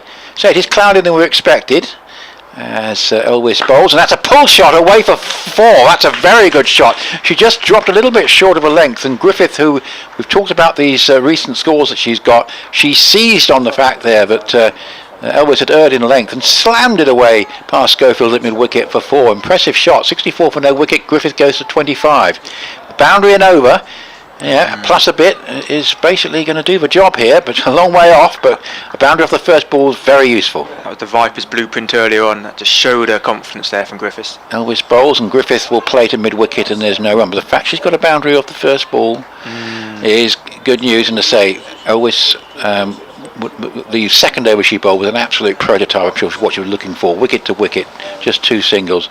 But now under a little bit of pressure because she's conceded a boundary off the opening ball of the over. Griffith, the right-hander, with Rudd standing up, flicks that away probably for 2. It's going to be stopped just short of the fine leg boundary, and it is going to be 2. It was Norris who did that. That was a good stop because I was thinking, is that 2 or 4? As Windsor and Norris both converged on it. Norris got there first and actually did pretty well to make sure that she saved the 2 runs down there at long leg. But Griffith goes to 27, 66 for no wicket. Yeah, I thought it was 4 for all money. That's that very well. As Griffith goes defensive, and I like that from her point of view because she's got 6 off this over. There's no point in taking any undue risks against the stock Elvis wicket to wicket delivery, which is not going to give her much room for manoeuvre. But fine effort from these 2, and I'll say the frustrating thing from the coaching point of view is if only there wasn't those 30 wides. A target of 280 will be starting to worry the fielding side now. This is lofted away and goes for 6 over deep square legs. There is a fielder, Emily Windsor, on the boundary, and just for a moment she might have thought she had a chance, but all she's doing now is running back and gathering the ball in from behind the covers, and I think she's found it. Yes, she has. Don't put spikes in the covers. But I'll tell you what, that was a good pick-up shot, and this is good stuff from Griffith. And I was talking about the explosive innings that, it might not be in the middle of innings. If Griffith can actually get 100 here, she's going to get them fairly quickly, isn't she? Yes, exactly. That's the point. So I don't think it needs to be explosive. You don't need a sort of an innings going at sort of a strike rate of 200 like Helen McGacken earlier. Going at just over 100 is perfectly good at this stage. 72 for no wicket, and this is interesting. Good delivery from Elvis, a little bit of bounce, and in the end Griffith does quite well just to steer it down to McGaughan at backward point. But that was very much all Cordelia Griffith, and that's a very good over for the Sunrisers. So 72 for no wicket. Target is 310. 33 from 32 to Griffiths. Scrivens has 29 from 48, and it's very, very interesting. Yeah, I'm questioning sort of the Vipers' tactics at the moment. That they've gone very straight since the beginning here. Obviously, seeing earlier that sort of a bit of width, especially when sort of Paige Schofield and Gerald Elvis were hitting it behind square, they were getting boundaries, but it's also finding quite easy to just knock it off the pads as Taylor comes in again. That's outside off stump, but just like the last ball of the last over, it's a swing and a miss from Grace Scrivens. This time Carlisle doesn't take it cleanly, but it's just that little doubt you get in your mind. Where's the ball going? Is it going to be the one that turns? Is it going to be the one that goes on with the arm? It's a nightmare facing him. This one a little bit too straight and worked into the leg side, and there isn't a run, despite Griffiths taking a couple of steps and hoping for it. I think just that last over, just thinking back on that, the 4 and the 6 from Cordelia Griffiths was just the hallmarks of someone who is just complete control of their batting. Really confident. That's just played straight down the ground. They're going to get a run to mid-on. Tara Norris does the fielding. 5th Hampshire wicket down at the Aegeus Bowl, and it's Nick Gubbins who found a bit of form with 54, but he's now gone to Joey Everson, who I must admit is a fairly new name to me. Right arm medium pace. Played a little bit this summer. I haven't seen much of him. I don't think I've seen him play, but I've seen him on score. He played quite a lot in the 50 over stuff. That's just defended back down the ground. I've just had a look on our social media, and in the F1, Max Verstappen and Lewis Hamilton have crashed into each other. Right. So that's that will go down well. Interestingly, Keith Barker's batting at number 7, perhaps after his runs the other day.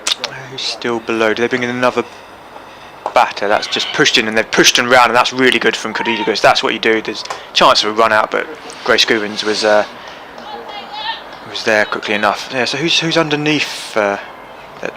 I was slightly maybe he's been promoted because they've got Organ, Fuller, Wheel, and Dawson and Barker are batting together. It's Fuller, Organ, Wheel, and that Bass. Yeah. So it's Organ and Fuller are both useful batters. That's outside off stump and sort of. Grace Scrivens wants a run, and she's been sent back, and slow fielding on the leg side by Georgia Elwis, and Gabby Lewis was there as well, and she got halfway down the crease. Griffiths was unmoved, and sure, it's time to get back there, and a little bit more intensity in the field, and could have got the breakthrough there. Sunrisers, as it is, they didn't, and it's 74 without loss. Still an imposing 236 runs still needed. This chase would be a record chase in this. I think if they can make a good fist of it, get something beyond 250, I think that's going to. It will be really quite heartening. They know that the thing they've got to work on is the wides, particularly playing against a side as good as the Vipers, and having him not had got a point in the competition so far. Obviously, they'd love to win it, but if they could get get close and know that if they can get the wides sorted out, then it's going to make them even more competitive next time, and that would be all the better. Here's the first ball of a new over, which is pulled away. It's Adams has come on, and that's pulled away down towards deep backward square leg for a single by Griffith, who goes to 35, and it's 75 for no wicket. The other thing with the confidence is that getting close or even beating the Vipers, the Southern Vipers, the all-conquering Southern Vipers in this format would just be a massive thing for the Sunrisers, who still haven't won a 50 over game as a regional. No, They've won one T20 and tied another. If they can make a good fist of this, and the spectators here supporting the Sunrisers go home thinking, that's a good game, I want to go along to the next one as well, see if they can win it. But here is Shrivens bowled by the off-spin of Adams as she backed away and tried to pull it away over mid-wicket, and that was a rather ambitious shot given it was the first ball she'd faced against Georgia Adams, and I'm afraid a little bit of inexperience, because Griffith was going so well at the other end. She was playing nicely herself, but that was a little bit ambitious. She just sort of backed away into her crease and tried to basically pull that over mid-wicket, and in the end she has been bowled for 30 from 52 balls, but it was an impressive knock. 75 for one, and the Vipers have struck. Yeah, it's what we were talking about earlier though with Grace Scrivens, that she gets these starts. Just not going on at the moment. One day it will come, like it has done for Alice Capsey this summer. Obviously, both 17 years old. Grace Scrivens, you can just see how close she is to a big score, really big score. You can see her quality we saw here. We've now got Lissy McLeod coming to the crease. Just wanted to check whether that is the best opening stand for the Sunrisers this year. I think it might be. It's a pretty good one. I'd be surprised if it's been beaten. So internet here can be a little bit get stuck. Best partnerships by wickets. So it's McLeod who's in, and that's clipped away down towards deep square leg for a single off her first ball. So it means that it's going to be Griffith now on strike, who's there on 35, and she now becomes very important as a set batter with such a big target. Griffith here will just play defensively up towards mid-wicket, so I can confirm that is the highest opening stand between for the Sunrisers this season. 76 for one, chasing 310 as that's played away between the bowler and mid-on for a single. In fact, bowler and straight mid-wicket really, because it's a long on, so there's a single there. These two put on 77 2 days ago at Northwood against the Sparks, so if they can do that again, double the score. Very, very good position here.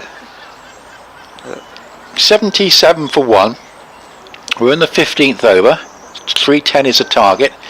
McLeod goes back into her crease and just plays defensively up into the offside, and there's no run. The other side of it is the scoreboard pressure. Obviously on the scoreboard that you see the required rate, and it's been 6.5, it's up to 6.6 at the moment, but that's where it's been for a while. But as I saw 2 days ago down at Beckenham, that they stuck at that rate, and then all of a sudden 2 or 3 bad overs, it rockets to 8s and in the back end. So just need to keep an eye on that, and don't get too wide. Have it in the back of your mind. Know what you're getting, and then say someone like Cordelia Griffiths, who's played so much cricket. Yeah. So Essex and Essex, who's started their career here at Essex. Charlotte Taylor again to come over the wicket, right hand. And that's just cut away to Emily Windsor on the boundary edge. Yes, to put it mildly, Taylor offers no pace, makes the batsman do all the work, doesn't she? So. She does. So with that movement as well, just add those two things together, and it's a real nightmare. You've got to generate the pace, but you're not quite sure where the ball's going. even if it is doing the same thing every single ball, that you still don't quite trust it, because your eye, it's almost an optical illusion, I think, because it comes down to you that you think it's. I think she puts revs on it, but she doesn't get a lot of turn. She's first to admit that. That's a good straight delivery, just turned away though onto the leg side. It's McGacken, or it wasn't McGacken in the end, it was Paige Schofield who came in from the boundary rather than McGacken coming round from mid-wicket. Alice McLeod, new to the crease, 27 years old, Berkshire born, played for Berkshire Women and the Welsh Fire in the 100. Yeah, captain swept away. It's going to take some chasing across the square leg boundary by Paige Schofield, but she gets across only one run. What do I have in my notes about her? And I got that 46 that you mentioned in that good partnership against the Sparks at Northwood the other day. Oh yeah, she started her career at Vipers. She was part of the winning KSL team. That's just pitching to leg side. The first year where they won it on this ground, actually. The Southern Vipers and the former Kia Super League. She's also a English and philosophy teacher at a Caldecott Prep School in her normal life. That's just defended into the ground by Lizzie McLeod. Yes, I know that Carla Rudd is involved in coaching not too far from here. Yeah, I think there was another teacher as well amongst these Sunrisers. That's slogged into the leg side. She picked up on that quite quickly and is dissected mid-wicket and mid-on and gets 4 runs. That's a good shot there from Lizzie McLeod. Little bit of a risk there, and she just rolled her wrists over it slightly and managed to find the gap. That's 4 runs, and that should get her going. Yeah, and a little bit of an element of risk. It wasn't far from mid-on, but in the end, no problem. She goes along to 6. Griffiths 38. 16 overs gone, 84 for 1. The asking rate's 6.7, so the Vipers will be looking to get that closer to 8 in the course of the next 10-15 overs and to take a couple more wickets, and that will create pressure. Adams, who got the wicket, bowls to the right-handed Griffith, and McGacken I thought was going to stop bat at straight mid-wicket, but she didn't, and it rolls out to Schofield at long on, and they get a single. It's actually cloudier than at any point now, really predominantly overcast, and off the back foot, which is hit away past mid-wicket, out towards a deep mid-wicket on the boundary. So we've got a sort of straight mid-wicket saving 1, but we've also got a conventional deep mid-wicket and a long on and a deep cover and a deep backward square leg, and 5 saving 1. Here's a stroke away with intention of getting out away for 4, but it actually goes straight to mid-off. It's a good shot from Griffith, but unlucky to hit it straight to the fielder. Looks for the single, but Norris quickly with a left arm throw prevents any chance of a run. 86 for 1. Adams again. Bowls, sweep shot, good one as well. Probably 4. This won't be stopped. Into the rope now, and what the Sunrisers are doing quite well here is picking up a boundary and over, which is just helping them tick along and making sure that asking rate doesn't push up towards 8, not too soon anyway. 90 for 1 in the 17th. I've seen a fair amount of Sunrisers over the last year and a half, and I think this is definitely the best 50 over game I've seen them play. They really competing with Southern Vipers. Yeah, which is good to see, as this is played defensively back down the pitch, and there's no one. At the start of the season, look at this fixture and you thought, well, yeah, if the Sunrisers bat first, we might be going home by 2 o'clock or whatever. It's one of those situations that it just underlines their improvement, doesn't it? Yes, definitely, and I think it says quite a lot that we're still expecting them to probably win from this position. This is all on the drive, on the bounce, and then back to Adams, and yeah, she's bowled a couple of useful overs here. 2 overs, 1 for 9. So Griffiths 43. I think she's pretty important here. McLeod 7, 90 for 1, 220 required in 33 overs. Asking rate 6.7, but boundary and over the next 10 overs. If these two stay together, it will really be a very interesting contest.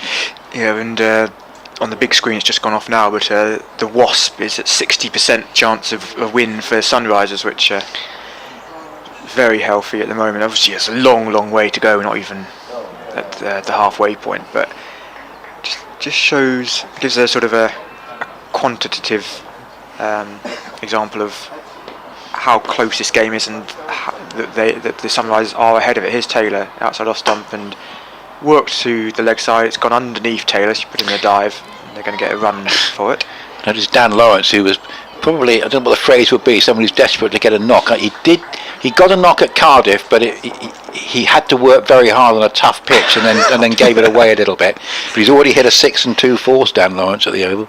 That's just worked into the leg side. Yeah, that's £50, isn't it, that Essex are giving to charity, or that there's a charity thing down here that £50 for every 6 hit by Essex players this year. So,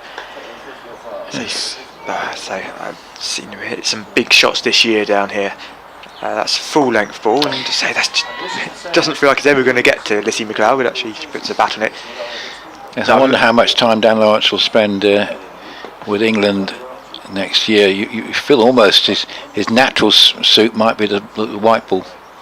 Yeah, swept away, and there could be 4 runs here. It's going to take a good dive from Schofield. He doesn't quite get there. That's going to be 4 runs for Lissy McLeod. She's hit 2 really good shots in the last 2 overs against Sarah Taylor. 1 through mid wicket, and that's powerful in front of the other scoreboard here, the LED scoreboard. She's hit that very nicely indeed. Well, what'll be frustrating the Vipers here is this boundary and over. They need to stop this. Which is what Vipers were doing at this time, from memory. They were getting the singles, not that ball there, but there was one earlier in this over where that was just played into the leg side and no run. But it was played back towards Taylor, and she couldn't stop it, and there was a single there. They're sort of the runs that really add up, and then when you get a boundary as well, then very good. That's just played with a bit more power down to Tara Norris, just in front of us at long on. Again, that's the end of the over. 98 for 1. Just to do a comparison again, just to keep an eye on where the Vipers were. They were 92 for 2.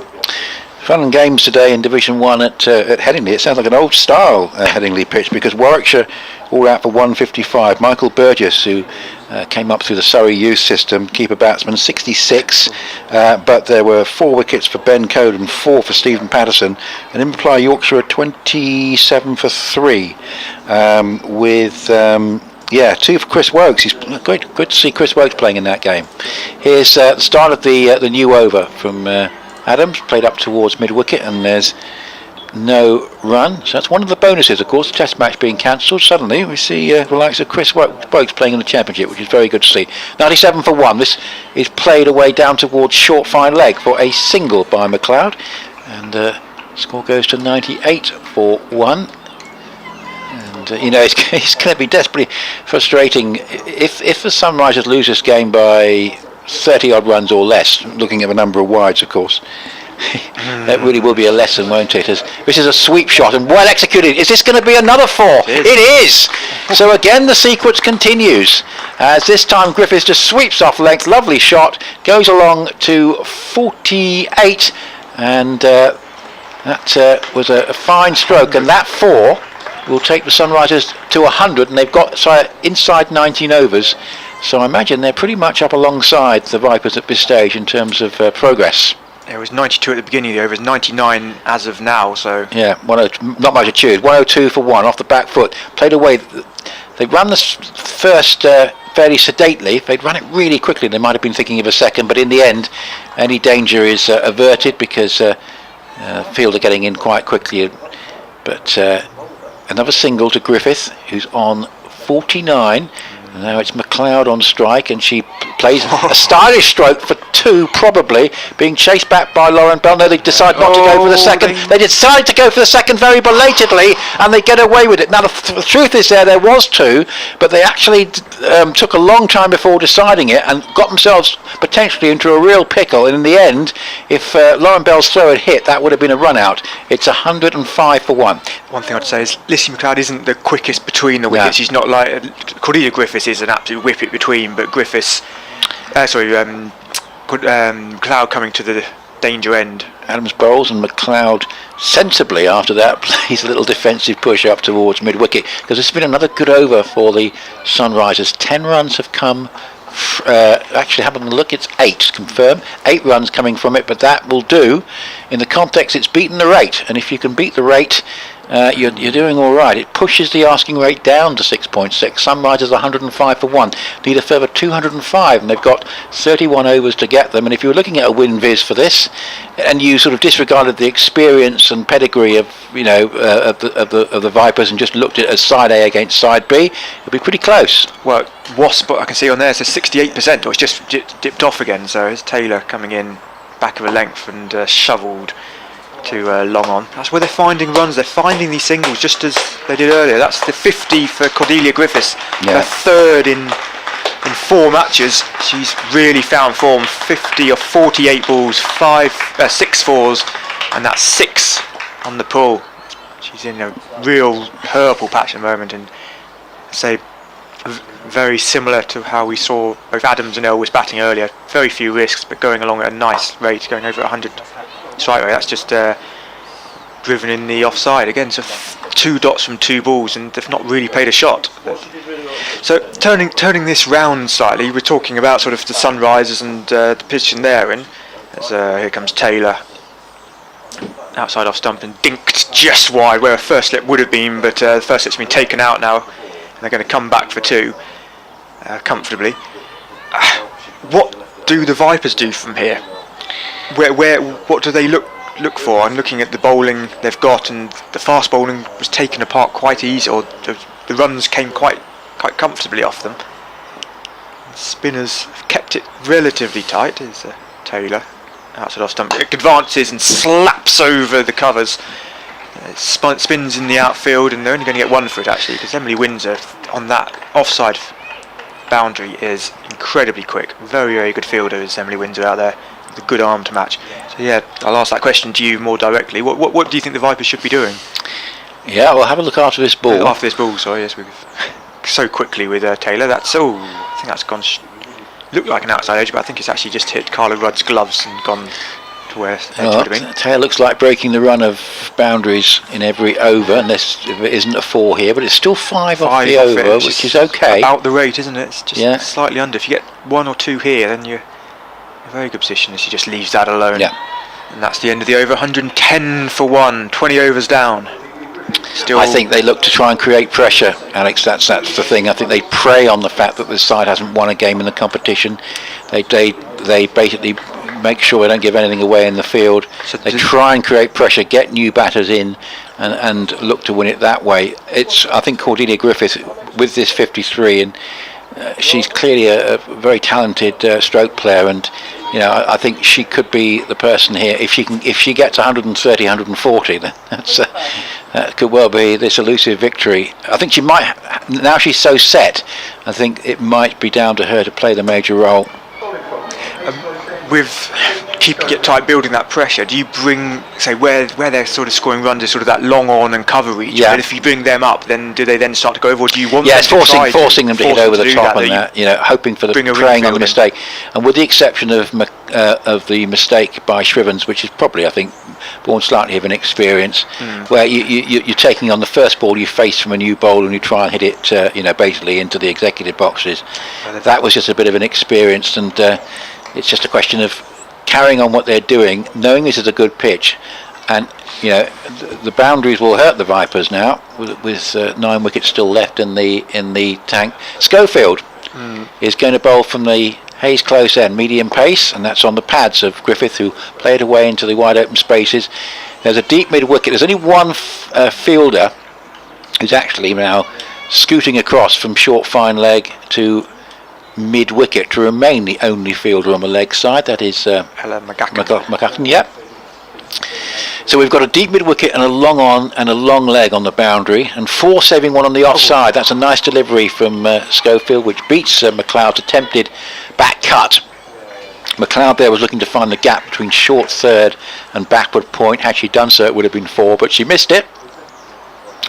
There is a sweeper to add to the 4 one-savers on the offside, but mid-wicket is the only one-saver on the leg side, and just looking to see if that accounts for everybody. I think I think that is virtually it, isn't it? That accounts for everybody that's played away into the offside. There's no third man because there's a short third, and so Windsor's down there at long leg, deep mid-wicket, long on, a deep cover sweeper, 5 saving 1, 4 of them on the offside. See Schofield again, bowls driven away through the mid-on gap, lots of gaps on the leg side for a single, and I guess one thing that the Vipers will look to do is try and string together 4 or 5 overs that go for no more than 20 and create pressure that way, and then try and force the mistake. But 112 for 1, it's fascinating stuff. Very overcast. As here's an appeal for LBW. It's got to be going down the leg side, but a good shout there from Paige Schofield. And well, I may turn out to be a bit of an unlucky omen for the Vipers, for the reason I alluded to earlier. Although most of the work had been done with the bat up to the point where these two came in, but this is a pull shot and well executed. That will be 4. 1 bounce and away to the mid-wicket boundary for 4.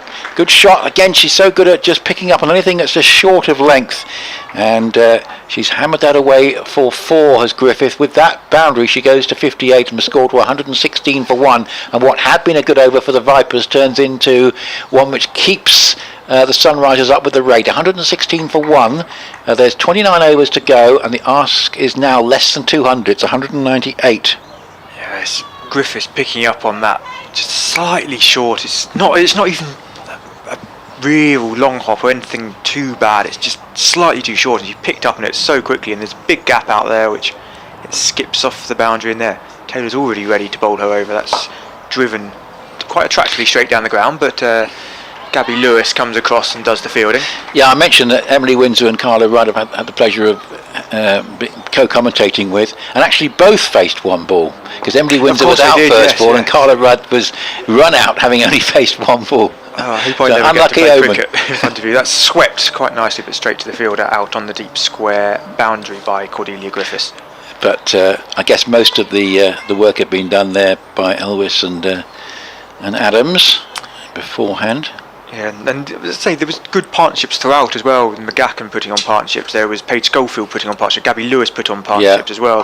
That's just defended down. That's what really impressed me with the Vipers, is that they built partnerships, and the players who were coming in scored quickly, and that's what allowed them to sort of, when there was a little bit of pressure, didn't have to worry too much. As Taylor again, right arm over the wicket, into the leg side, and Georgia Elwes got a century early on today, first in this day cricket since 2013, because he does the fielding.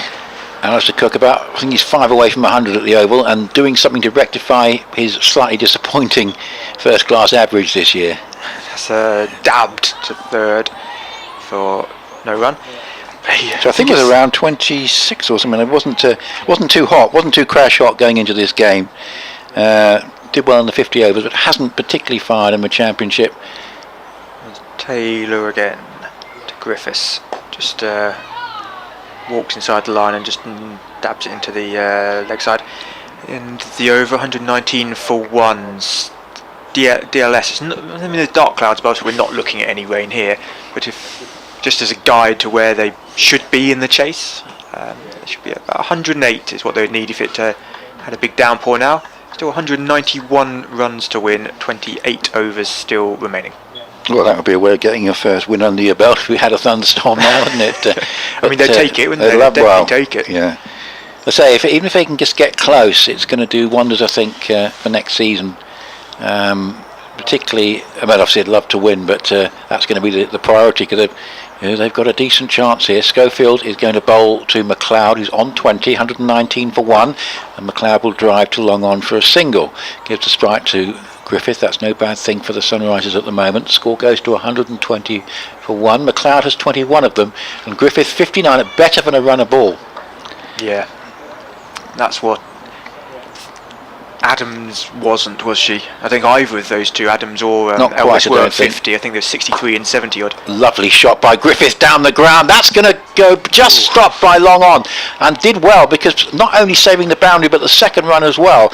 That was a lovely stroke, straight drive down the ground. Thought it might beat long on, and then long on not only did well to get across but to stop the second run as well. 121 for 1. Tell you what, I've never seen Chelmsford quite so slow in the outfield. There's been a couple which looked like they were going to rocket for 4 and slowed up. McLeod on strike on the drive, straight to cover, bobble.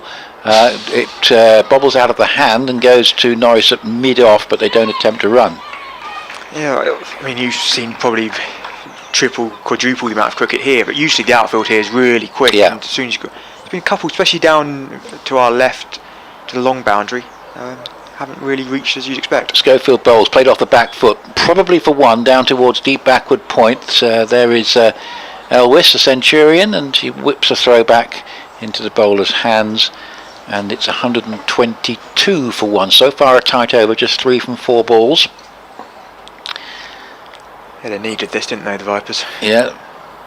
Here's Schofield bowling, and another good drive through the mid-on gap. This time it's slightly wider, so much easier for long on to get across. Cook has his century. And yeah, just going to be the single. So one of 4 runs from 5 deliveries. 188 the target. 27 overs and 1 ball left. And this is a drive which is not timed, goes to cover, good over from Schofield.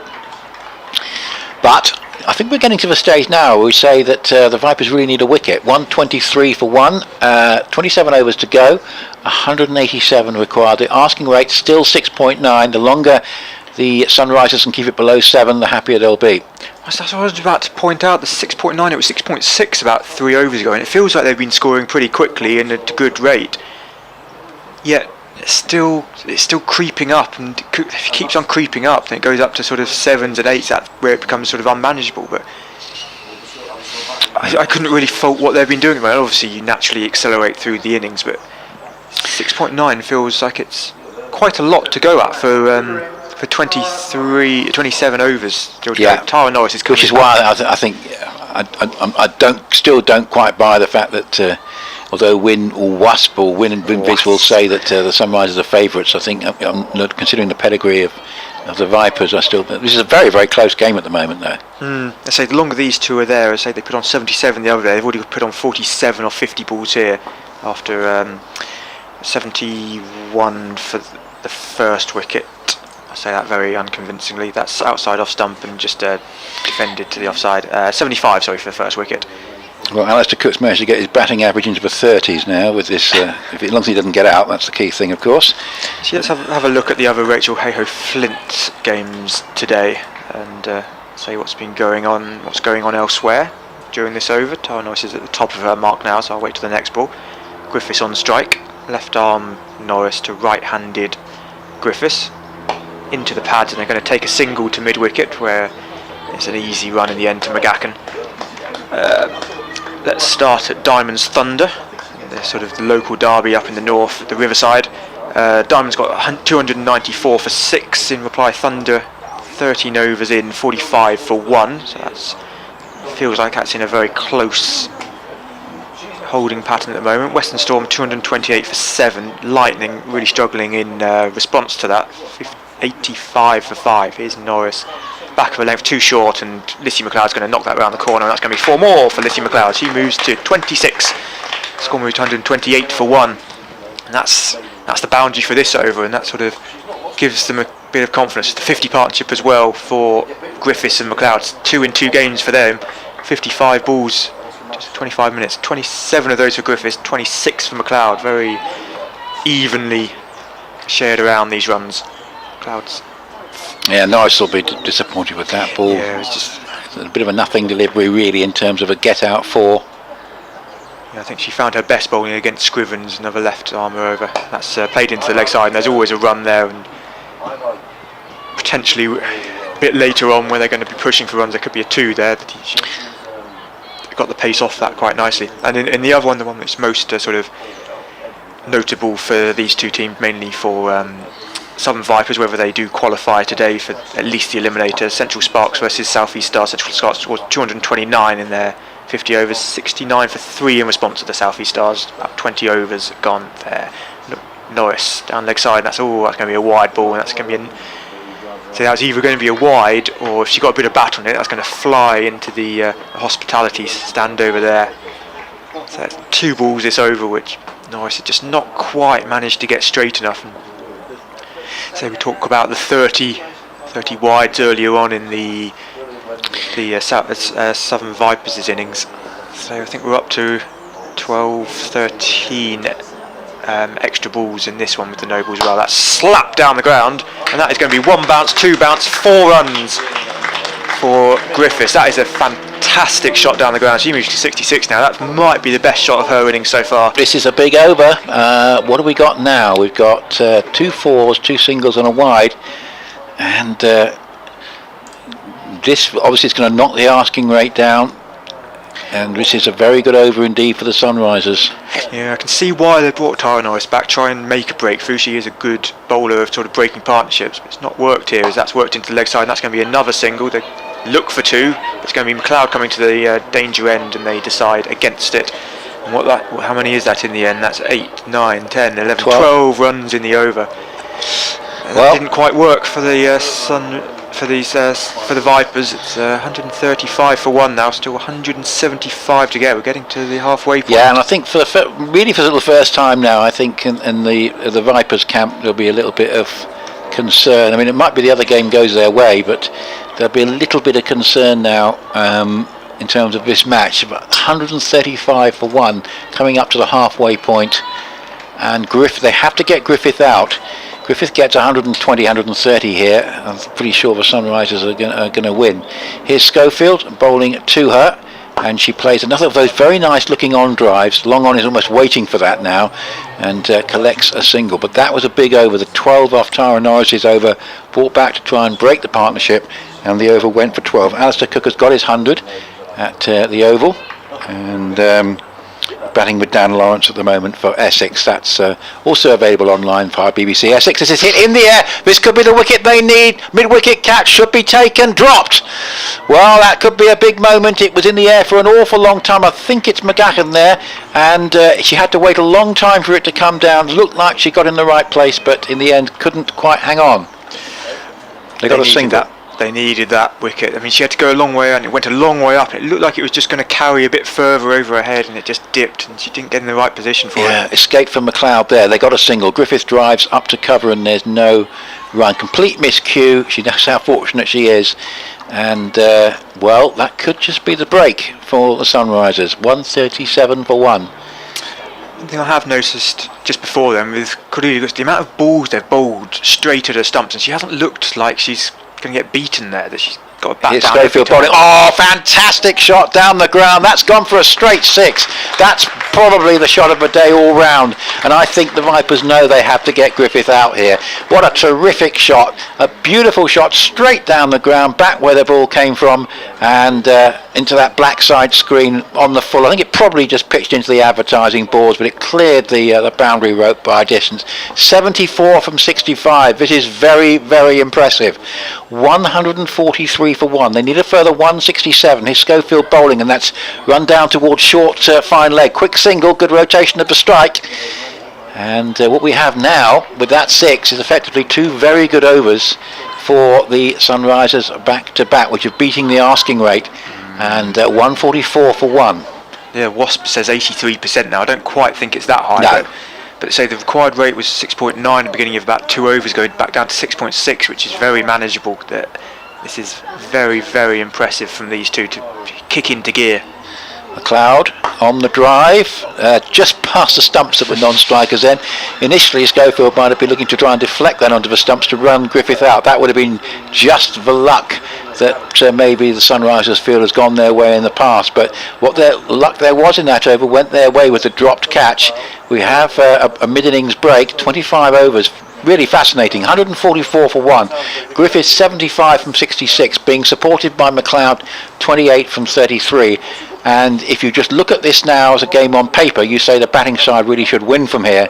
The one proviso is the fact we have a side that haven't won in this 50 over format in the 2 years of the competition against a side that wins for fun, and this is what's going to make it very interesting.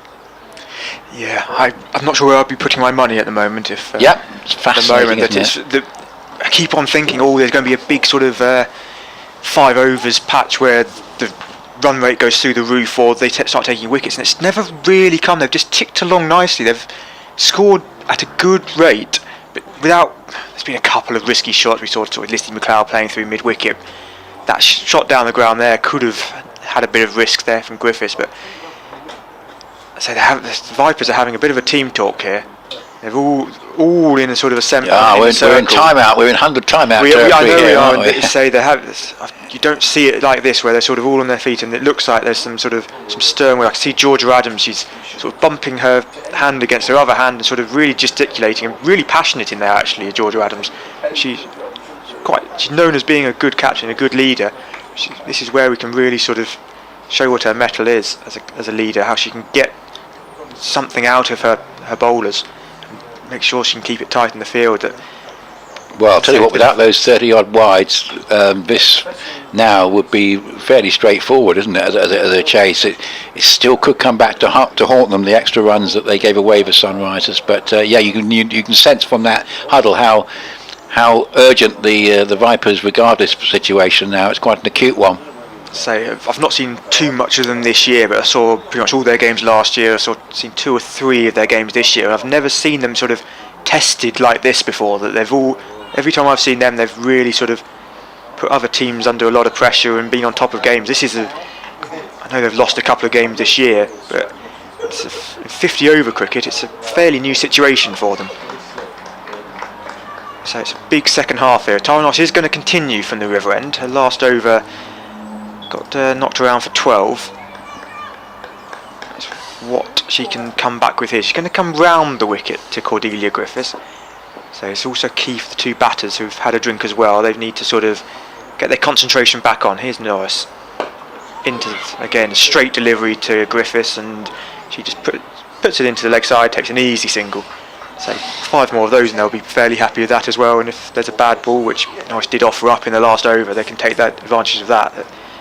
I think Piper just need to find a way of stopping the singles. I know there is boundaries out here as well, and both of these, I say, Lissy McLeod is a big, powerful player. So they are doing that now. They are taking out that single at mid wicket, and the fields come round. But they've taken out fine leg, and short fine leg. So that means that Lissy McLeod just had a little look there and thought, as if with the ball angling across her, she gets a little tickles. She get around. That's just defended into the offside. That's a good ball from Norris. Yeah, I think Sunrisers will probably realise that this is an over where Norris is going to try and drag it back after what happened in the previous over, and well, to a certain extent they can see her out, because even if they can just get a few singles, they've now got a little bit of leeway where they can afford the odd quiet over, and as long as they're keeping wickets in hand, they're still in a pretty good position. So the partnership up to 70 now from 66 balls, 77 the other day at Merchant Taylor's. That's straight, and that's just where they've taken the fielder out at fine leg, and that's going to go for 4. There's a good dive on the boundary, but it's beaten Paige Schofield, and that's what I was just worried about, that when they took out the short fine leg, and with Norris going across the right-hander, that she just has to get it wrong by a little bit, and all it needs is a little tickle, and it's going to race down there. Yeah, that was, again, just bowling the odd ball she wouldn't be happy with each over, I guess, and they're tending to be rather expensive, unfortunately for her. Yeah, that's the shame there, especially with that short boundary down off the legs, that all it takes is just getting it wrong by a little bit, just bowling outside off stump like she's done there, and she's driven that quite nicely, but it's fielded in the ring by McGacken, who looks like she's still smarting a little bit from that drop catch. Yeah, you can see her body language. She fielded well there. I'm sure that the others in that huddle would have said the necessary to keep her morale up, but as there's always a chance with these steepling ones, and we've seen so many of them dropped. Yeah, exactly. They're changing the field again here, so the short fine legs back in for Lissy McLeod, and no short mid wicket, so that's where Lissy McLeod has been sort of just dropping the ball in there, especially to the straight deliveries. This time it's outside off stump, so she has to open the face of the bat up, and it goes to point. That's still 149 for 1. DLS, which is a good sort of indicator of where you should be at this time, is 126, so they're well in front of that, but they just got to keep it going. Cordelia Griffiths needs to be the glue like Georgia Elvis was early on. That's a full delivery driven up to Maya Bouchier. We haven't seen a lot of in the field actually. She's a very good fielder usually. She just warms up her arms. I think she fancies a bowl. The end of the over, 149 for 1. That was a very good over, that, in the end. Yeah, just one 5 from it, was it? Because there was the 4. Yeah. So it's below the asking rate. But yeah, still the boundary, which made a difference, stopped it being a very good over. And yeah, it's still fascinatingly poised, and Griffith absolutely key here. It's been a terrific knock, 76 from 67. Doesn't want to lose too much of a strike, of course, but here she is now as Schofield continues this spell, which is so far really realised 3 overs for 19. Bowls to Griffith, and Griffith will just come forward and push into the big open spaces on the onside. Long on and Schofield converge dually to try and pick it up, and the bowler just gets there first, and that is the 150 up. 150 on the board, 160 needed with 1 ball into the 27th over. Griffith nudges along with that to 77, and McLeod will go on the drive and send it just over the left shoulder of Griffith, who had to get out of the way quickly. And long on picks up, and there's another single, 151 for 1. She does look like she wants to hit straight, doesn't she, Lissy McLeod, at the moment? She's a couple of times where she sort of just shuffled across slightly and sort of opened the face of the bat. Here is a drive from McLeod, which is wide of cover. It's going up towards deep extra with long off running round, and it's in the end nicely fielded. Again, they might have put a bit more pressure on the fielder by running the first a bit quicker there, but at the moment that's not the biggest concern. They're going along okay as it is. 152 for 1, and Schofield bowls, and this is pulled away on the bounce to deep square leg, and just for a moment Windsor might have thought that was coming her way, but it pitched well short. Another single, a run of singles, a miss over. 153 for 1. And North London born Cordelia Griffith played for Essex. 78 not out. Essex women, that's a run down between short third man and backward point. It's making its way down to the boundary, and it's gone for 4. It's just a little bit of placement there with no power, just finesse and timing. Manchester Originals in the 100 for Cordelia Griffith. She enjoys playing in black, doesn't she? Yes, absolutely. And Essex women as well, as we mentioned. 157 for 1. 8 now off the over. Anything off this ball is a bonus, and Griffith will just therefore treat the ball on merit and play defensively up into the offside, and she and McLeod have taken 8 off the over. They've beaten the asking rate, which is now 6.6, and the Vipers urgently need a wicket. 157 for 1, and they require 153 more, and they're only 2 overs past the halfway mark of their allocation, so it's looking quite good for the Sunrisers at the moment if they can hold their nerve. Yeah, Cordelia Griffiths now plays for Middlesex as well, for Middlesex Women. She left Essex in 2018, just to give that a little bit of a shout out. She captained Essex to the Division 2 title in 2017. She's captained England under 19. She's got a lot of experience. Did she play much for the Manchester Originals? I'm trying to... Played 7 matches for the Originals. Yeah, she was... I have to be honest, I didn't see so many of the Manchester Originals games. I was sort of concentrating on the more local teams. They sort of packed the top order with sort of Liz L. Lee and their Mignon Dupree and people like that. So she was sort of slightly further down the order. She had a couple of cameos. So here's Maya Boucher, her first bowl of the season, I think. That's driven down the ground. As I mentioned earlier, she was banned from bowling at the end of last season for an illegal action, which anyone who watched her, she's a former Middlesex player and then Hampshire, during those, that she did have a little bit of a chucking action at the end. I think she'd be the first to admit that she got away with it for a little bit longer than she would have done, but it's all sorted out now, and she bowls with good pace. That's just worked into the leg side. So 2 runs from the first 2 balls. She was cleared to bowl about 2 months ago, just before the 100. Wasn't needed in the 100.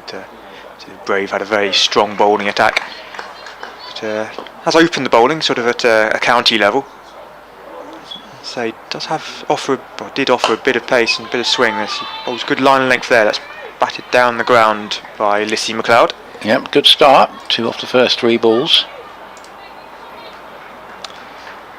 So the field, it looks a little bit more packed. Actually, there's still a big gap on the leg side where the fielders are out at sort of deep square and deep mid wicket, and I guess long on, it's just underneath us. That's edged away and just beats the third fielder, and it's gone away for 4 runs.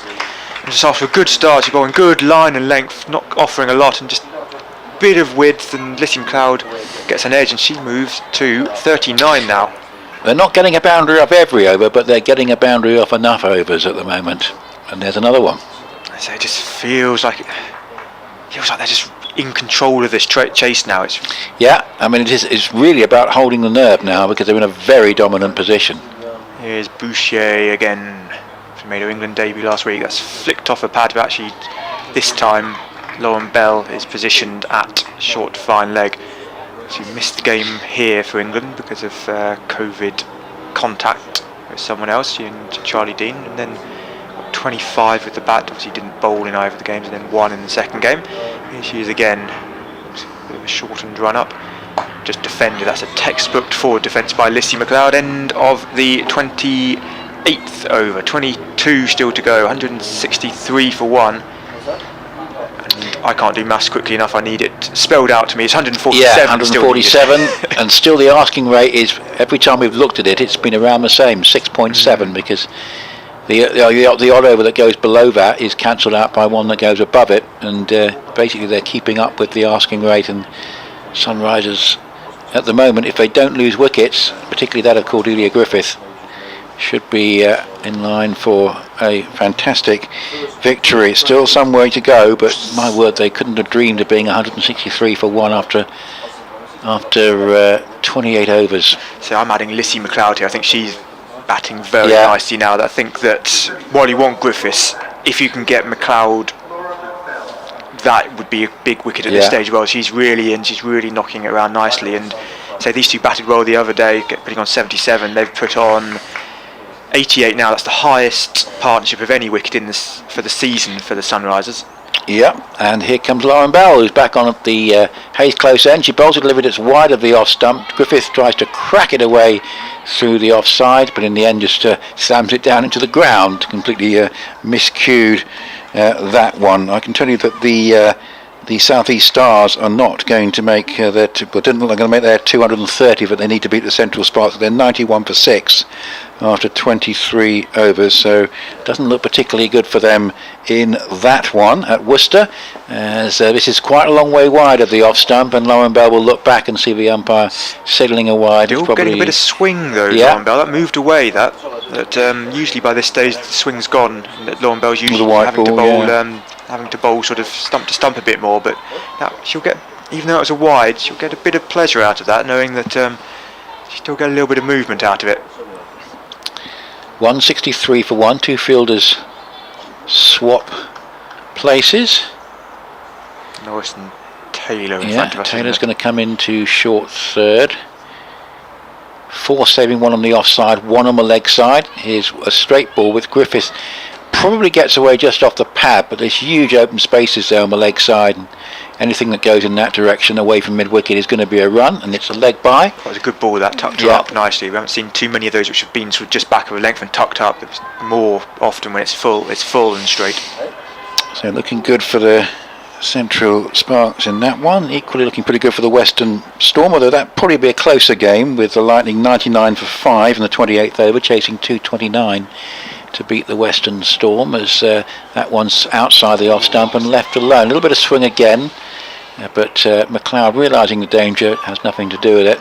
And Bell bowling nicely in her 5th over, none for 27, but can she take a wicket, which is what the Vipers really need at this stage.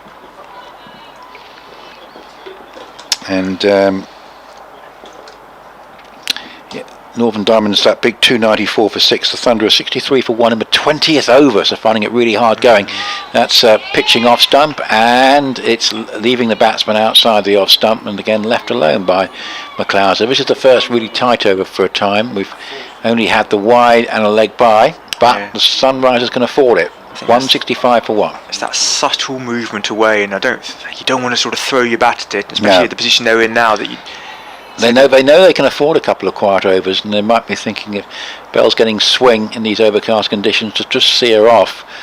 As she comes in again, bowls, that's picked up over to deep mid wicket, and it's dropped, but it's a really, really tough chance. I think it got to Fielder it got to Windsor virtually on the half volley, very, very close, but it basically just fell at her feet and it didn't quite carry, and it's a single, but it was a risk that, and in the end there was a run. Yeah, definitely didn't carry. Just looked on the stream. She's actually done quite well to get there and make sure it then doesn't skip off the used pitch there and jump over for four. She's done a very good job there, Emily Windsor. 166 for one, and it's a lovely delivery and an appeal for caught behind, and well, it's not out, and Bell probably realises it's not out, but she was close there. That's the biggest trouble that Griffith has been in for some considerable time. Beautiful delivery, just pitched and left the right-hander. She tried to fiddle it down towards third man, played and missed. Very good over from Bell, and the one attacking shot almost bought a wicket as well, just falling short of Windsor, and a very near thing to that last ball as well. In the final analysis, there were 3 runs from the over, and it's just pushed the asking rate up to 6.9, 166 for one. Griffith 83, she's been stuck there for a little while. McLeod 40. Yeah, we were just talking, they didn't need to take risks, and then Lissy McLeod knocked that up in the air. That still trying to get on with it. That's played nicely and attractively up to long on, but just going to be the single, but played that with the face of the bat nicely. Yeah, they don't need to take risks, but at the same time still want to be ticking along the scores. It's that risk reward. You don't want to get behind the rate. That's definitely what you don't want to do when you're sort of in a position that's down leg side. They're going to get a wide for it. So just see in front of me the Essex women's coach Joe Crapnell was looking back at an LBW from the first innings, and yes, I think it's the Georgia Elvis. Yeah, that was that one we thought was hitting leg stump. Yeah, which looking over his shoulder on the screen, I don't think it was hitting leg stump. I think it was hitting probably middle leg. That's hit all the way along the carpet to Emily Windsor at deep point. Again here it's one wide one. That's what it sort of started with Boucher in the last over, with two ones, and then they find a boundary. So if she can keep it tighter this over, let's see if she can do what she does this ball, straighter and inside edge, and low and Bell. I mean, it's a long way down for her, but she swoops down and gets down there quickly enough to make sure there's no run. Well, the overheads, if anything, are in favour of the Vipers at the moment. It's very overcast, quite warm, so conducive to swing. Just have a looking at the comparison scores. It was Vipers were 161 for 2 at this stage. Boucher comes in, and that's a wide ball down the out the offside. That's 169 for 1. The Sunrisers starting to concede wides, not quite to the same extent as the Sunrisers, but it'd be frustrating. No, I feel like it was around this time where the Sunrisers started bowling a lot more wides. It was the back end. I thought they kept it in control for quite some time, and it was sort of the second half of the innings where they sort of. I might be wrong there. That's just how it felt like. It's in the air and just over Georgia Adams. In the end, she actually gets her hand to it. It was over her shoulder. It was a difficult chance. Lissy McLeod tried to go over mid-off. She's in the ring, Georgia Adams, and it doesn't quite stick for her. I mean, it would have been a hell of a catch the way it just went over her shoulder. Just going through a slightly tricky period here, McLeod, giving chances. She's trying to get on with it and trying to force the runs, and that's just defended. But by going for the runs, trying to go for those risky shots, she's offering up chances. She was dropped by McGacken on 27. She was dropped on 41. She would have been there by Adams. And then been not too far from the fielders with Windsor and Adams. Yeah, so just plugging away there, and that's off her legs, but straight to the fielder at deep square leg. So that will give the Vipers some confidence that they can break this wicket. Is that Lissy McLeod is getting out of shape a couple of times recently. She's still batting well, still from 43 off 53, but the run rate has gone up to 6.9 again now. It's 173 for 1, 20 overs remain, 137 runs. This partnership up to 97 as well, by the way. Yeah, so looking even bleaker for the South East Sparks. 98 for 7, chasing that 230 at Worcester. So I think we can probably just about count them out there. And indeed, the Lightning have just lost a 6th wicket as well. So looking good for these two sides that batted first. In that one, Lightning 101 for 6, needing a further 128, but only 4 wickets left. So both those chasing sides in trouble, but the Sunrisers are not. As here's Lauren Bell bowling, that's hit away up towards long on. This could be a catching chance. It just falls short of the fielder, bounces awkwardly, and they could come back for two. They thought about it for a while, and in the end they do. But yet again, we see an example of McLeod hitting it not too far away from the fielder, and I won't say she's trying to get out, but she's hitting it a little bit too close to the field, perhaps for the coach's liking. That one just falling short of long on. And it's a 100 partnership, of which, it's a pretty even share actually, 49 and 46 apiece, 173 for one. And here is Bell again, bowls, and McLeod here plays a sort of better controlled shot, just back of the square on the offside. Quick single here as McGuckin throws in, and they get through for the one. So a 2 and a 1 to start the over. And the annoying thing for the Sunrisers is they cannot get this rate above 7 and over. It's still 6.8, even with that over from Lauren Bell last time out. They cannot push this asking rate up to where they'd like it to be, which is probably something closer to 8. 175 for 1. 135 required. This is hit away in the air for 4. That's gone over backward point.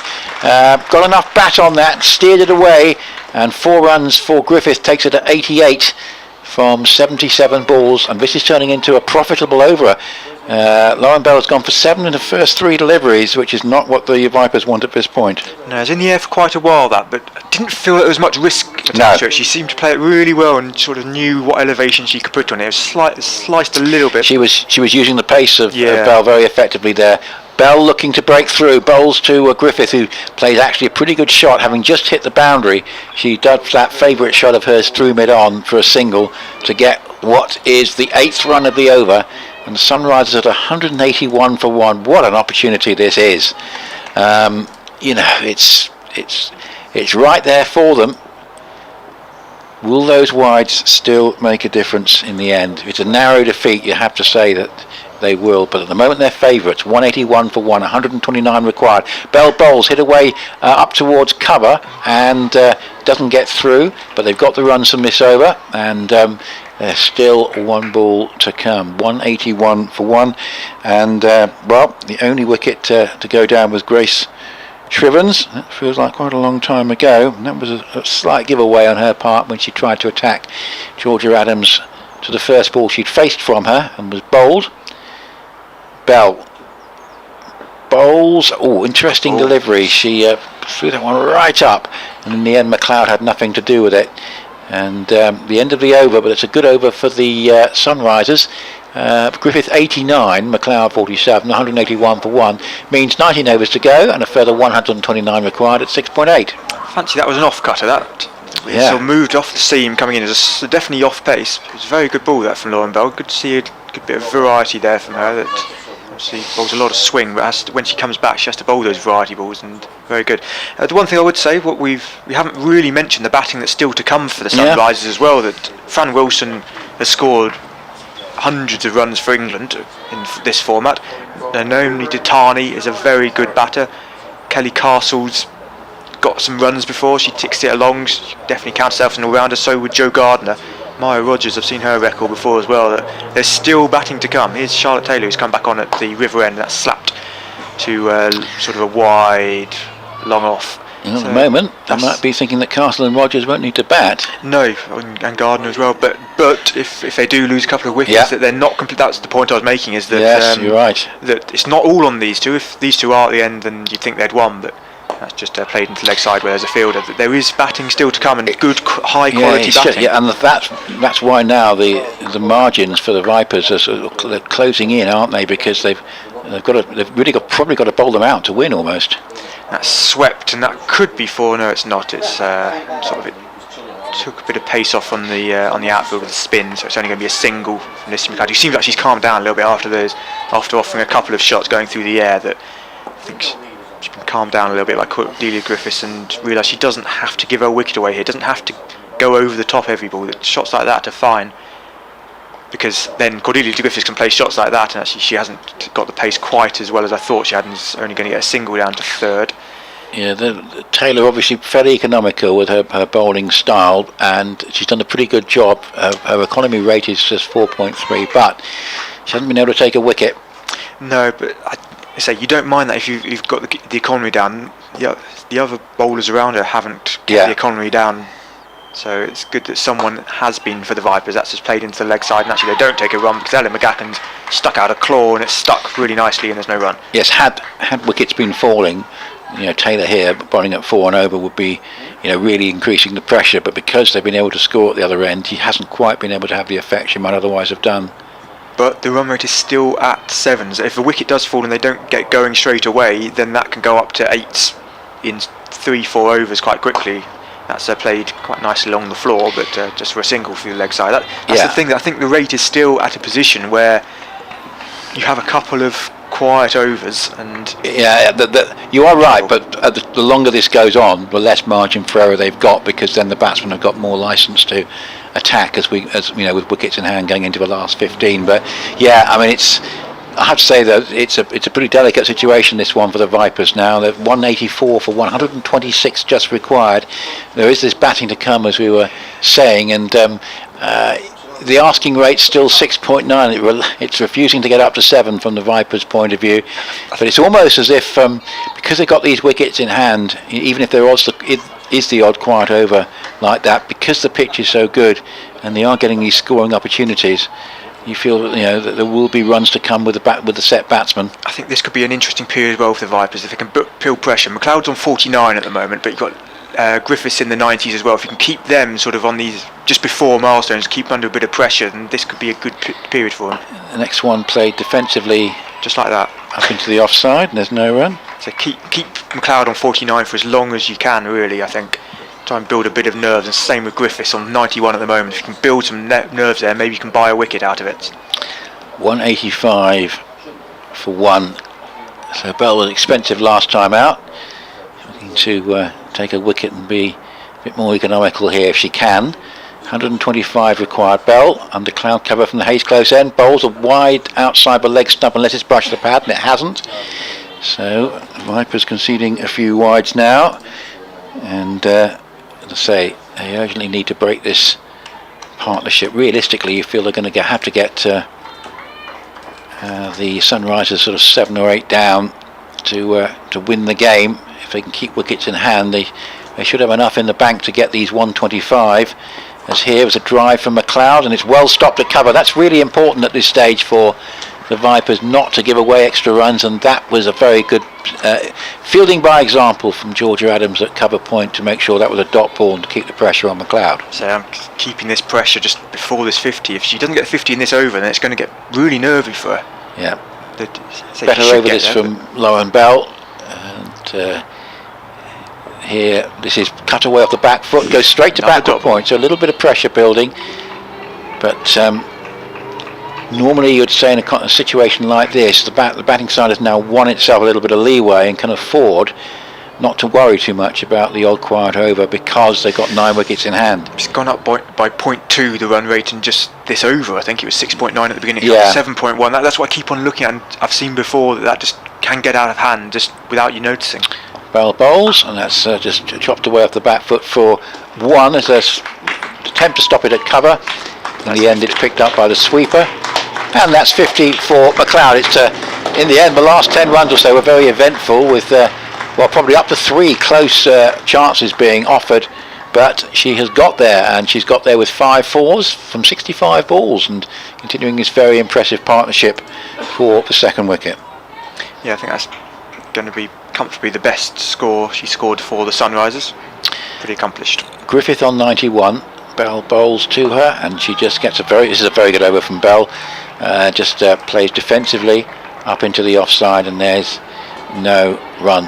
Of course, the odd good over that just goes for 2 or 3 is not enough. They have to try and string together a few of them, and then that just might create the pressure that brings the wicket. So the Sunrisers shouldn't be unduly worried about this good over from Bell. In fact, they've probably been anticipating it, really. 17 overs to go after this one, as she bowls in an attempt to full support. Ball given out LBW. Goodness me, that's a huge moment. Griffith has gone for 91.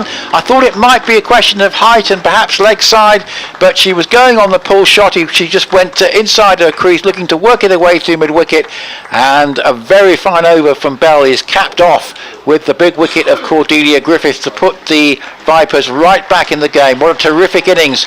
91 from 82 balls, but she's gone 187 for 2. Yeah, the big question there is whether it was too high or not. I'm still on the fence with it, to be honest. Whether I didn't think it was plumb. Put it that way. She's quite far back in her crease as she plays it. I mean, she looks very disappointed. She's gone for 91 in the 90s. Still a higher score for the Sunrisers, but that is a huge moment for the Vipers. And with Lissy McLeod sort of looking a little bit sort of skittish at the moment, that could be a huge moment in this game, and it could be a massive turning point. But but the thing which you'd say for the Sunrisers is Fran Wilson coming in, one of their most experienced batter, been there and done that with England in some pressure situations. And you'd normally be quite happy coming in at 187 for 2 if you're the number 4 in a situation like this.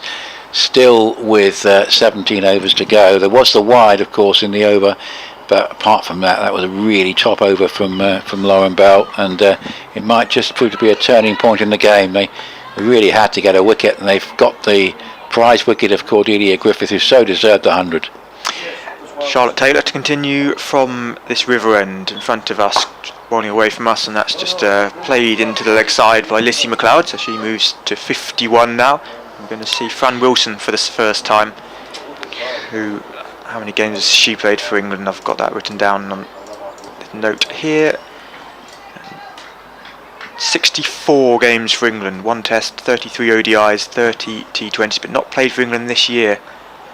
She made her debut about 2011. Didn't get selected between 2011 and 2016, but since 2016 had been a stalwart in that side. That's a cut away behind square for no run.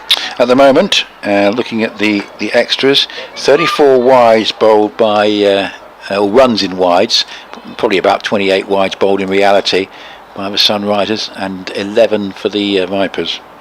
Taylor in again, that's that side off stump, just a little bit of nibble which you get from her. Shouldn't do too much now, but outside of edge of the bat. Take that 23 difference off the target, and it's less than 100. Here we go again with Taylor, right arm to Wilson. She dabs that into the leg side, and again building pressure again. For the last 3 overs, building pressure, and the rate's now up at 7.5 and over. It is climbing. Yeah. They've given themselves a little bit of leeway, but they can't afford too many overs like this. Outside, she cuts that away, and we'll get 1 for it as Emily Windsor lollops round and does the fielding. So 2 from the over with only 1 ball to go. They desperately want to boundary this ball to get it 6 off this over. It's not perfect, but it gets you in a much better position. A dot ball would be pretty horrendous for him, I think, at this stage. So Lissy McLeod faces up. She goes for the big sweep, and it's a bit of a chase on. It's gone through Paige Golfer. That's 4 runs. Exactly what the Sunrisers needed and wanted from that ball. 6 from the over in the end. That's a really sweetly timed sweep shot from Lissy McLeod. She moves to 55 now. Yeah, that's unfortunate for Paige Schofield, because she'll be aware of the game plan to keep things tight, and unfortunately just sort of dived over that one a little bit. So it's turned it into a reasonable over. The asking rate's 7.3, 193 for 2. But I think it's a case of keeping the nerve, because the batting side should win from here. 8.5, 9 times out of 10. It's all a question of keeping their nerve as a side not used to winning. If you had 2 sides of equal sort of pedigree and experience of winning, you'd back the batting side every time. It's just the fact that it's the Vipers who are the opponents, and the fact that the Sunrisers haven't yet won in this 50 over format. Right, Wilson on 1, facing up to Lauren Bell. What a good over that was last time from her. She bowls and that's off cutter, which is in the end played pretty well. And there could be a run out because McLeod, who's living dangerously at the moment in all sorts of respects, was about a third of the way down the wicket when she realised that there was no interest at all in the run from Wilson and had to scamper back fairly rapidly. So 193 for 2. She doesn't want to get out now, McLeod, having gone past her 50, but it has been a difficult last 20 minutes or so for her, and threatening to run herself out there, which wouldn't have been in the team's interest. 5 saving 1-4 on the boundary as Bell bowls, and that's hit away through a gap at square leg, possibly for 2. It's being chased round the mid-wicket boundary, but because of the short boundaries, they're able to stop the second. That was well done. I think it was Boucher out there. Spotted the danger of the 2 very quickly, got across and made sure it was only 1, so 194 for 2, and it's going to be McLeod back on strike, Wilson having doubled her score. Very overcast, the blue sky and sun has gone, I'm afraid to say, as that's played back down the pitch, but Bell keeping it tight again. And to say we've seen a succession of pretty good overs here. Yes, there was the boundary off the last ball of Taylor's over, but the general pattern has been keeping it quiet, trying to force some pressure onto the home side, making that lack of being able to win or experience a winning count, as this is off the pad and will be just possibly a leg by as it runs down towards short fine leg. Yeah, there's no bat on that, but Lauren Bell was a terrific over last time out, and she's consolidating it here with a pretty tight one, just two runs from it, and she's 1 for 39 in 7 overs and 4 balls at this stage. Worth noting again, this would be the highest chase in the Rachel Hayhoe Flint Trophy. Right, that would be quite somewhere winning the first game. That just makes really sort of puts a marker down to how impressive that they're still in this game, and that the pitch has been a bolter. Really, really good pitch, but chasing down 300 is not something that happens in women's cricket very often. Here's Bell bowling, and that's a back foot shot for 1. The boundaries have dried up, and that wicket of Griffith is a big blow, because you just felt that she had the ability to surge again, but 1 run to Wilson, 196 for 2. The asking rate 7.5. Still just about manageable, of course, with 8 wickets in hand. Bell bowls, and that's hit away in the air, but safe out towards the mid-wicket boundary for 4. Boucher won't get across to that, and an element of risk about the stroke, which be created by the pressure which has been exerted by Bell and Taylor, but with that shot she got away with it and hit it pretty well, and the 200 is up at the end of a 35th over, and in fact the last 2 overs have brought boundaries off the last ball, which have just sort of stopped the Vipers from really putting pressure on with boundary releases off the last 2 balls of each of the last 2 pretty good overs. 59 to McLeod and 3 to Wilson, 200 for 2, 110 required in 15. Paige Schofield coming on at this end. I'm not sure why Lauren Bell bowled that ball last ball. I think it might have been back at the hand. It popped. Yeah. It popped really weirdly, sort of tennis ball bounce off a length we haven't seen before, but it sort of sat up nicely. I don't know why she didn't just get out that over. That's it, having gone so well, that just bowl just a nice line length or just full, just a dot ball would have been fine there. That 4's put some under pressure again. So Paige Schofield's coming back on at the river end, or coming on at the river end. I think she bowled her first couple of overs from the other end, the first 4 overs from the other end. 4 overs for 27 so far today for Paige Schofield and the medium pacers. Just having a little discussion with Georgia Adams of where fielders should go. She's taken out the short fine leg and moved her to 3rd. That's Lauren Bell. Now we're ready to rock and roll. Here's Schofield. That's down leg side. That's when you just moved it. So it's a dot ball. It's come off the pads, but just when you've moved the fielder out of your fine leg, all that needs is a tickle, and it's 4 runs, and it's just not bowling to the field. And it's the first ball of a spell, and at this stage you don't want to bowl looseners and don't give away. As it happens, it's a dot ball and it's worked out fine. That's better outside off stump and in the air for a while, but it's pretty safely along the floor in the end to Maya Boucher at mid-off. that we're up to 200 for 2, and as Nick mentioned a couple of minutes ago, the sun is well and truly hidden behind, and it's now grey clouds. Not too heavy, but still grey. That's down leg side, and that's going to be 4 runs. It's going to be 4 wides in the end, and that's just as I mentioned, they've taken out the fine leg, and this is quicker ball, just back of a length, and a big attempted a pull shot, which has put off Carla Rudd. And I mean, it's always going to be a tough one down leg side, and it rolls away for 4 runs. Note that in the All-Ireland T20 Cup game between Breedy and CSNI, I see on Crick Info's front page a dog ran onto the field and picked up the ball. Yes, that's a full toss down the ground. Cara Norris comes across and it's just going to be a single. Yes, that happened yesterday, and it's not the first time it's happened. Do you remember it happening? I think it was Yorkshire Surrey, and the Times journalist's Geoffrey Dean's dog.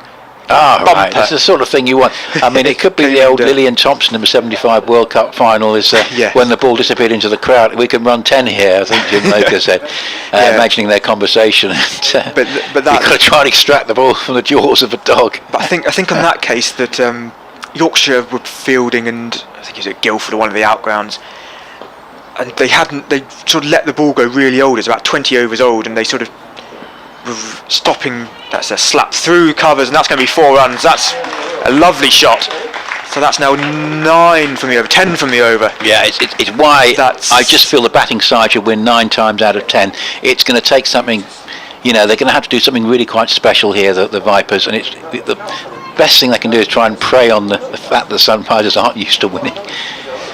I mean, that is the one thing, isn't it? Yeah. That's why sort of in the back of my head I think Vipers are still favourites. You imagine this was reversed, the game would be over, wouldn't it? Oh, yeah, well, we wouldn't be considering that's just outside of stump and tries to drive and miss. It's just because there's that mental side of not winning it, and the Vipers who win so often that they've got the mental side of winning, and say if they can reverse it today, then say Sunrisers are already out of this competition, they can't qualify, but how big it would be to win this. And if they won the last game as well at the weekend against Storm, that's on leg side again and played for a single to deep mid wicket. The momentum they can take through to next season, things like that, this could be a huge result for Sunrisers, even if it doesn't matter at all to this year's season, table. Yeah, but 100 off 14 overs with 8 wickets, and we always have to bear in mind that scoring rates required are never going to be as high in the women's game as the men, but goodness me, you're never going to have a better chance. Huge win for the Central Sparks against the South East Stars by 115 runs. They bowled the Stars out for 114. Basically the wickets shared out pretty evenly, although Alice Capsey didn't manage to get any, but she's made a pretty good impression during the season. But that's a huge win, and Central Sparks have had a good run this season. And I think that means that Vipers are through, that South East Stars, who are currently 4th in the table, they've got 13 points. Yeah, so they haven't added to that. The Vipers are on 19 already. The maximum you can get, and that's from a bonus point win, is 5 points. So Vipers are definitely through now, we can confirm. With that result, as now Bell bowls, and well, she got away with that slightly. It was on the pads, and the batsman throws her head back. McLeod, she batter was furious with herself because she knew that should have been 4. It went straight to short fine leg. Just could have flicked it off the pad anywhere, and she's hit it straight to short fine leg. And what should have been 4 is none. So, bit of frustration there. 99 to win. 211 for 2 in the 37th. Here is Bell, up to the wicket, bowls. That's a better ball, and with an angle back, McLeod sends it for a single to backward point. Sharp throw comes in from McGacken, but they're through. So 212 for 2. But normally you wouldn't rate. What does your win? The Wasp is 83% now, which has been hovering around for a while. Yeah. The wicket sort of took it down by about 10%, I think. And if it wasn't for the history of these two sides, you would say that's probably about right now. Yeah.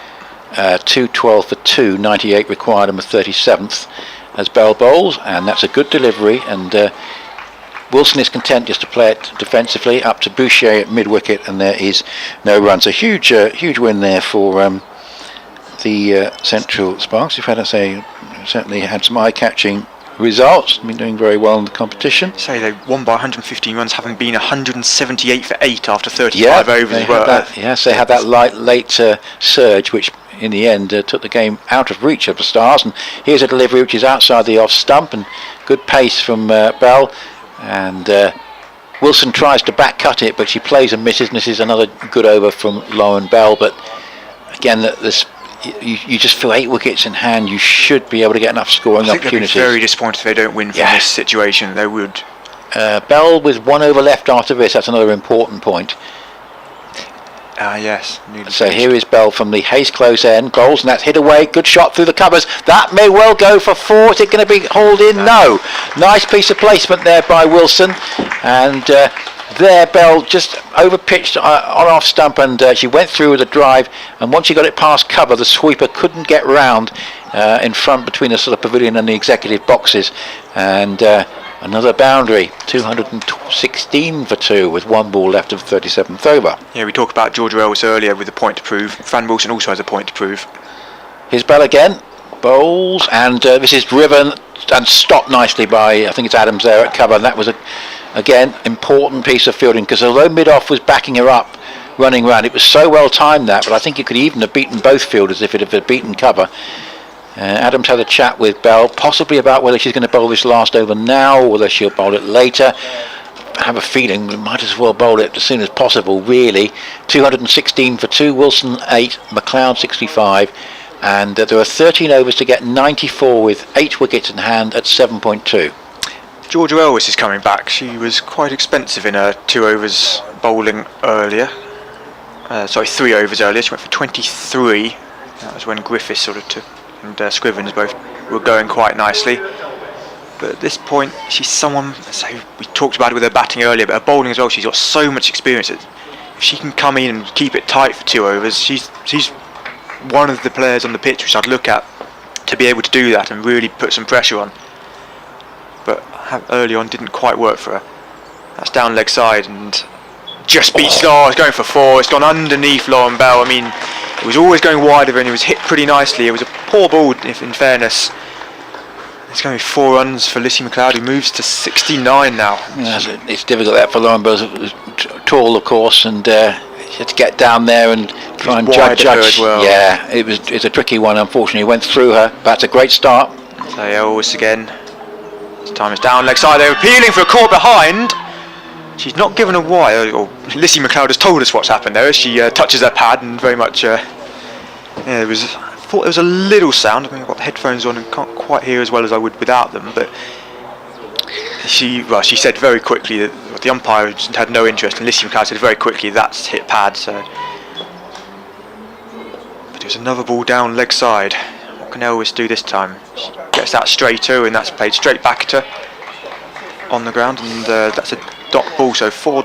so far this over. The required rate is at 7.2. It's interesting, we've seen 2 of the sides batting first, getting big wins today. They haven't won yet, but it's hopeless for the Lightning. 129 for 9, needing a further 100 to beat the Western Storm with 1 wicket left, so that's all over. Elvis right arm, that's worked into the leg side. Get 1 there, and Maya Bushi's got a very good arm, so I don't think there's any interest in a second anyway. So I mean, all credit to the Sunrisers, because you know that's 2 big wins for the sides batting first. The Thunder, I think, are not going to get close to the Diamonds 295 because they're 104 for 3 after 29 overs. It's surely leaving themselves too much to do. As I say, this would be a record run chase here in the Victoria Flint Trophy. That's driven up to mid-off. Take the single that bounced and hit Georgia Elvis on the top of her leg. Didn't seem like she was too comfortable after that. But 309 the Southern Vipers scored earlier, and that looked like a pretty good score. It was helped by 42 extras, 34 wides in that. Georgia Elvis getting a century, Georgia Adams 50 as well, with a couple of other little contributions throughout as well. But Sunrisers have really attacked and done well here. This worked into the leg side. Georgia Elvis has hands on her head as it sort of nibbles in slightly. But, yeah. It's frustrating that for Elvis was good over, but the 4 off the first ball made a big difference, and so she was behind the 9 ball or whatever they say in cricket parlance now. So that's now 223 for 2, 87 now needed to win. Don't forget BBC Essex and BBC Radio Solent also offering commentary on the 2 championship games affecting our relevant sides, and once this game is over you may wish to dip into either of them. So at the Oval it's Alistair Cook and Dan Lawrence to the fore, with a partnership of 92 so far. They're 241 for 2 Essex, Cook 120 and Lawrence 43. So they're having a very good day on what I imagine is a pretty flat wicket. Out there at the Oval. Here is Lauren Bell. She is going to bowl that last over now, which I think makes sense. Looking for the wicket, and here is a stroke by McLeod, which will get her a single out into the deep. And Elvis picks up 72 to McLeod, and it's 224 for 2. So 11 overs and 5 balls to go. 87 runs required. 8 wickets in hand. And certainly Essex having a better day than Hampshire, who. Interesting to see what sort of wicket it is at the Ageas, but it's 183 for 7 Hampshire, 3 wickets to Brett Hutton in that one against Nottinghamshire, who may well win the championship amazingly. This is hidden off the back foot, just over backward point for 4. Slight element of risk because it wasn't far away from backward point, but it was clearly over McAcken's head, and the backward point couldn't get round, and again a boundary early in the over helps the Sunrisers. 228 for 2. Yeah, that was a really nice shot there. There's cover out there, and it was just hit so well over point. Yeah, Wilson. 4 runs. Wilson very good through the offside. Yeah, showing your experience that you were talking about, which is useful for the Sunrisers. I mean, the situation is Bell bowls to a wide outside the leg stump. That was an effort ball from Lauren Bell as she comes towards the end of her spell. Mixed fortunes for her. I think she's bowled really well, but her figures probably don't reflect that. 1 for 55 in 9 overs and 2 balls. With some terrific variations, good pace, bit of swing as well. But the Sunrisers have dealt with her pretty well. 228 for 2. She's up to the wicket and bowls, and that's driven away past cover. This is, I think, going to be stopped out on the boundary by Elvis, but they will get a second run in front of the scoreboard. Not many 2s out on that side of the ground, but basically she is the sweeper. She's got a lot of ground to cover on that pavilion side, and she couldn't prevent the second run, Elvis there. So again, they're up to the rate. The overall rate's below 7 again. It's coming down. Really is coming down. Wasp up to 90% as well. 231 for 2. 39th over. And this time we see a ball which is a slower one, but is negotiated pretty well by Wilson, who spotted it and cut it away down to deep backward point for a single, which means that we now have an over that has gone 4-9 with I think still a couple of balls to go, with the wide in there as well. So it's been a profitable over here for the Sunrisers. The 39th over. And that's a good one from Val. Slower ball again, almost played onto her stumps there by McLeod, but she gets down the other end. Maybe McLeod has got through this really tricky patch in her innings, either side of 50, where she was threatening to get out on numerous occasions. Seems to have settled down again now. Nick Lethill and Alex Smith with you on BBC Essex, BBC Radio Solent, and via the BBC Sport app online. At what could be quite a remarkable result here at Chelmsford. Short fine leg goes back as this is played away between short third man and backward point for 4.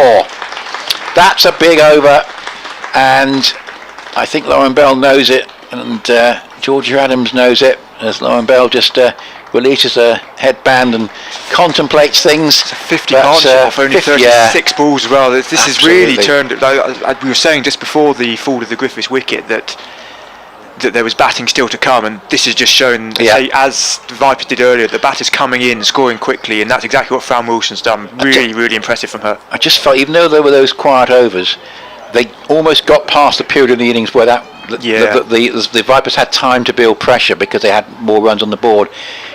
Now they're going to have to require something quite remarkable to win this, the Vipers. And that's the end of Lauren Bell. That's 1 for 63 from her 10 overs. Elvis again from the river end. That's played off into the leg side. Again, she puts her hands up as if she thought that was close, but we've seen so many balls on the stumps today that Griffiths, McLeod and Grace Scrivens earlier have all played really comfortably. So just looking back at the scorecard for the respective game last season here, and just chalk and cheese. I mean, it was Sunrisers batting first that day. Here is Elvis again. getting on the pads, and there should be a single there, and there is eventually that.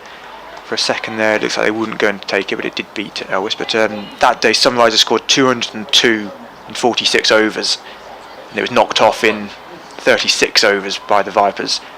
Just the difference there, seeing the standard of this Sunrisers team, that the Vipers have probably stayed at a similar level, and if not improved themselves at 300 odd, they scored today, shows improvement. But Sunrisers, their rise in the last couple of weeks has been very impressive. That's worked into the leg side again. So I think that's, you put that down to people like Trevor Griffin, who is one of the best coaches in the women's game. He's won KSLs, he's won big bash leagues, but this was a big challenge for him, having a really sort of young squad, and so him and his team here have really got them going in a good way.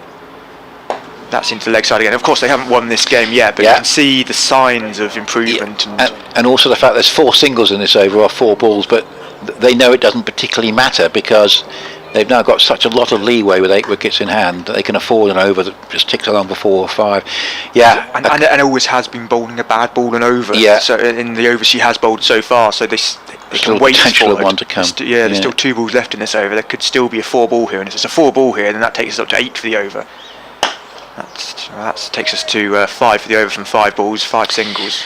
Yeah, and I mean, there's one thing they have to sort out, the Sunrisers, is the wides. I mean, it would be remarkable to beat the Sunrisers having conceded so many extras.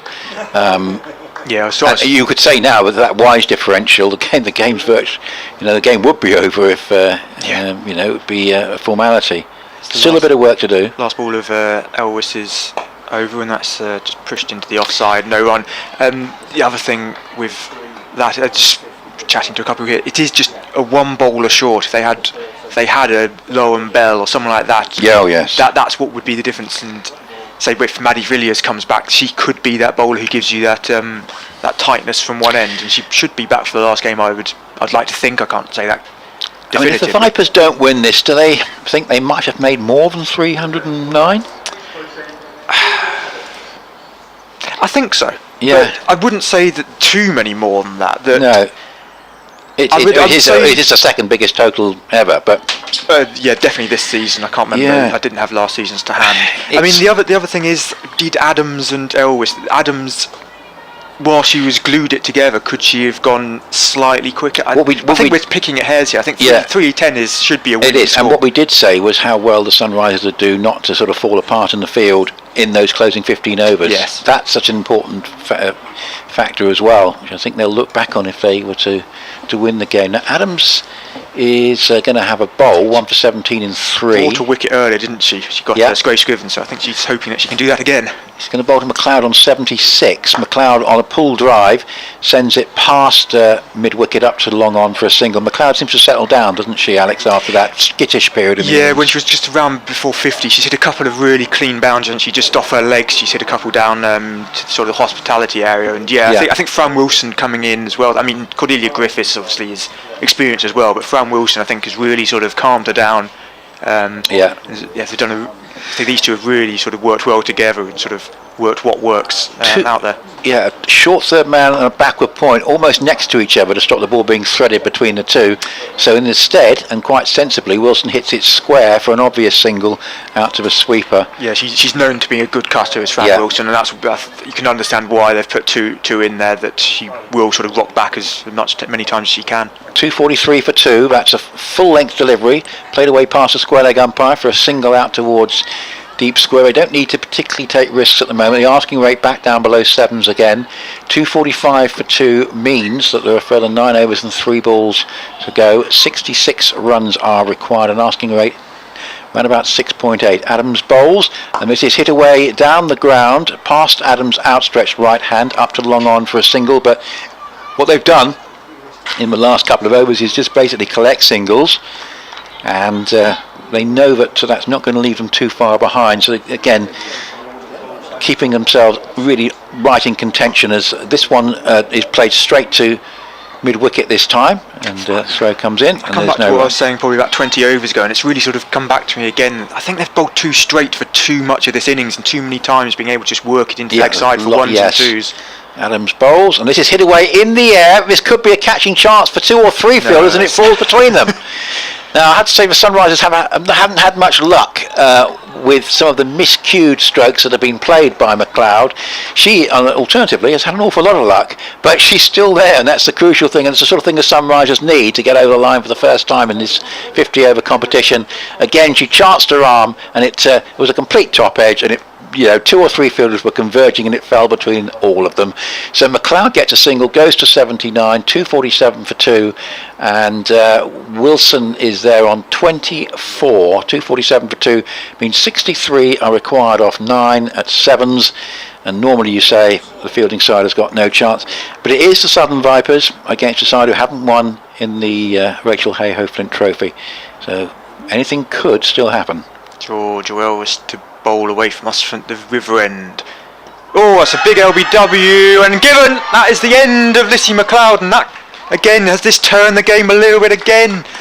It's now Lissy McLeod has gone for a really fine 79 off 89 balls, 90 balls in the end. That again potentially a little bit high. That it was, I think it turned a little bit in the surface. I don't know if it was an off cutter or not, but that's a huge moment for Georgia Elwes. My first thought that was more out than the one that was given a little while ago. I've just got to look at it back. You've seen the replay and you think it's... I think it's a bit leg-sided. Umpire's call maybe? Yeah, if it's a leg cutter, if it's a leg cutter, she's fine. And she has rolled... Ooh, I think it's an off cutter, yeah. It's a leg cutter. She rolled her fingers down. Right. If it was going on with the arm, I think it's going down. I'm going to give the benefit of the doubt to the umpire. Obviously, both in real time and on the stream, it's not directly behind. But that... Say they've got to rebuild again here. I mean, Sam Wilson and Naomi Datani's got a lot of experience as well with playing at Middlesex and in England age groups and academy stuff. But 63 needed off 54 balls. I think they'll carry on trying to play sensibly rather than trying to play ultra aggressively.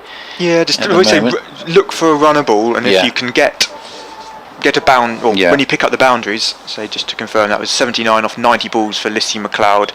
I think that's her highest score in Sunrisers colours. So having batted very well the other day at Merchant Taylor's as well with Cordelia Griffiths. But that just puts a question mark, doesn't it? Just a little bit of question mark on this game, just as you thought that Sunrisers were in complete control. That's a nice cutter as well, just off the surface going from left to right to the left-handed Naomi Datani. Sort of dangled the bat and sort of very half-heartedly, but just a little question mark. The wasp down from 90 odd to 84. But I say again, wouldn't like to call it just because it's the Vipers. The Vipers just find a way. That's outside off stump and no contact. It just beats the outside. Oh, this has been a really good over, sort of creating pressure. Yeah, 3 balls, no runs yet with the wicket. Just a sort of over that, I think I need a couple more wickets fairly quickly here, the Vipers, but it's just a sort of over that's been missing, if you like, over giving away absolutely nothing and taking a wicket as well. Just bringing third up for the left-handed Tiny. She'd been sort of dangled her bat out with the first 2 balls that stopped the single there, if there is. And this time it's an outside edge, and she wants the single, and she's turned back, and I think there probably was a run there, especially as Fran Wilson, who's a whippet, going to the strikers to the danger end, but still no runs in this over. 4 wicket and 3 dots. Tara Norris has got 4 overs to bowl. She presumably will come back on fairly quickly. Here's Georgia Wells, who's making things happen. That's an inside edge of the bat, and this time she's just desperate to get off strike there. But the problem there is it's the 5th ball of the over, and Fran Wilson will have only 1 ball at the end of this over, and then Tani back on strike. She hasn't looked a bit nervy for those first couple of balls. Yeah, there's just a general sense of nervousness has crept over the Sunrisers. The asking rate is higher than it's ever been. 7.6 now. Yeah, that's what happened. That's just what happened at this period of the game. In the last 10 overs, it can just, in the blink of an eye, can just go up. That's worked nicely off, and Datani gets her head down and sprints through, and they do take a single. So 2 runs from the over, plus the wicket of Lissy McLeod, who was really well set on 79. Sunrisers on 249 for 3. 61 needed now from 8 overs. Yeah, and you 48 balls. still back the batting side, but as I say, that just a hint of nervousness on the part of the Sunrisers with that wicket going down. It's got me nervous as well. I've got to stand up now. So it's going to be Adams. So what have they got? They've got 4 overs from Tara Norris, which you'd expect her to bowl all, or certainly the majority of those. But Elvis Taylor's still got 1. Yeah, so Taylor's Elvis got 1 4. left. Yeah, Elvis. Georgia Adams has got plenty of overs. He's got 6 left, 5 after this one. You think it'd be an amalgamation of those which we just said. 61 or 48, and this is a full toss and is over the head of mid-off for 4. Goodness me, that's a big moment, because it looked at one time as that was just going to go straight into mid-off's hands from Wilson, but she just got enough bat on it to clear mid-off, and what little bits of luck with balls just clearing fielders have gone the Sunrisers' way here. The 250 is up, and it's now 57 required off 47, and here's a attempted sweep shot, and it goes nowhere, and it's gathered in by Carla Rudd. So 253 for 3, so 46 balls to go, 57 runs required, 7 wickets in hand. Adams bowls, and off the back foot, which is a hit away to cover, slight misfield, they get through for a single. They're probably right to anticipate there, but that wouldn't be fielded cleanly because the fielder's cover was spawning across to her left. And she's back on the ring as well. Absolutely, so they set off for the run quickly, and there was always a high percentage chance there wouldn't be an issue there. 45 balls to go, 56 required. We have Datani in. Left-handed. I'm a left-hander, yeah.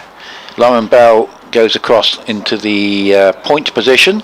There's a short third man, cover mid-off, mid-on, mid-wicket.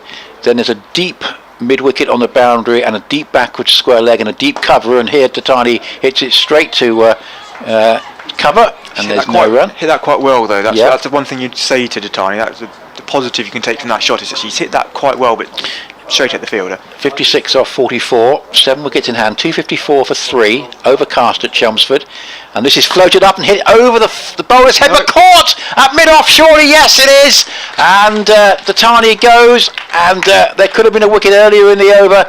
That one was a complete miscue, and there is a hint here of pressure building now on the Sunrisers. Just really just got to try and get a grip of this situation. They're still favourites, but they're giving away now 2 wickets fairly quickly, and that was a fairly tame dismissal after the escape early in the over. That one, a fairly tame dismissal straight over the bowler's head, but mid-off had a lot of time to run round, and it's 254 for 4 and Datani out for 1. Yeah, I don't think Datani really got going there. There was a couple in the first over, she was just dabbing a bat at and just never looked like she had a proper game plan for the Sunrise, for the Southeast, for the Southern Vipers. But what we do have coming to crease is Kelly Castle, who, not someone who I know personally, but every time I see her on a cricket field, just exudes just calmness. And that's exactly what they need at this period. Both these two at the crease now are 2 people who I would sort of define as calm players who will sort of think it through logically, won't sort of do too much rash, you wouldn't have thought, but that was a big moment. Again, there's 2 wickets in very quick succession. Puts it all, evens it up a little bit more. So here is a full toss, which is hit away up towards deep mid-wicket. That's going to be a single there for Wilson. It means that she will keep the strike, because that came off the last, penultimate ball of the over, the single off the last. It means we had 6 from the over and a wicket. So 254 for 3 means there are 42 balls to go and 56 runs required, 6 wickets in hand. Again, you'd normally say this is the batting side's game to lose, but we've mentioned the fact that the extra pressure of the Vipers' know-how and their experience of winning could yet come into fruition, and it would not surprise me, although the Sunrisers should win, if they lose by a margin which is within that scale of wides conceded by the 2 sides. Yeah, that would be the most disappointing part of the game, in my opinion, if it was decided by those wides. That would really sort of not show well for the Sunrisers. That's just defended into the offside and they take a single. The other thing was, say, we've got a lot of experience on both sides being the protagonists in the last period. It's who can be coolest out of these experienced players. You've got Fran Wilson versus Georgia Elwes, Kelly Castle against Tara Norris, Georgia Adams marshalling it all as well. I think that's just feels very even between the two teams, regardless of the situation of the game, but just the type of players who are going to be playing out potentially the end of this game, and which ones can blink fastest, who can extract the best. That's just worked off the pads a bit too straight, and there should be two here. Kelly Castle was a bit too slow on the first and doesn't turn for a second, so just the one there. Yeah, you're right. That should have been. It probably ought to have been two. So they're going to now. They do need to make sure they turn the ones into twos. Asking rate goes up to 8s. Yeah, they need the boundary and over now, really, don't they? Which should be very doable in 6.5 overs. 54 off 40. 53 off 40. That's a full length ball, very flighty, and driven out to Emily Windsor, who's been posted all the way out on that long boundary all afternoon, only a single. Just to confirm Western Storm's win, but it was a last wicket stand, but it didn't amount to anything significant because they won by 62 runs. Western Storm beating the Lightning by 62, and earlier that very big win for Central Sparks over South East Stars. Here comes Georgia Elwes again. Storm were already out before today. That's driven into the offside, and again a single to Emily Windsor on the boundary. So, I mean, the one thing the Sunrisers can take heart from is they've done a lot better than the other three chasing sides, because the Thunder, they're not going to get anywhere close. The pressure is now, they've lost a couple of wickets because of the pressure. 115 for 5 in the 36th, chasing 295 against the Diamonds. So all three other chasing sides have come to grief. Here's Elwes again on the legs, big sweep, but it's only been one bounce out to the fielder, Paige Schofield, on the square leg boundary. She's absolutely nailed that, but if she'd hit it any better, it would have been probably caught out there. And any worse, it probably could have gone either side of the fielder. But as it is, just one run. So did you say that it was Storm beating Lightning? Yes, quite comfortably. Yeah. So I'm just trying to work out the permutations of teams going through, whether the top three are now all through or not. That's worked into the leg side, and there'll just be one run. And I think the Diamonds are second, aren't they? And I can't see a way back for the Thunder. I mean, they need something like 175 in 14 overs. Yeah, I believe that Vipers, Northern Diamonds and Central Sparks are the three who will be in the final three, but we don't know which order yet, and the Vipers could take a big step to winning the group if they can win today. But what's their last game, the Vipers? Can you remember?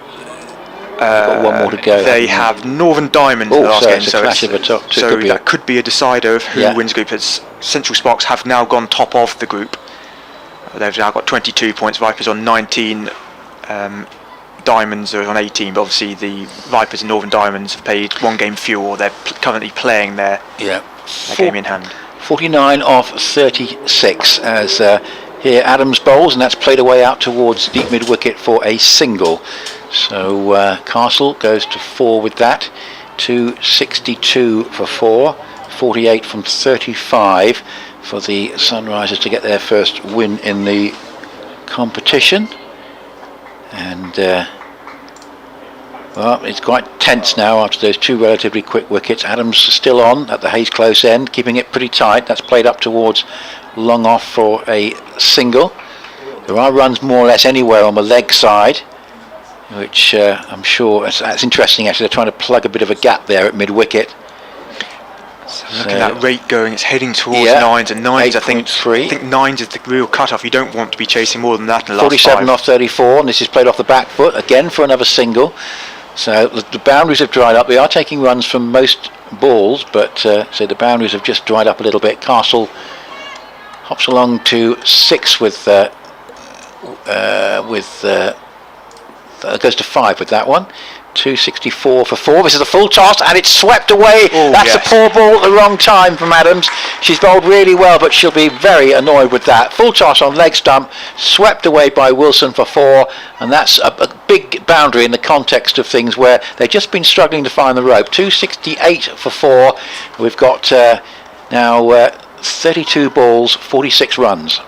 So real pressure moment. 42 runs. 42 runs, big pressure moment that, and Fran Wilson winning that little battle, that little moment in the game. Yeah, it's a big boundary. As here, this is just played back down the pitch, and Adams fields in her follow through, but 7 off the over, so they're virtually up with the rate, with a ball to go. 268.44. And here Adams rolls a reverse sweep, and it goes straight to Bell, who just slightly misfields at backward point. Wasn't expecting that then, particularly with the two fielders back at the square on the offside, Taylor and Bell, just almost within handshaking distance. But could have gone horribly wrong if it had found a top edge, but in the end, slight misfield from Bell, gets the run, 8 off the over. It means there are 30 balls to get 41, and the score is Sunrisers 269 for 4, with Wilson 40 and Castle on 5, who will now have the strike. Yeah, I thought it was a bit of a low percentage shot there with those two fielders. Yeah. I know that Fran Wilson is a good reverse sweeper, a good sweeper of the ball. Wilson on strike, pardon. And Wilson is back on strike against Elvis. It just seemed a bit strange, just with so premeditated with two fielders there. If she could have got it fine and got 4, then wouldn't be saying that though, I'm sure. So that's outside off stump and cut away, and that could be 4 runs. Emily Winder's got a big chase on. She's not going to get there. That's 4 more for Fran Wilson. She's moved to 44, and what a hand she's playing here. Yeah, it's the fact that we've talked about experienced, calm heads, and you alluded to the fact that Wilson might be able to provide that just that sort of role. Castle equally, senior players. They've got the right two in. You feel at the moment, you feel that the Vipers have got to separate this partnership very quickly. Elvis ready to have another bowl here. Another boundary would be very handy at this point, really get them ahead of the race, and she's going for it, but it's into the leg side and almost sort of spliced. This is by far Sunrisers' highest 50 over total as well across the 2 seasons. They got 241 against Storm in the last game of last season, but other than that they've got 212, 202. That was last season, and this season they've been over 200 in most of the games, but 211 was their previous best this year. It just shows how good they've been here and how good this pitch is. That's come in a long way and worked into the offside, and they're going to get a single, so that's 6 from the over already. So this is already looking like a good over if they can just build on this. Another boundary here, and it just really puts them in a really good position. 35 off 27. I'll take your maths for it. 35 off 27. Me and Churchy the other day, Mark Church, were really struggling with our maths. Neither of us had enough fingers to work things out.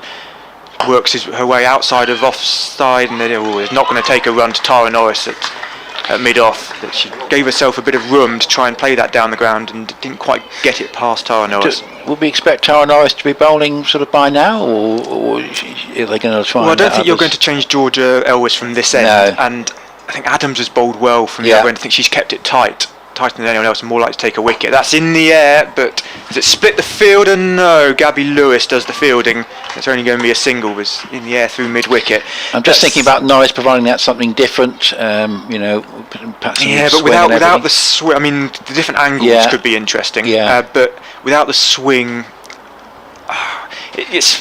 They're doing okay, these two, but you feel that these Adams two will offers difference as well. I think that's her height with the spin offers something slightly different.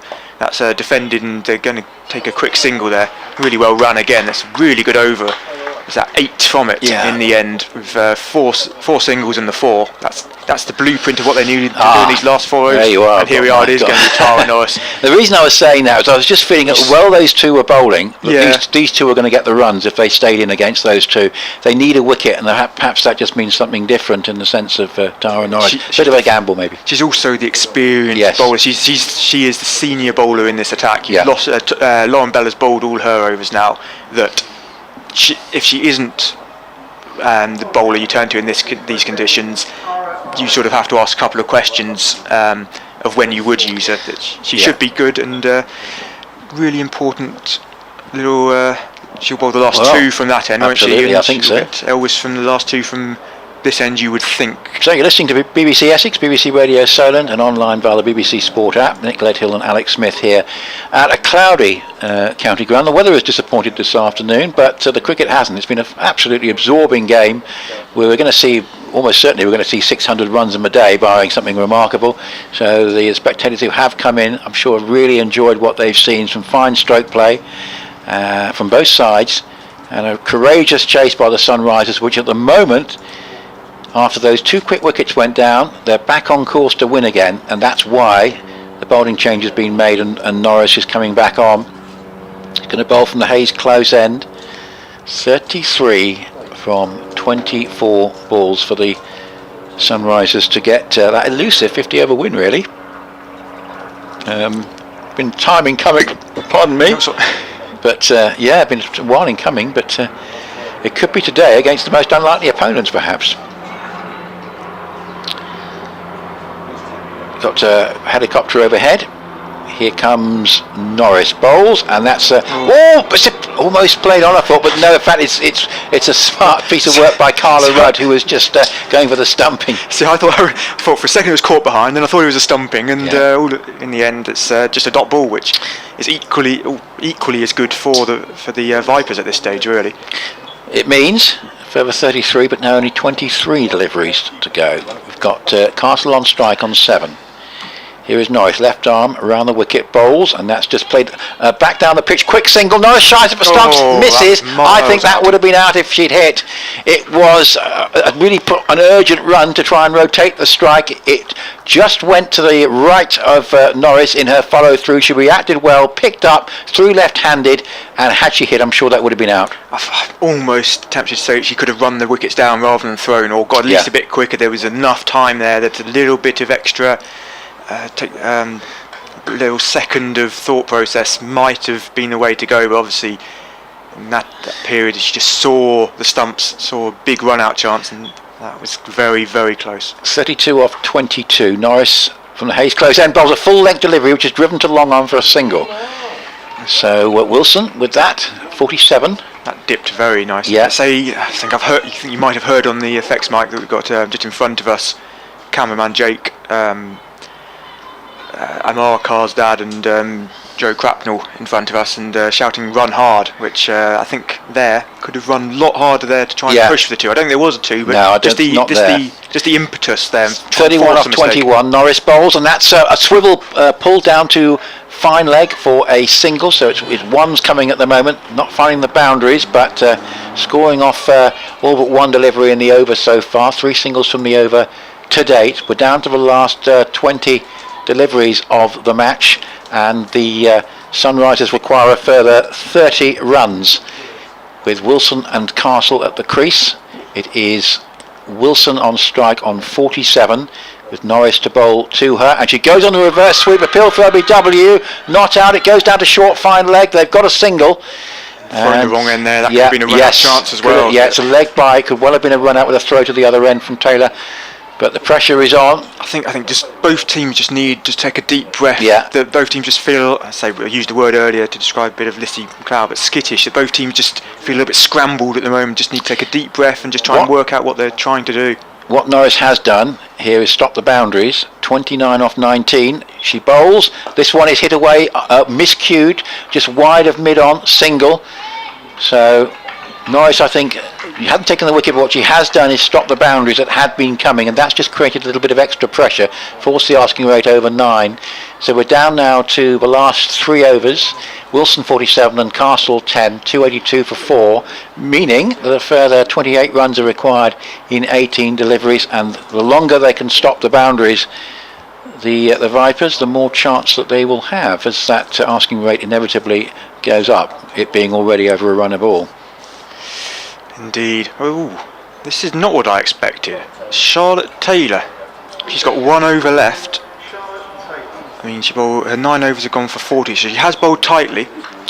Well, I suppose another over for the same economy rate will do. It'll be, that will put pressure on the last 2 overs. I wasn't necessarily expecting it, but I do like that as an idea that they did have an over go. You either go with this one or you go with the last one. You try and get it over and done with earlier on.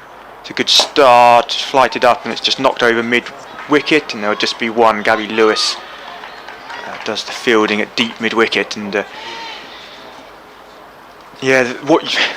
she is very hard to get away, isn't she? And absolutely. With needing almost 10 runs and over now, I think it's about 9.3 at the beginning of this over, Wasp down to 57%.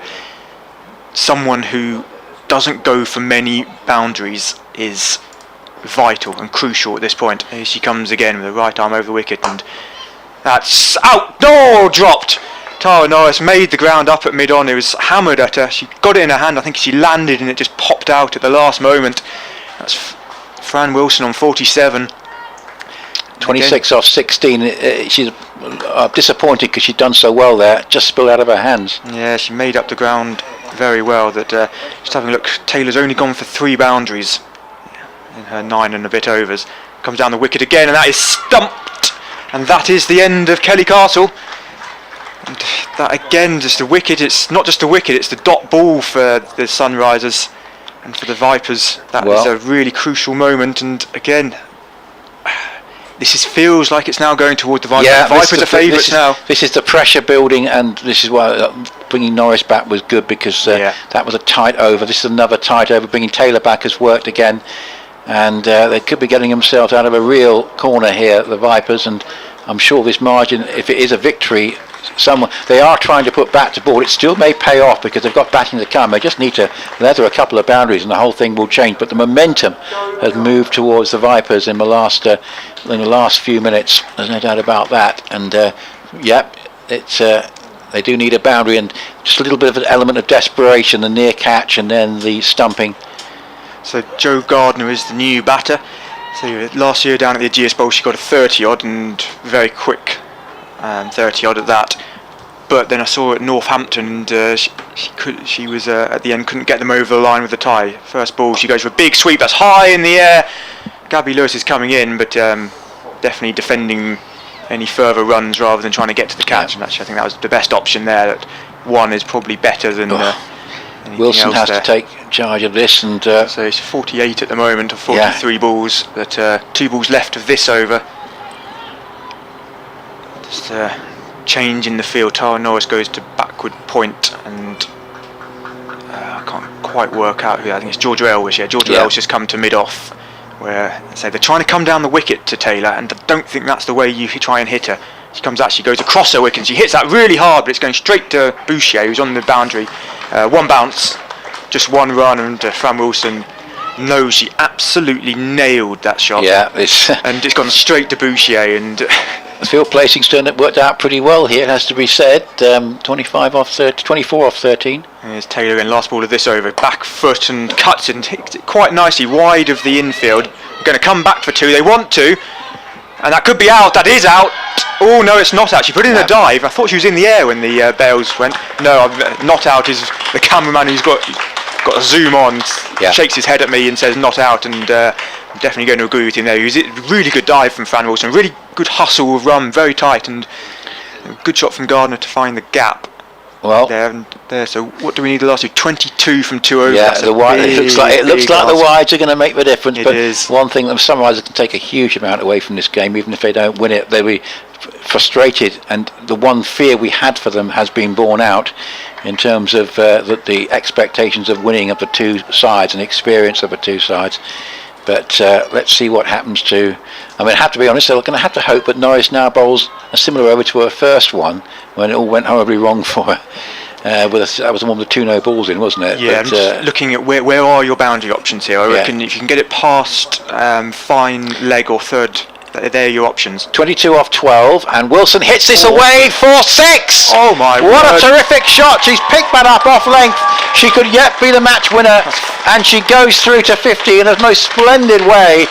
That was just back of a length, and she completely got hold of that. A magnificent shot over, well, just in front of square leg really for 6, and 50 off 55, and that one shot makes a big difference. 16 off 11. Yeah, 50 off 45 balls, and just that shot, oh my word, that's just, look at the boundary options. There is a gap between sort of deep square and deep mid wicket, and she's found that gap and absolutely nailed that shot. That was a big pressure shot and big risk, and she's got the reward. Yeah, the Sunrisers needed that. Now what happens here as Norris bowls and misses, hit away over mid off the ball. My word.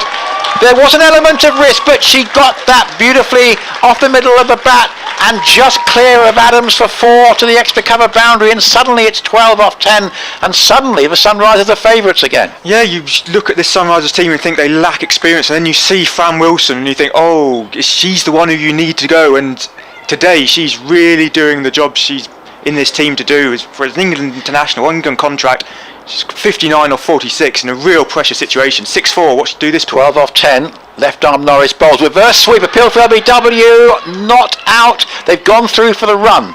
So it was no contact from the bat. So reasonable for Norris to appeal there, but not out. So as you say, 11 off the over. We're down now to 9 balls, and the ask is to get another 11 runs. So they've actually got half the total that they needed really in this over. So 11 off 9. They would, I guess, like Wilson on strike in the final over. So Gardner here. Rotation of singles. Huge spaces on the leg side. Yeah, straight as well. Both straight, long on, long off back. Singles will be fine here. Here she hits it in the air. I think it's going to be caught. Is it? It's caught, I think, on the long off boundary. Superb catch. That's possibly one of the most difficult chances of the afternoon, and it's been held. And actually Gardner probably didn't need to do that because the damage had been done in this over. They needed to keep wickets in hand. They need Wilson on strike for the last over. So I was saying anything Gardner did was a bonus, but I was thinking singles would have been a more sensible option. I thought she got away with that, but long off moving across has taken the catch. It's 299 for 6, and now it's 11 required off 8. I think the one thing you say is that every team will say when they're batting or bowling, they want to finish off the game in the 49th over. They don't want to take it to last over, and that was a ball which was there to hit. She got into a good position. She just didn't hit it either straight enough or hard enough. No. It was a very good catch. Is it Tara Norris out? Then Just think she was so new to the crease, Alex. That Georgia Adams. Yeah, but the one thing with Joe Gardner is someone who I think prides herself on being able to come to the crease and hit the ball from ball one. She was good for that situation. I don't have a problem with that. No, it's just obviously it's just increased. It was a dot ball more than anything, isn't it? Absolutely.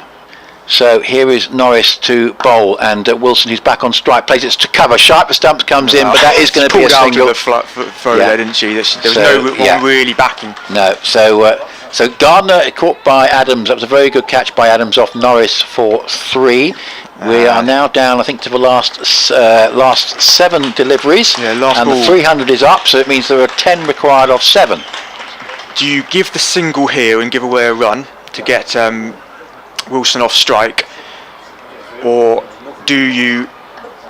I think. Do you pack the field? What do you go for? I think they'd be quite happy to give a single here and then try. But then and that's still pressure. another run which you give away, and they don't have that many runs to play with still at this point. It's really a 50-50 call, isn't it? But what they really like is a wicket.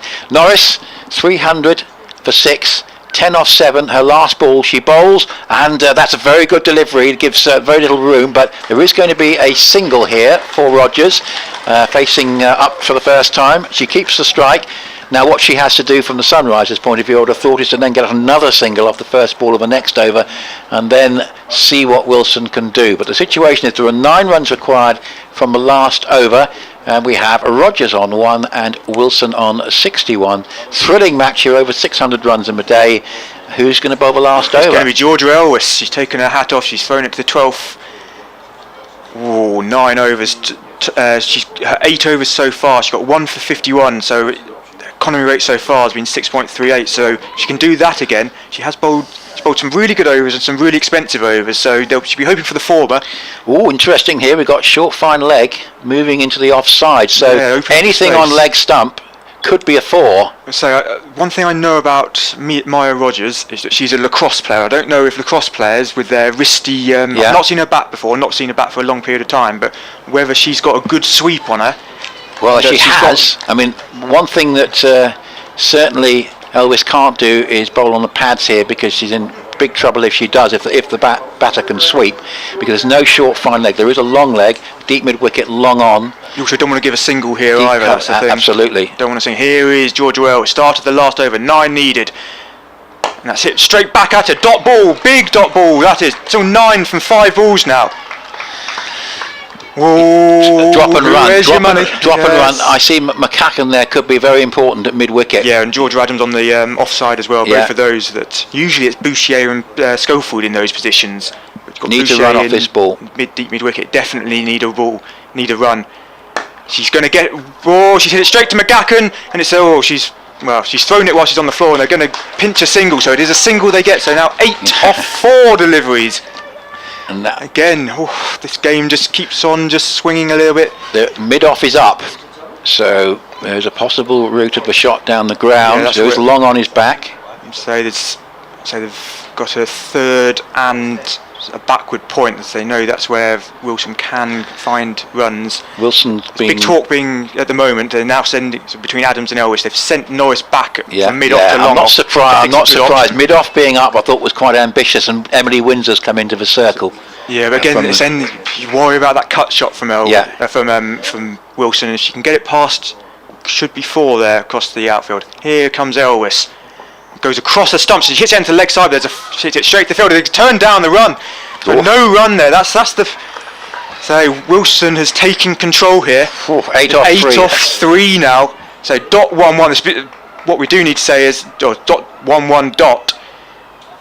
Georgia Elvis has bowled very well these first 3 deliveries. I think she bowled 3 or 4 deliveries.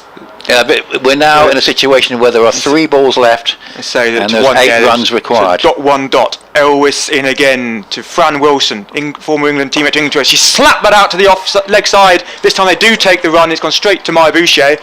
So now 7 off 2. Yeah, Need a boundary. Need a boundary. This would be very this. good. This is the experience that Georgia Elvis gives you. She did it with the bat earlier. She got a century earlier, and now she's going to do it with the ball as well. Mid-off comes up. The So- sweeper goes back. That's So the keeper's gone back as well. So almost as if she misses it, don't mind taking the bye. And I think that's Fran Wilson's now just gone down and had a chat with the teenager Maya Rogers. this is difficult for the Chat's happening all Sunrisers over. because 7 to win off 2 balls effectively means that even if there's a 2 here, they're going to have Rogers on strike. If there's a 1, Wilson's got to hit a 6 to win the game. This has been very good so far from Elvis. Yeah, this is. Can't say anything different from here. The Georgia Elvis comes in, she trots in, couple of steps, big ball coming up here, full ball and swung into the leg side. They only take 1, so it's going to be 6 off the last ball needed by Fran Wilson. She has hit a 6 so far. She hit one in the last over, big into the leg side. Got to say that Vipers have really pulled this back in the last 10 overs to get themselves into position to potentially win the game now. The dismissal of Griffith was an important Griffiths moment. and then Lissy McLeod just after that. And Yeah. Fran Wilson has given it. She stepped well outside the off stump. Here we go. Full toss, but it's along the floor. She might get 4 for it. She does get 4 for it, but it's not going to be enough. Southern Vipers have won. And what a game of cricket we've seen here at the Cloud FM ground, Chelmsford.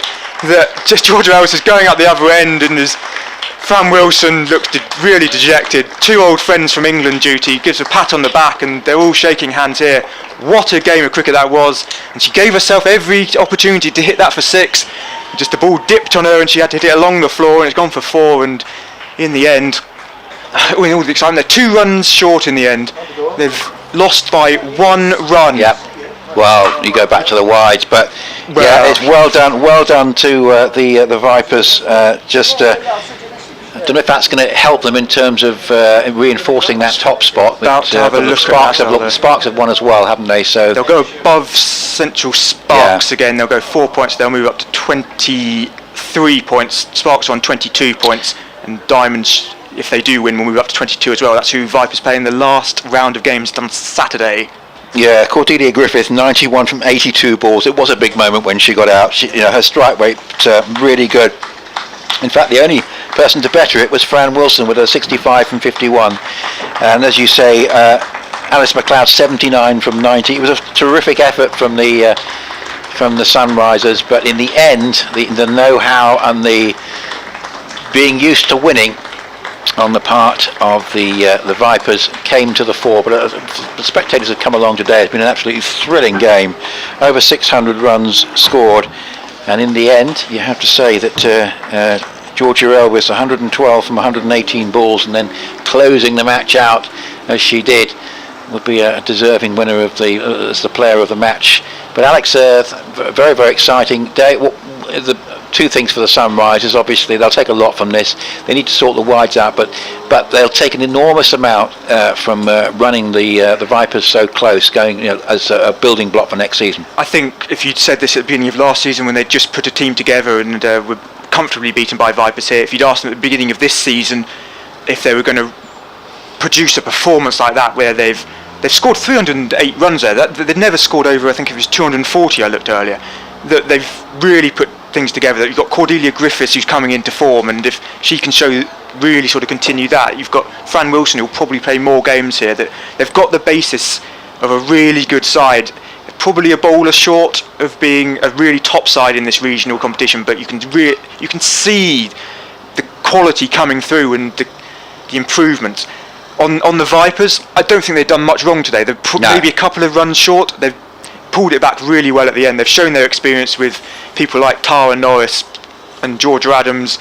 We saw Georgia Elwis doing it with both bat and ball. That last over at the end was exactly what was needed, and they've got away with it, the Vipers. But at the same time, I'll repeat it, they haven't done a lot wrong. The Sunrisers have been exceptional. It was just an exceptionally high quality game of women's cricket here today, and I think, to be very mockish about it, cricket is the winner today, really is, especially women's cricket. That any eyeballs on this, you can't sort of complain about this. Anyone who's come along today will want to come again. The spectators, or watch on the stream coming down and say, Saturday there are games around the country. Have a look at the fixture list. I can't remember off the top of my head where they are. The Sunrisers are away at Storm, I know that, but I say to end up with just one run the difference here probably shows just how close these teams were matched on the day. Absolutely, it's a fantastic match.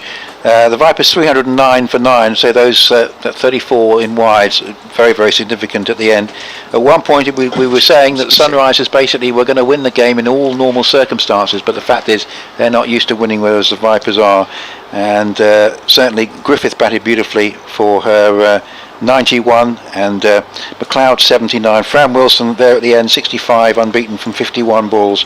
But they managed to make the bowling changes, get the quieter overs, just build the pressure, and in the end it told. So fabulous match here, victory by 1 run for the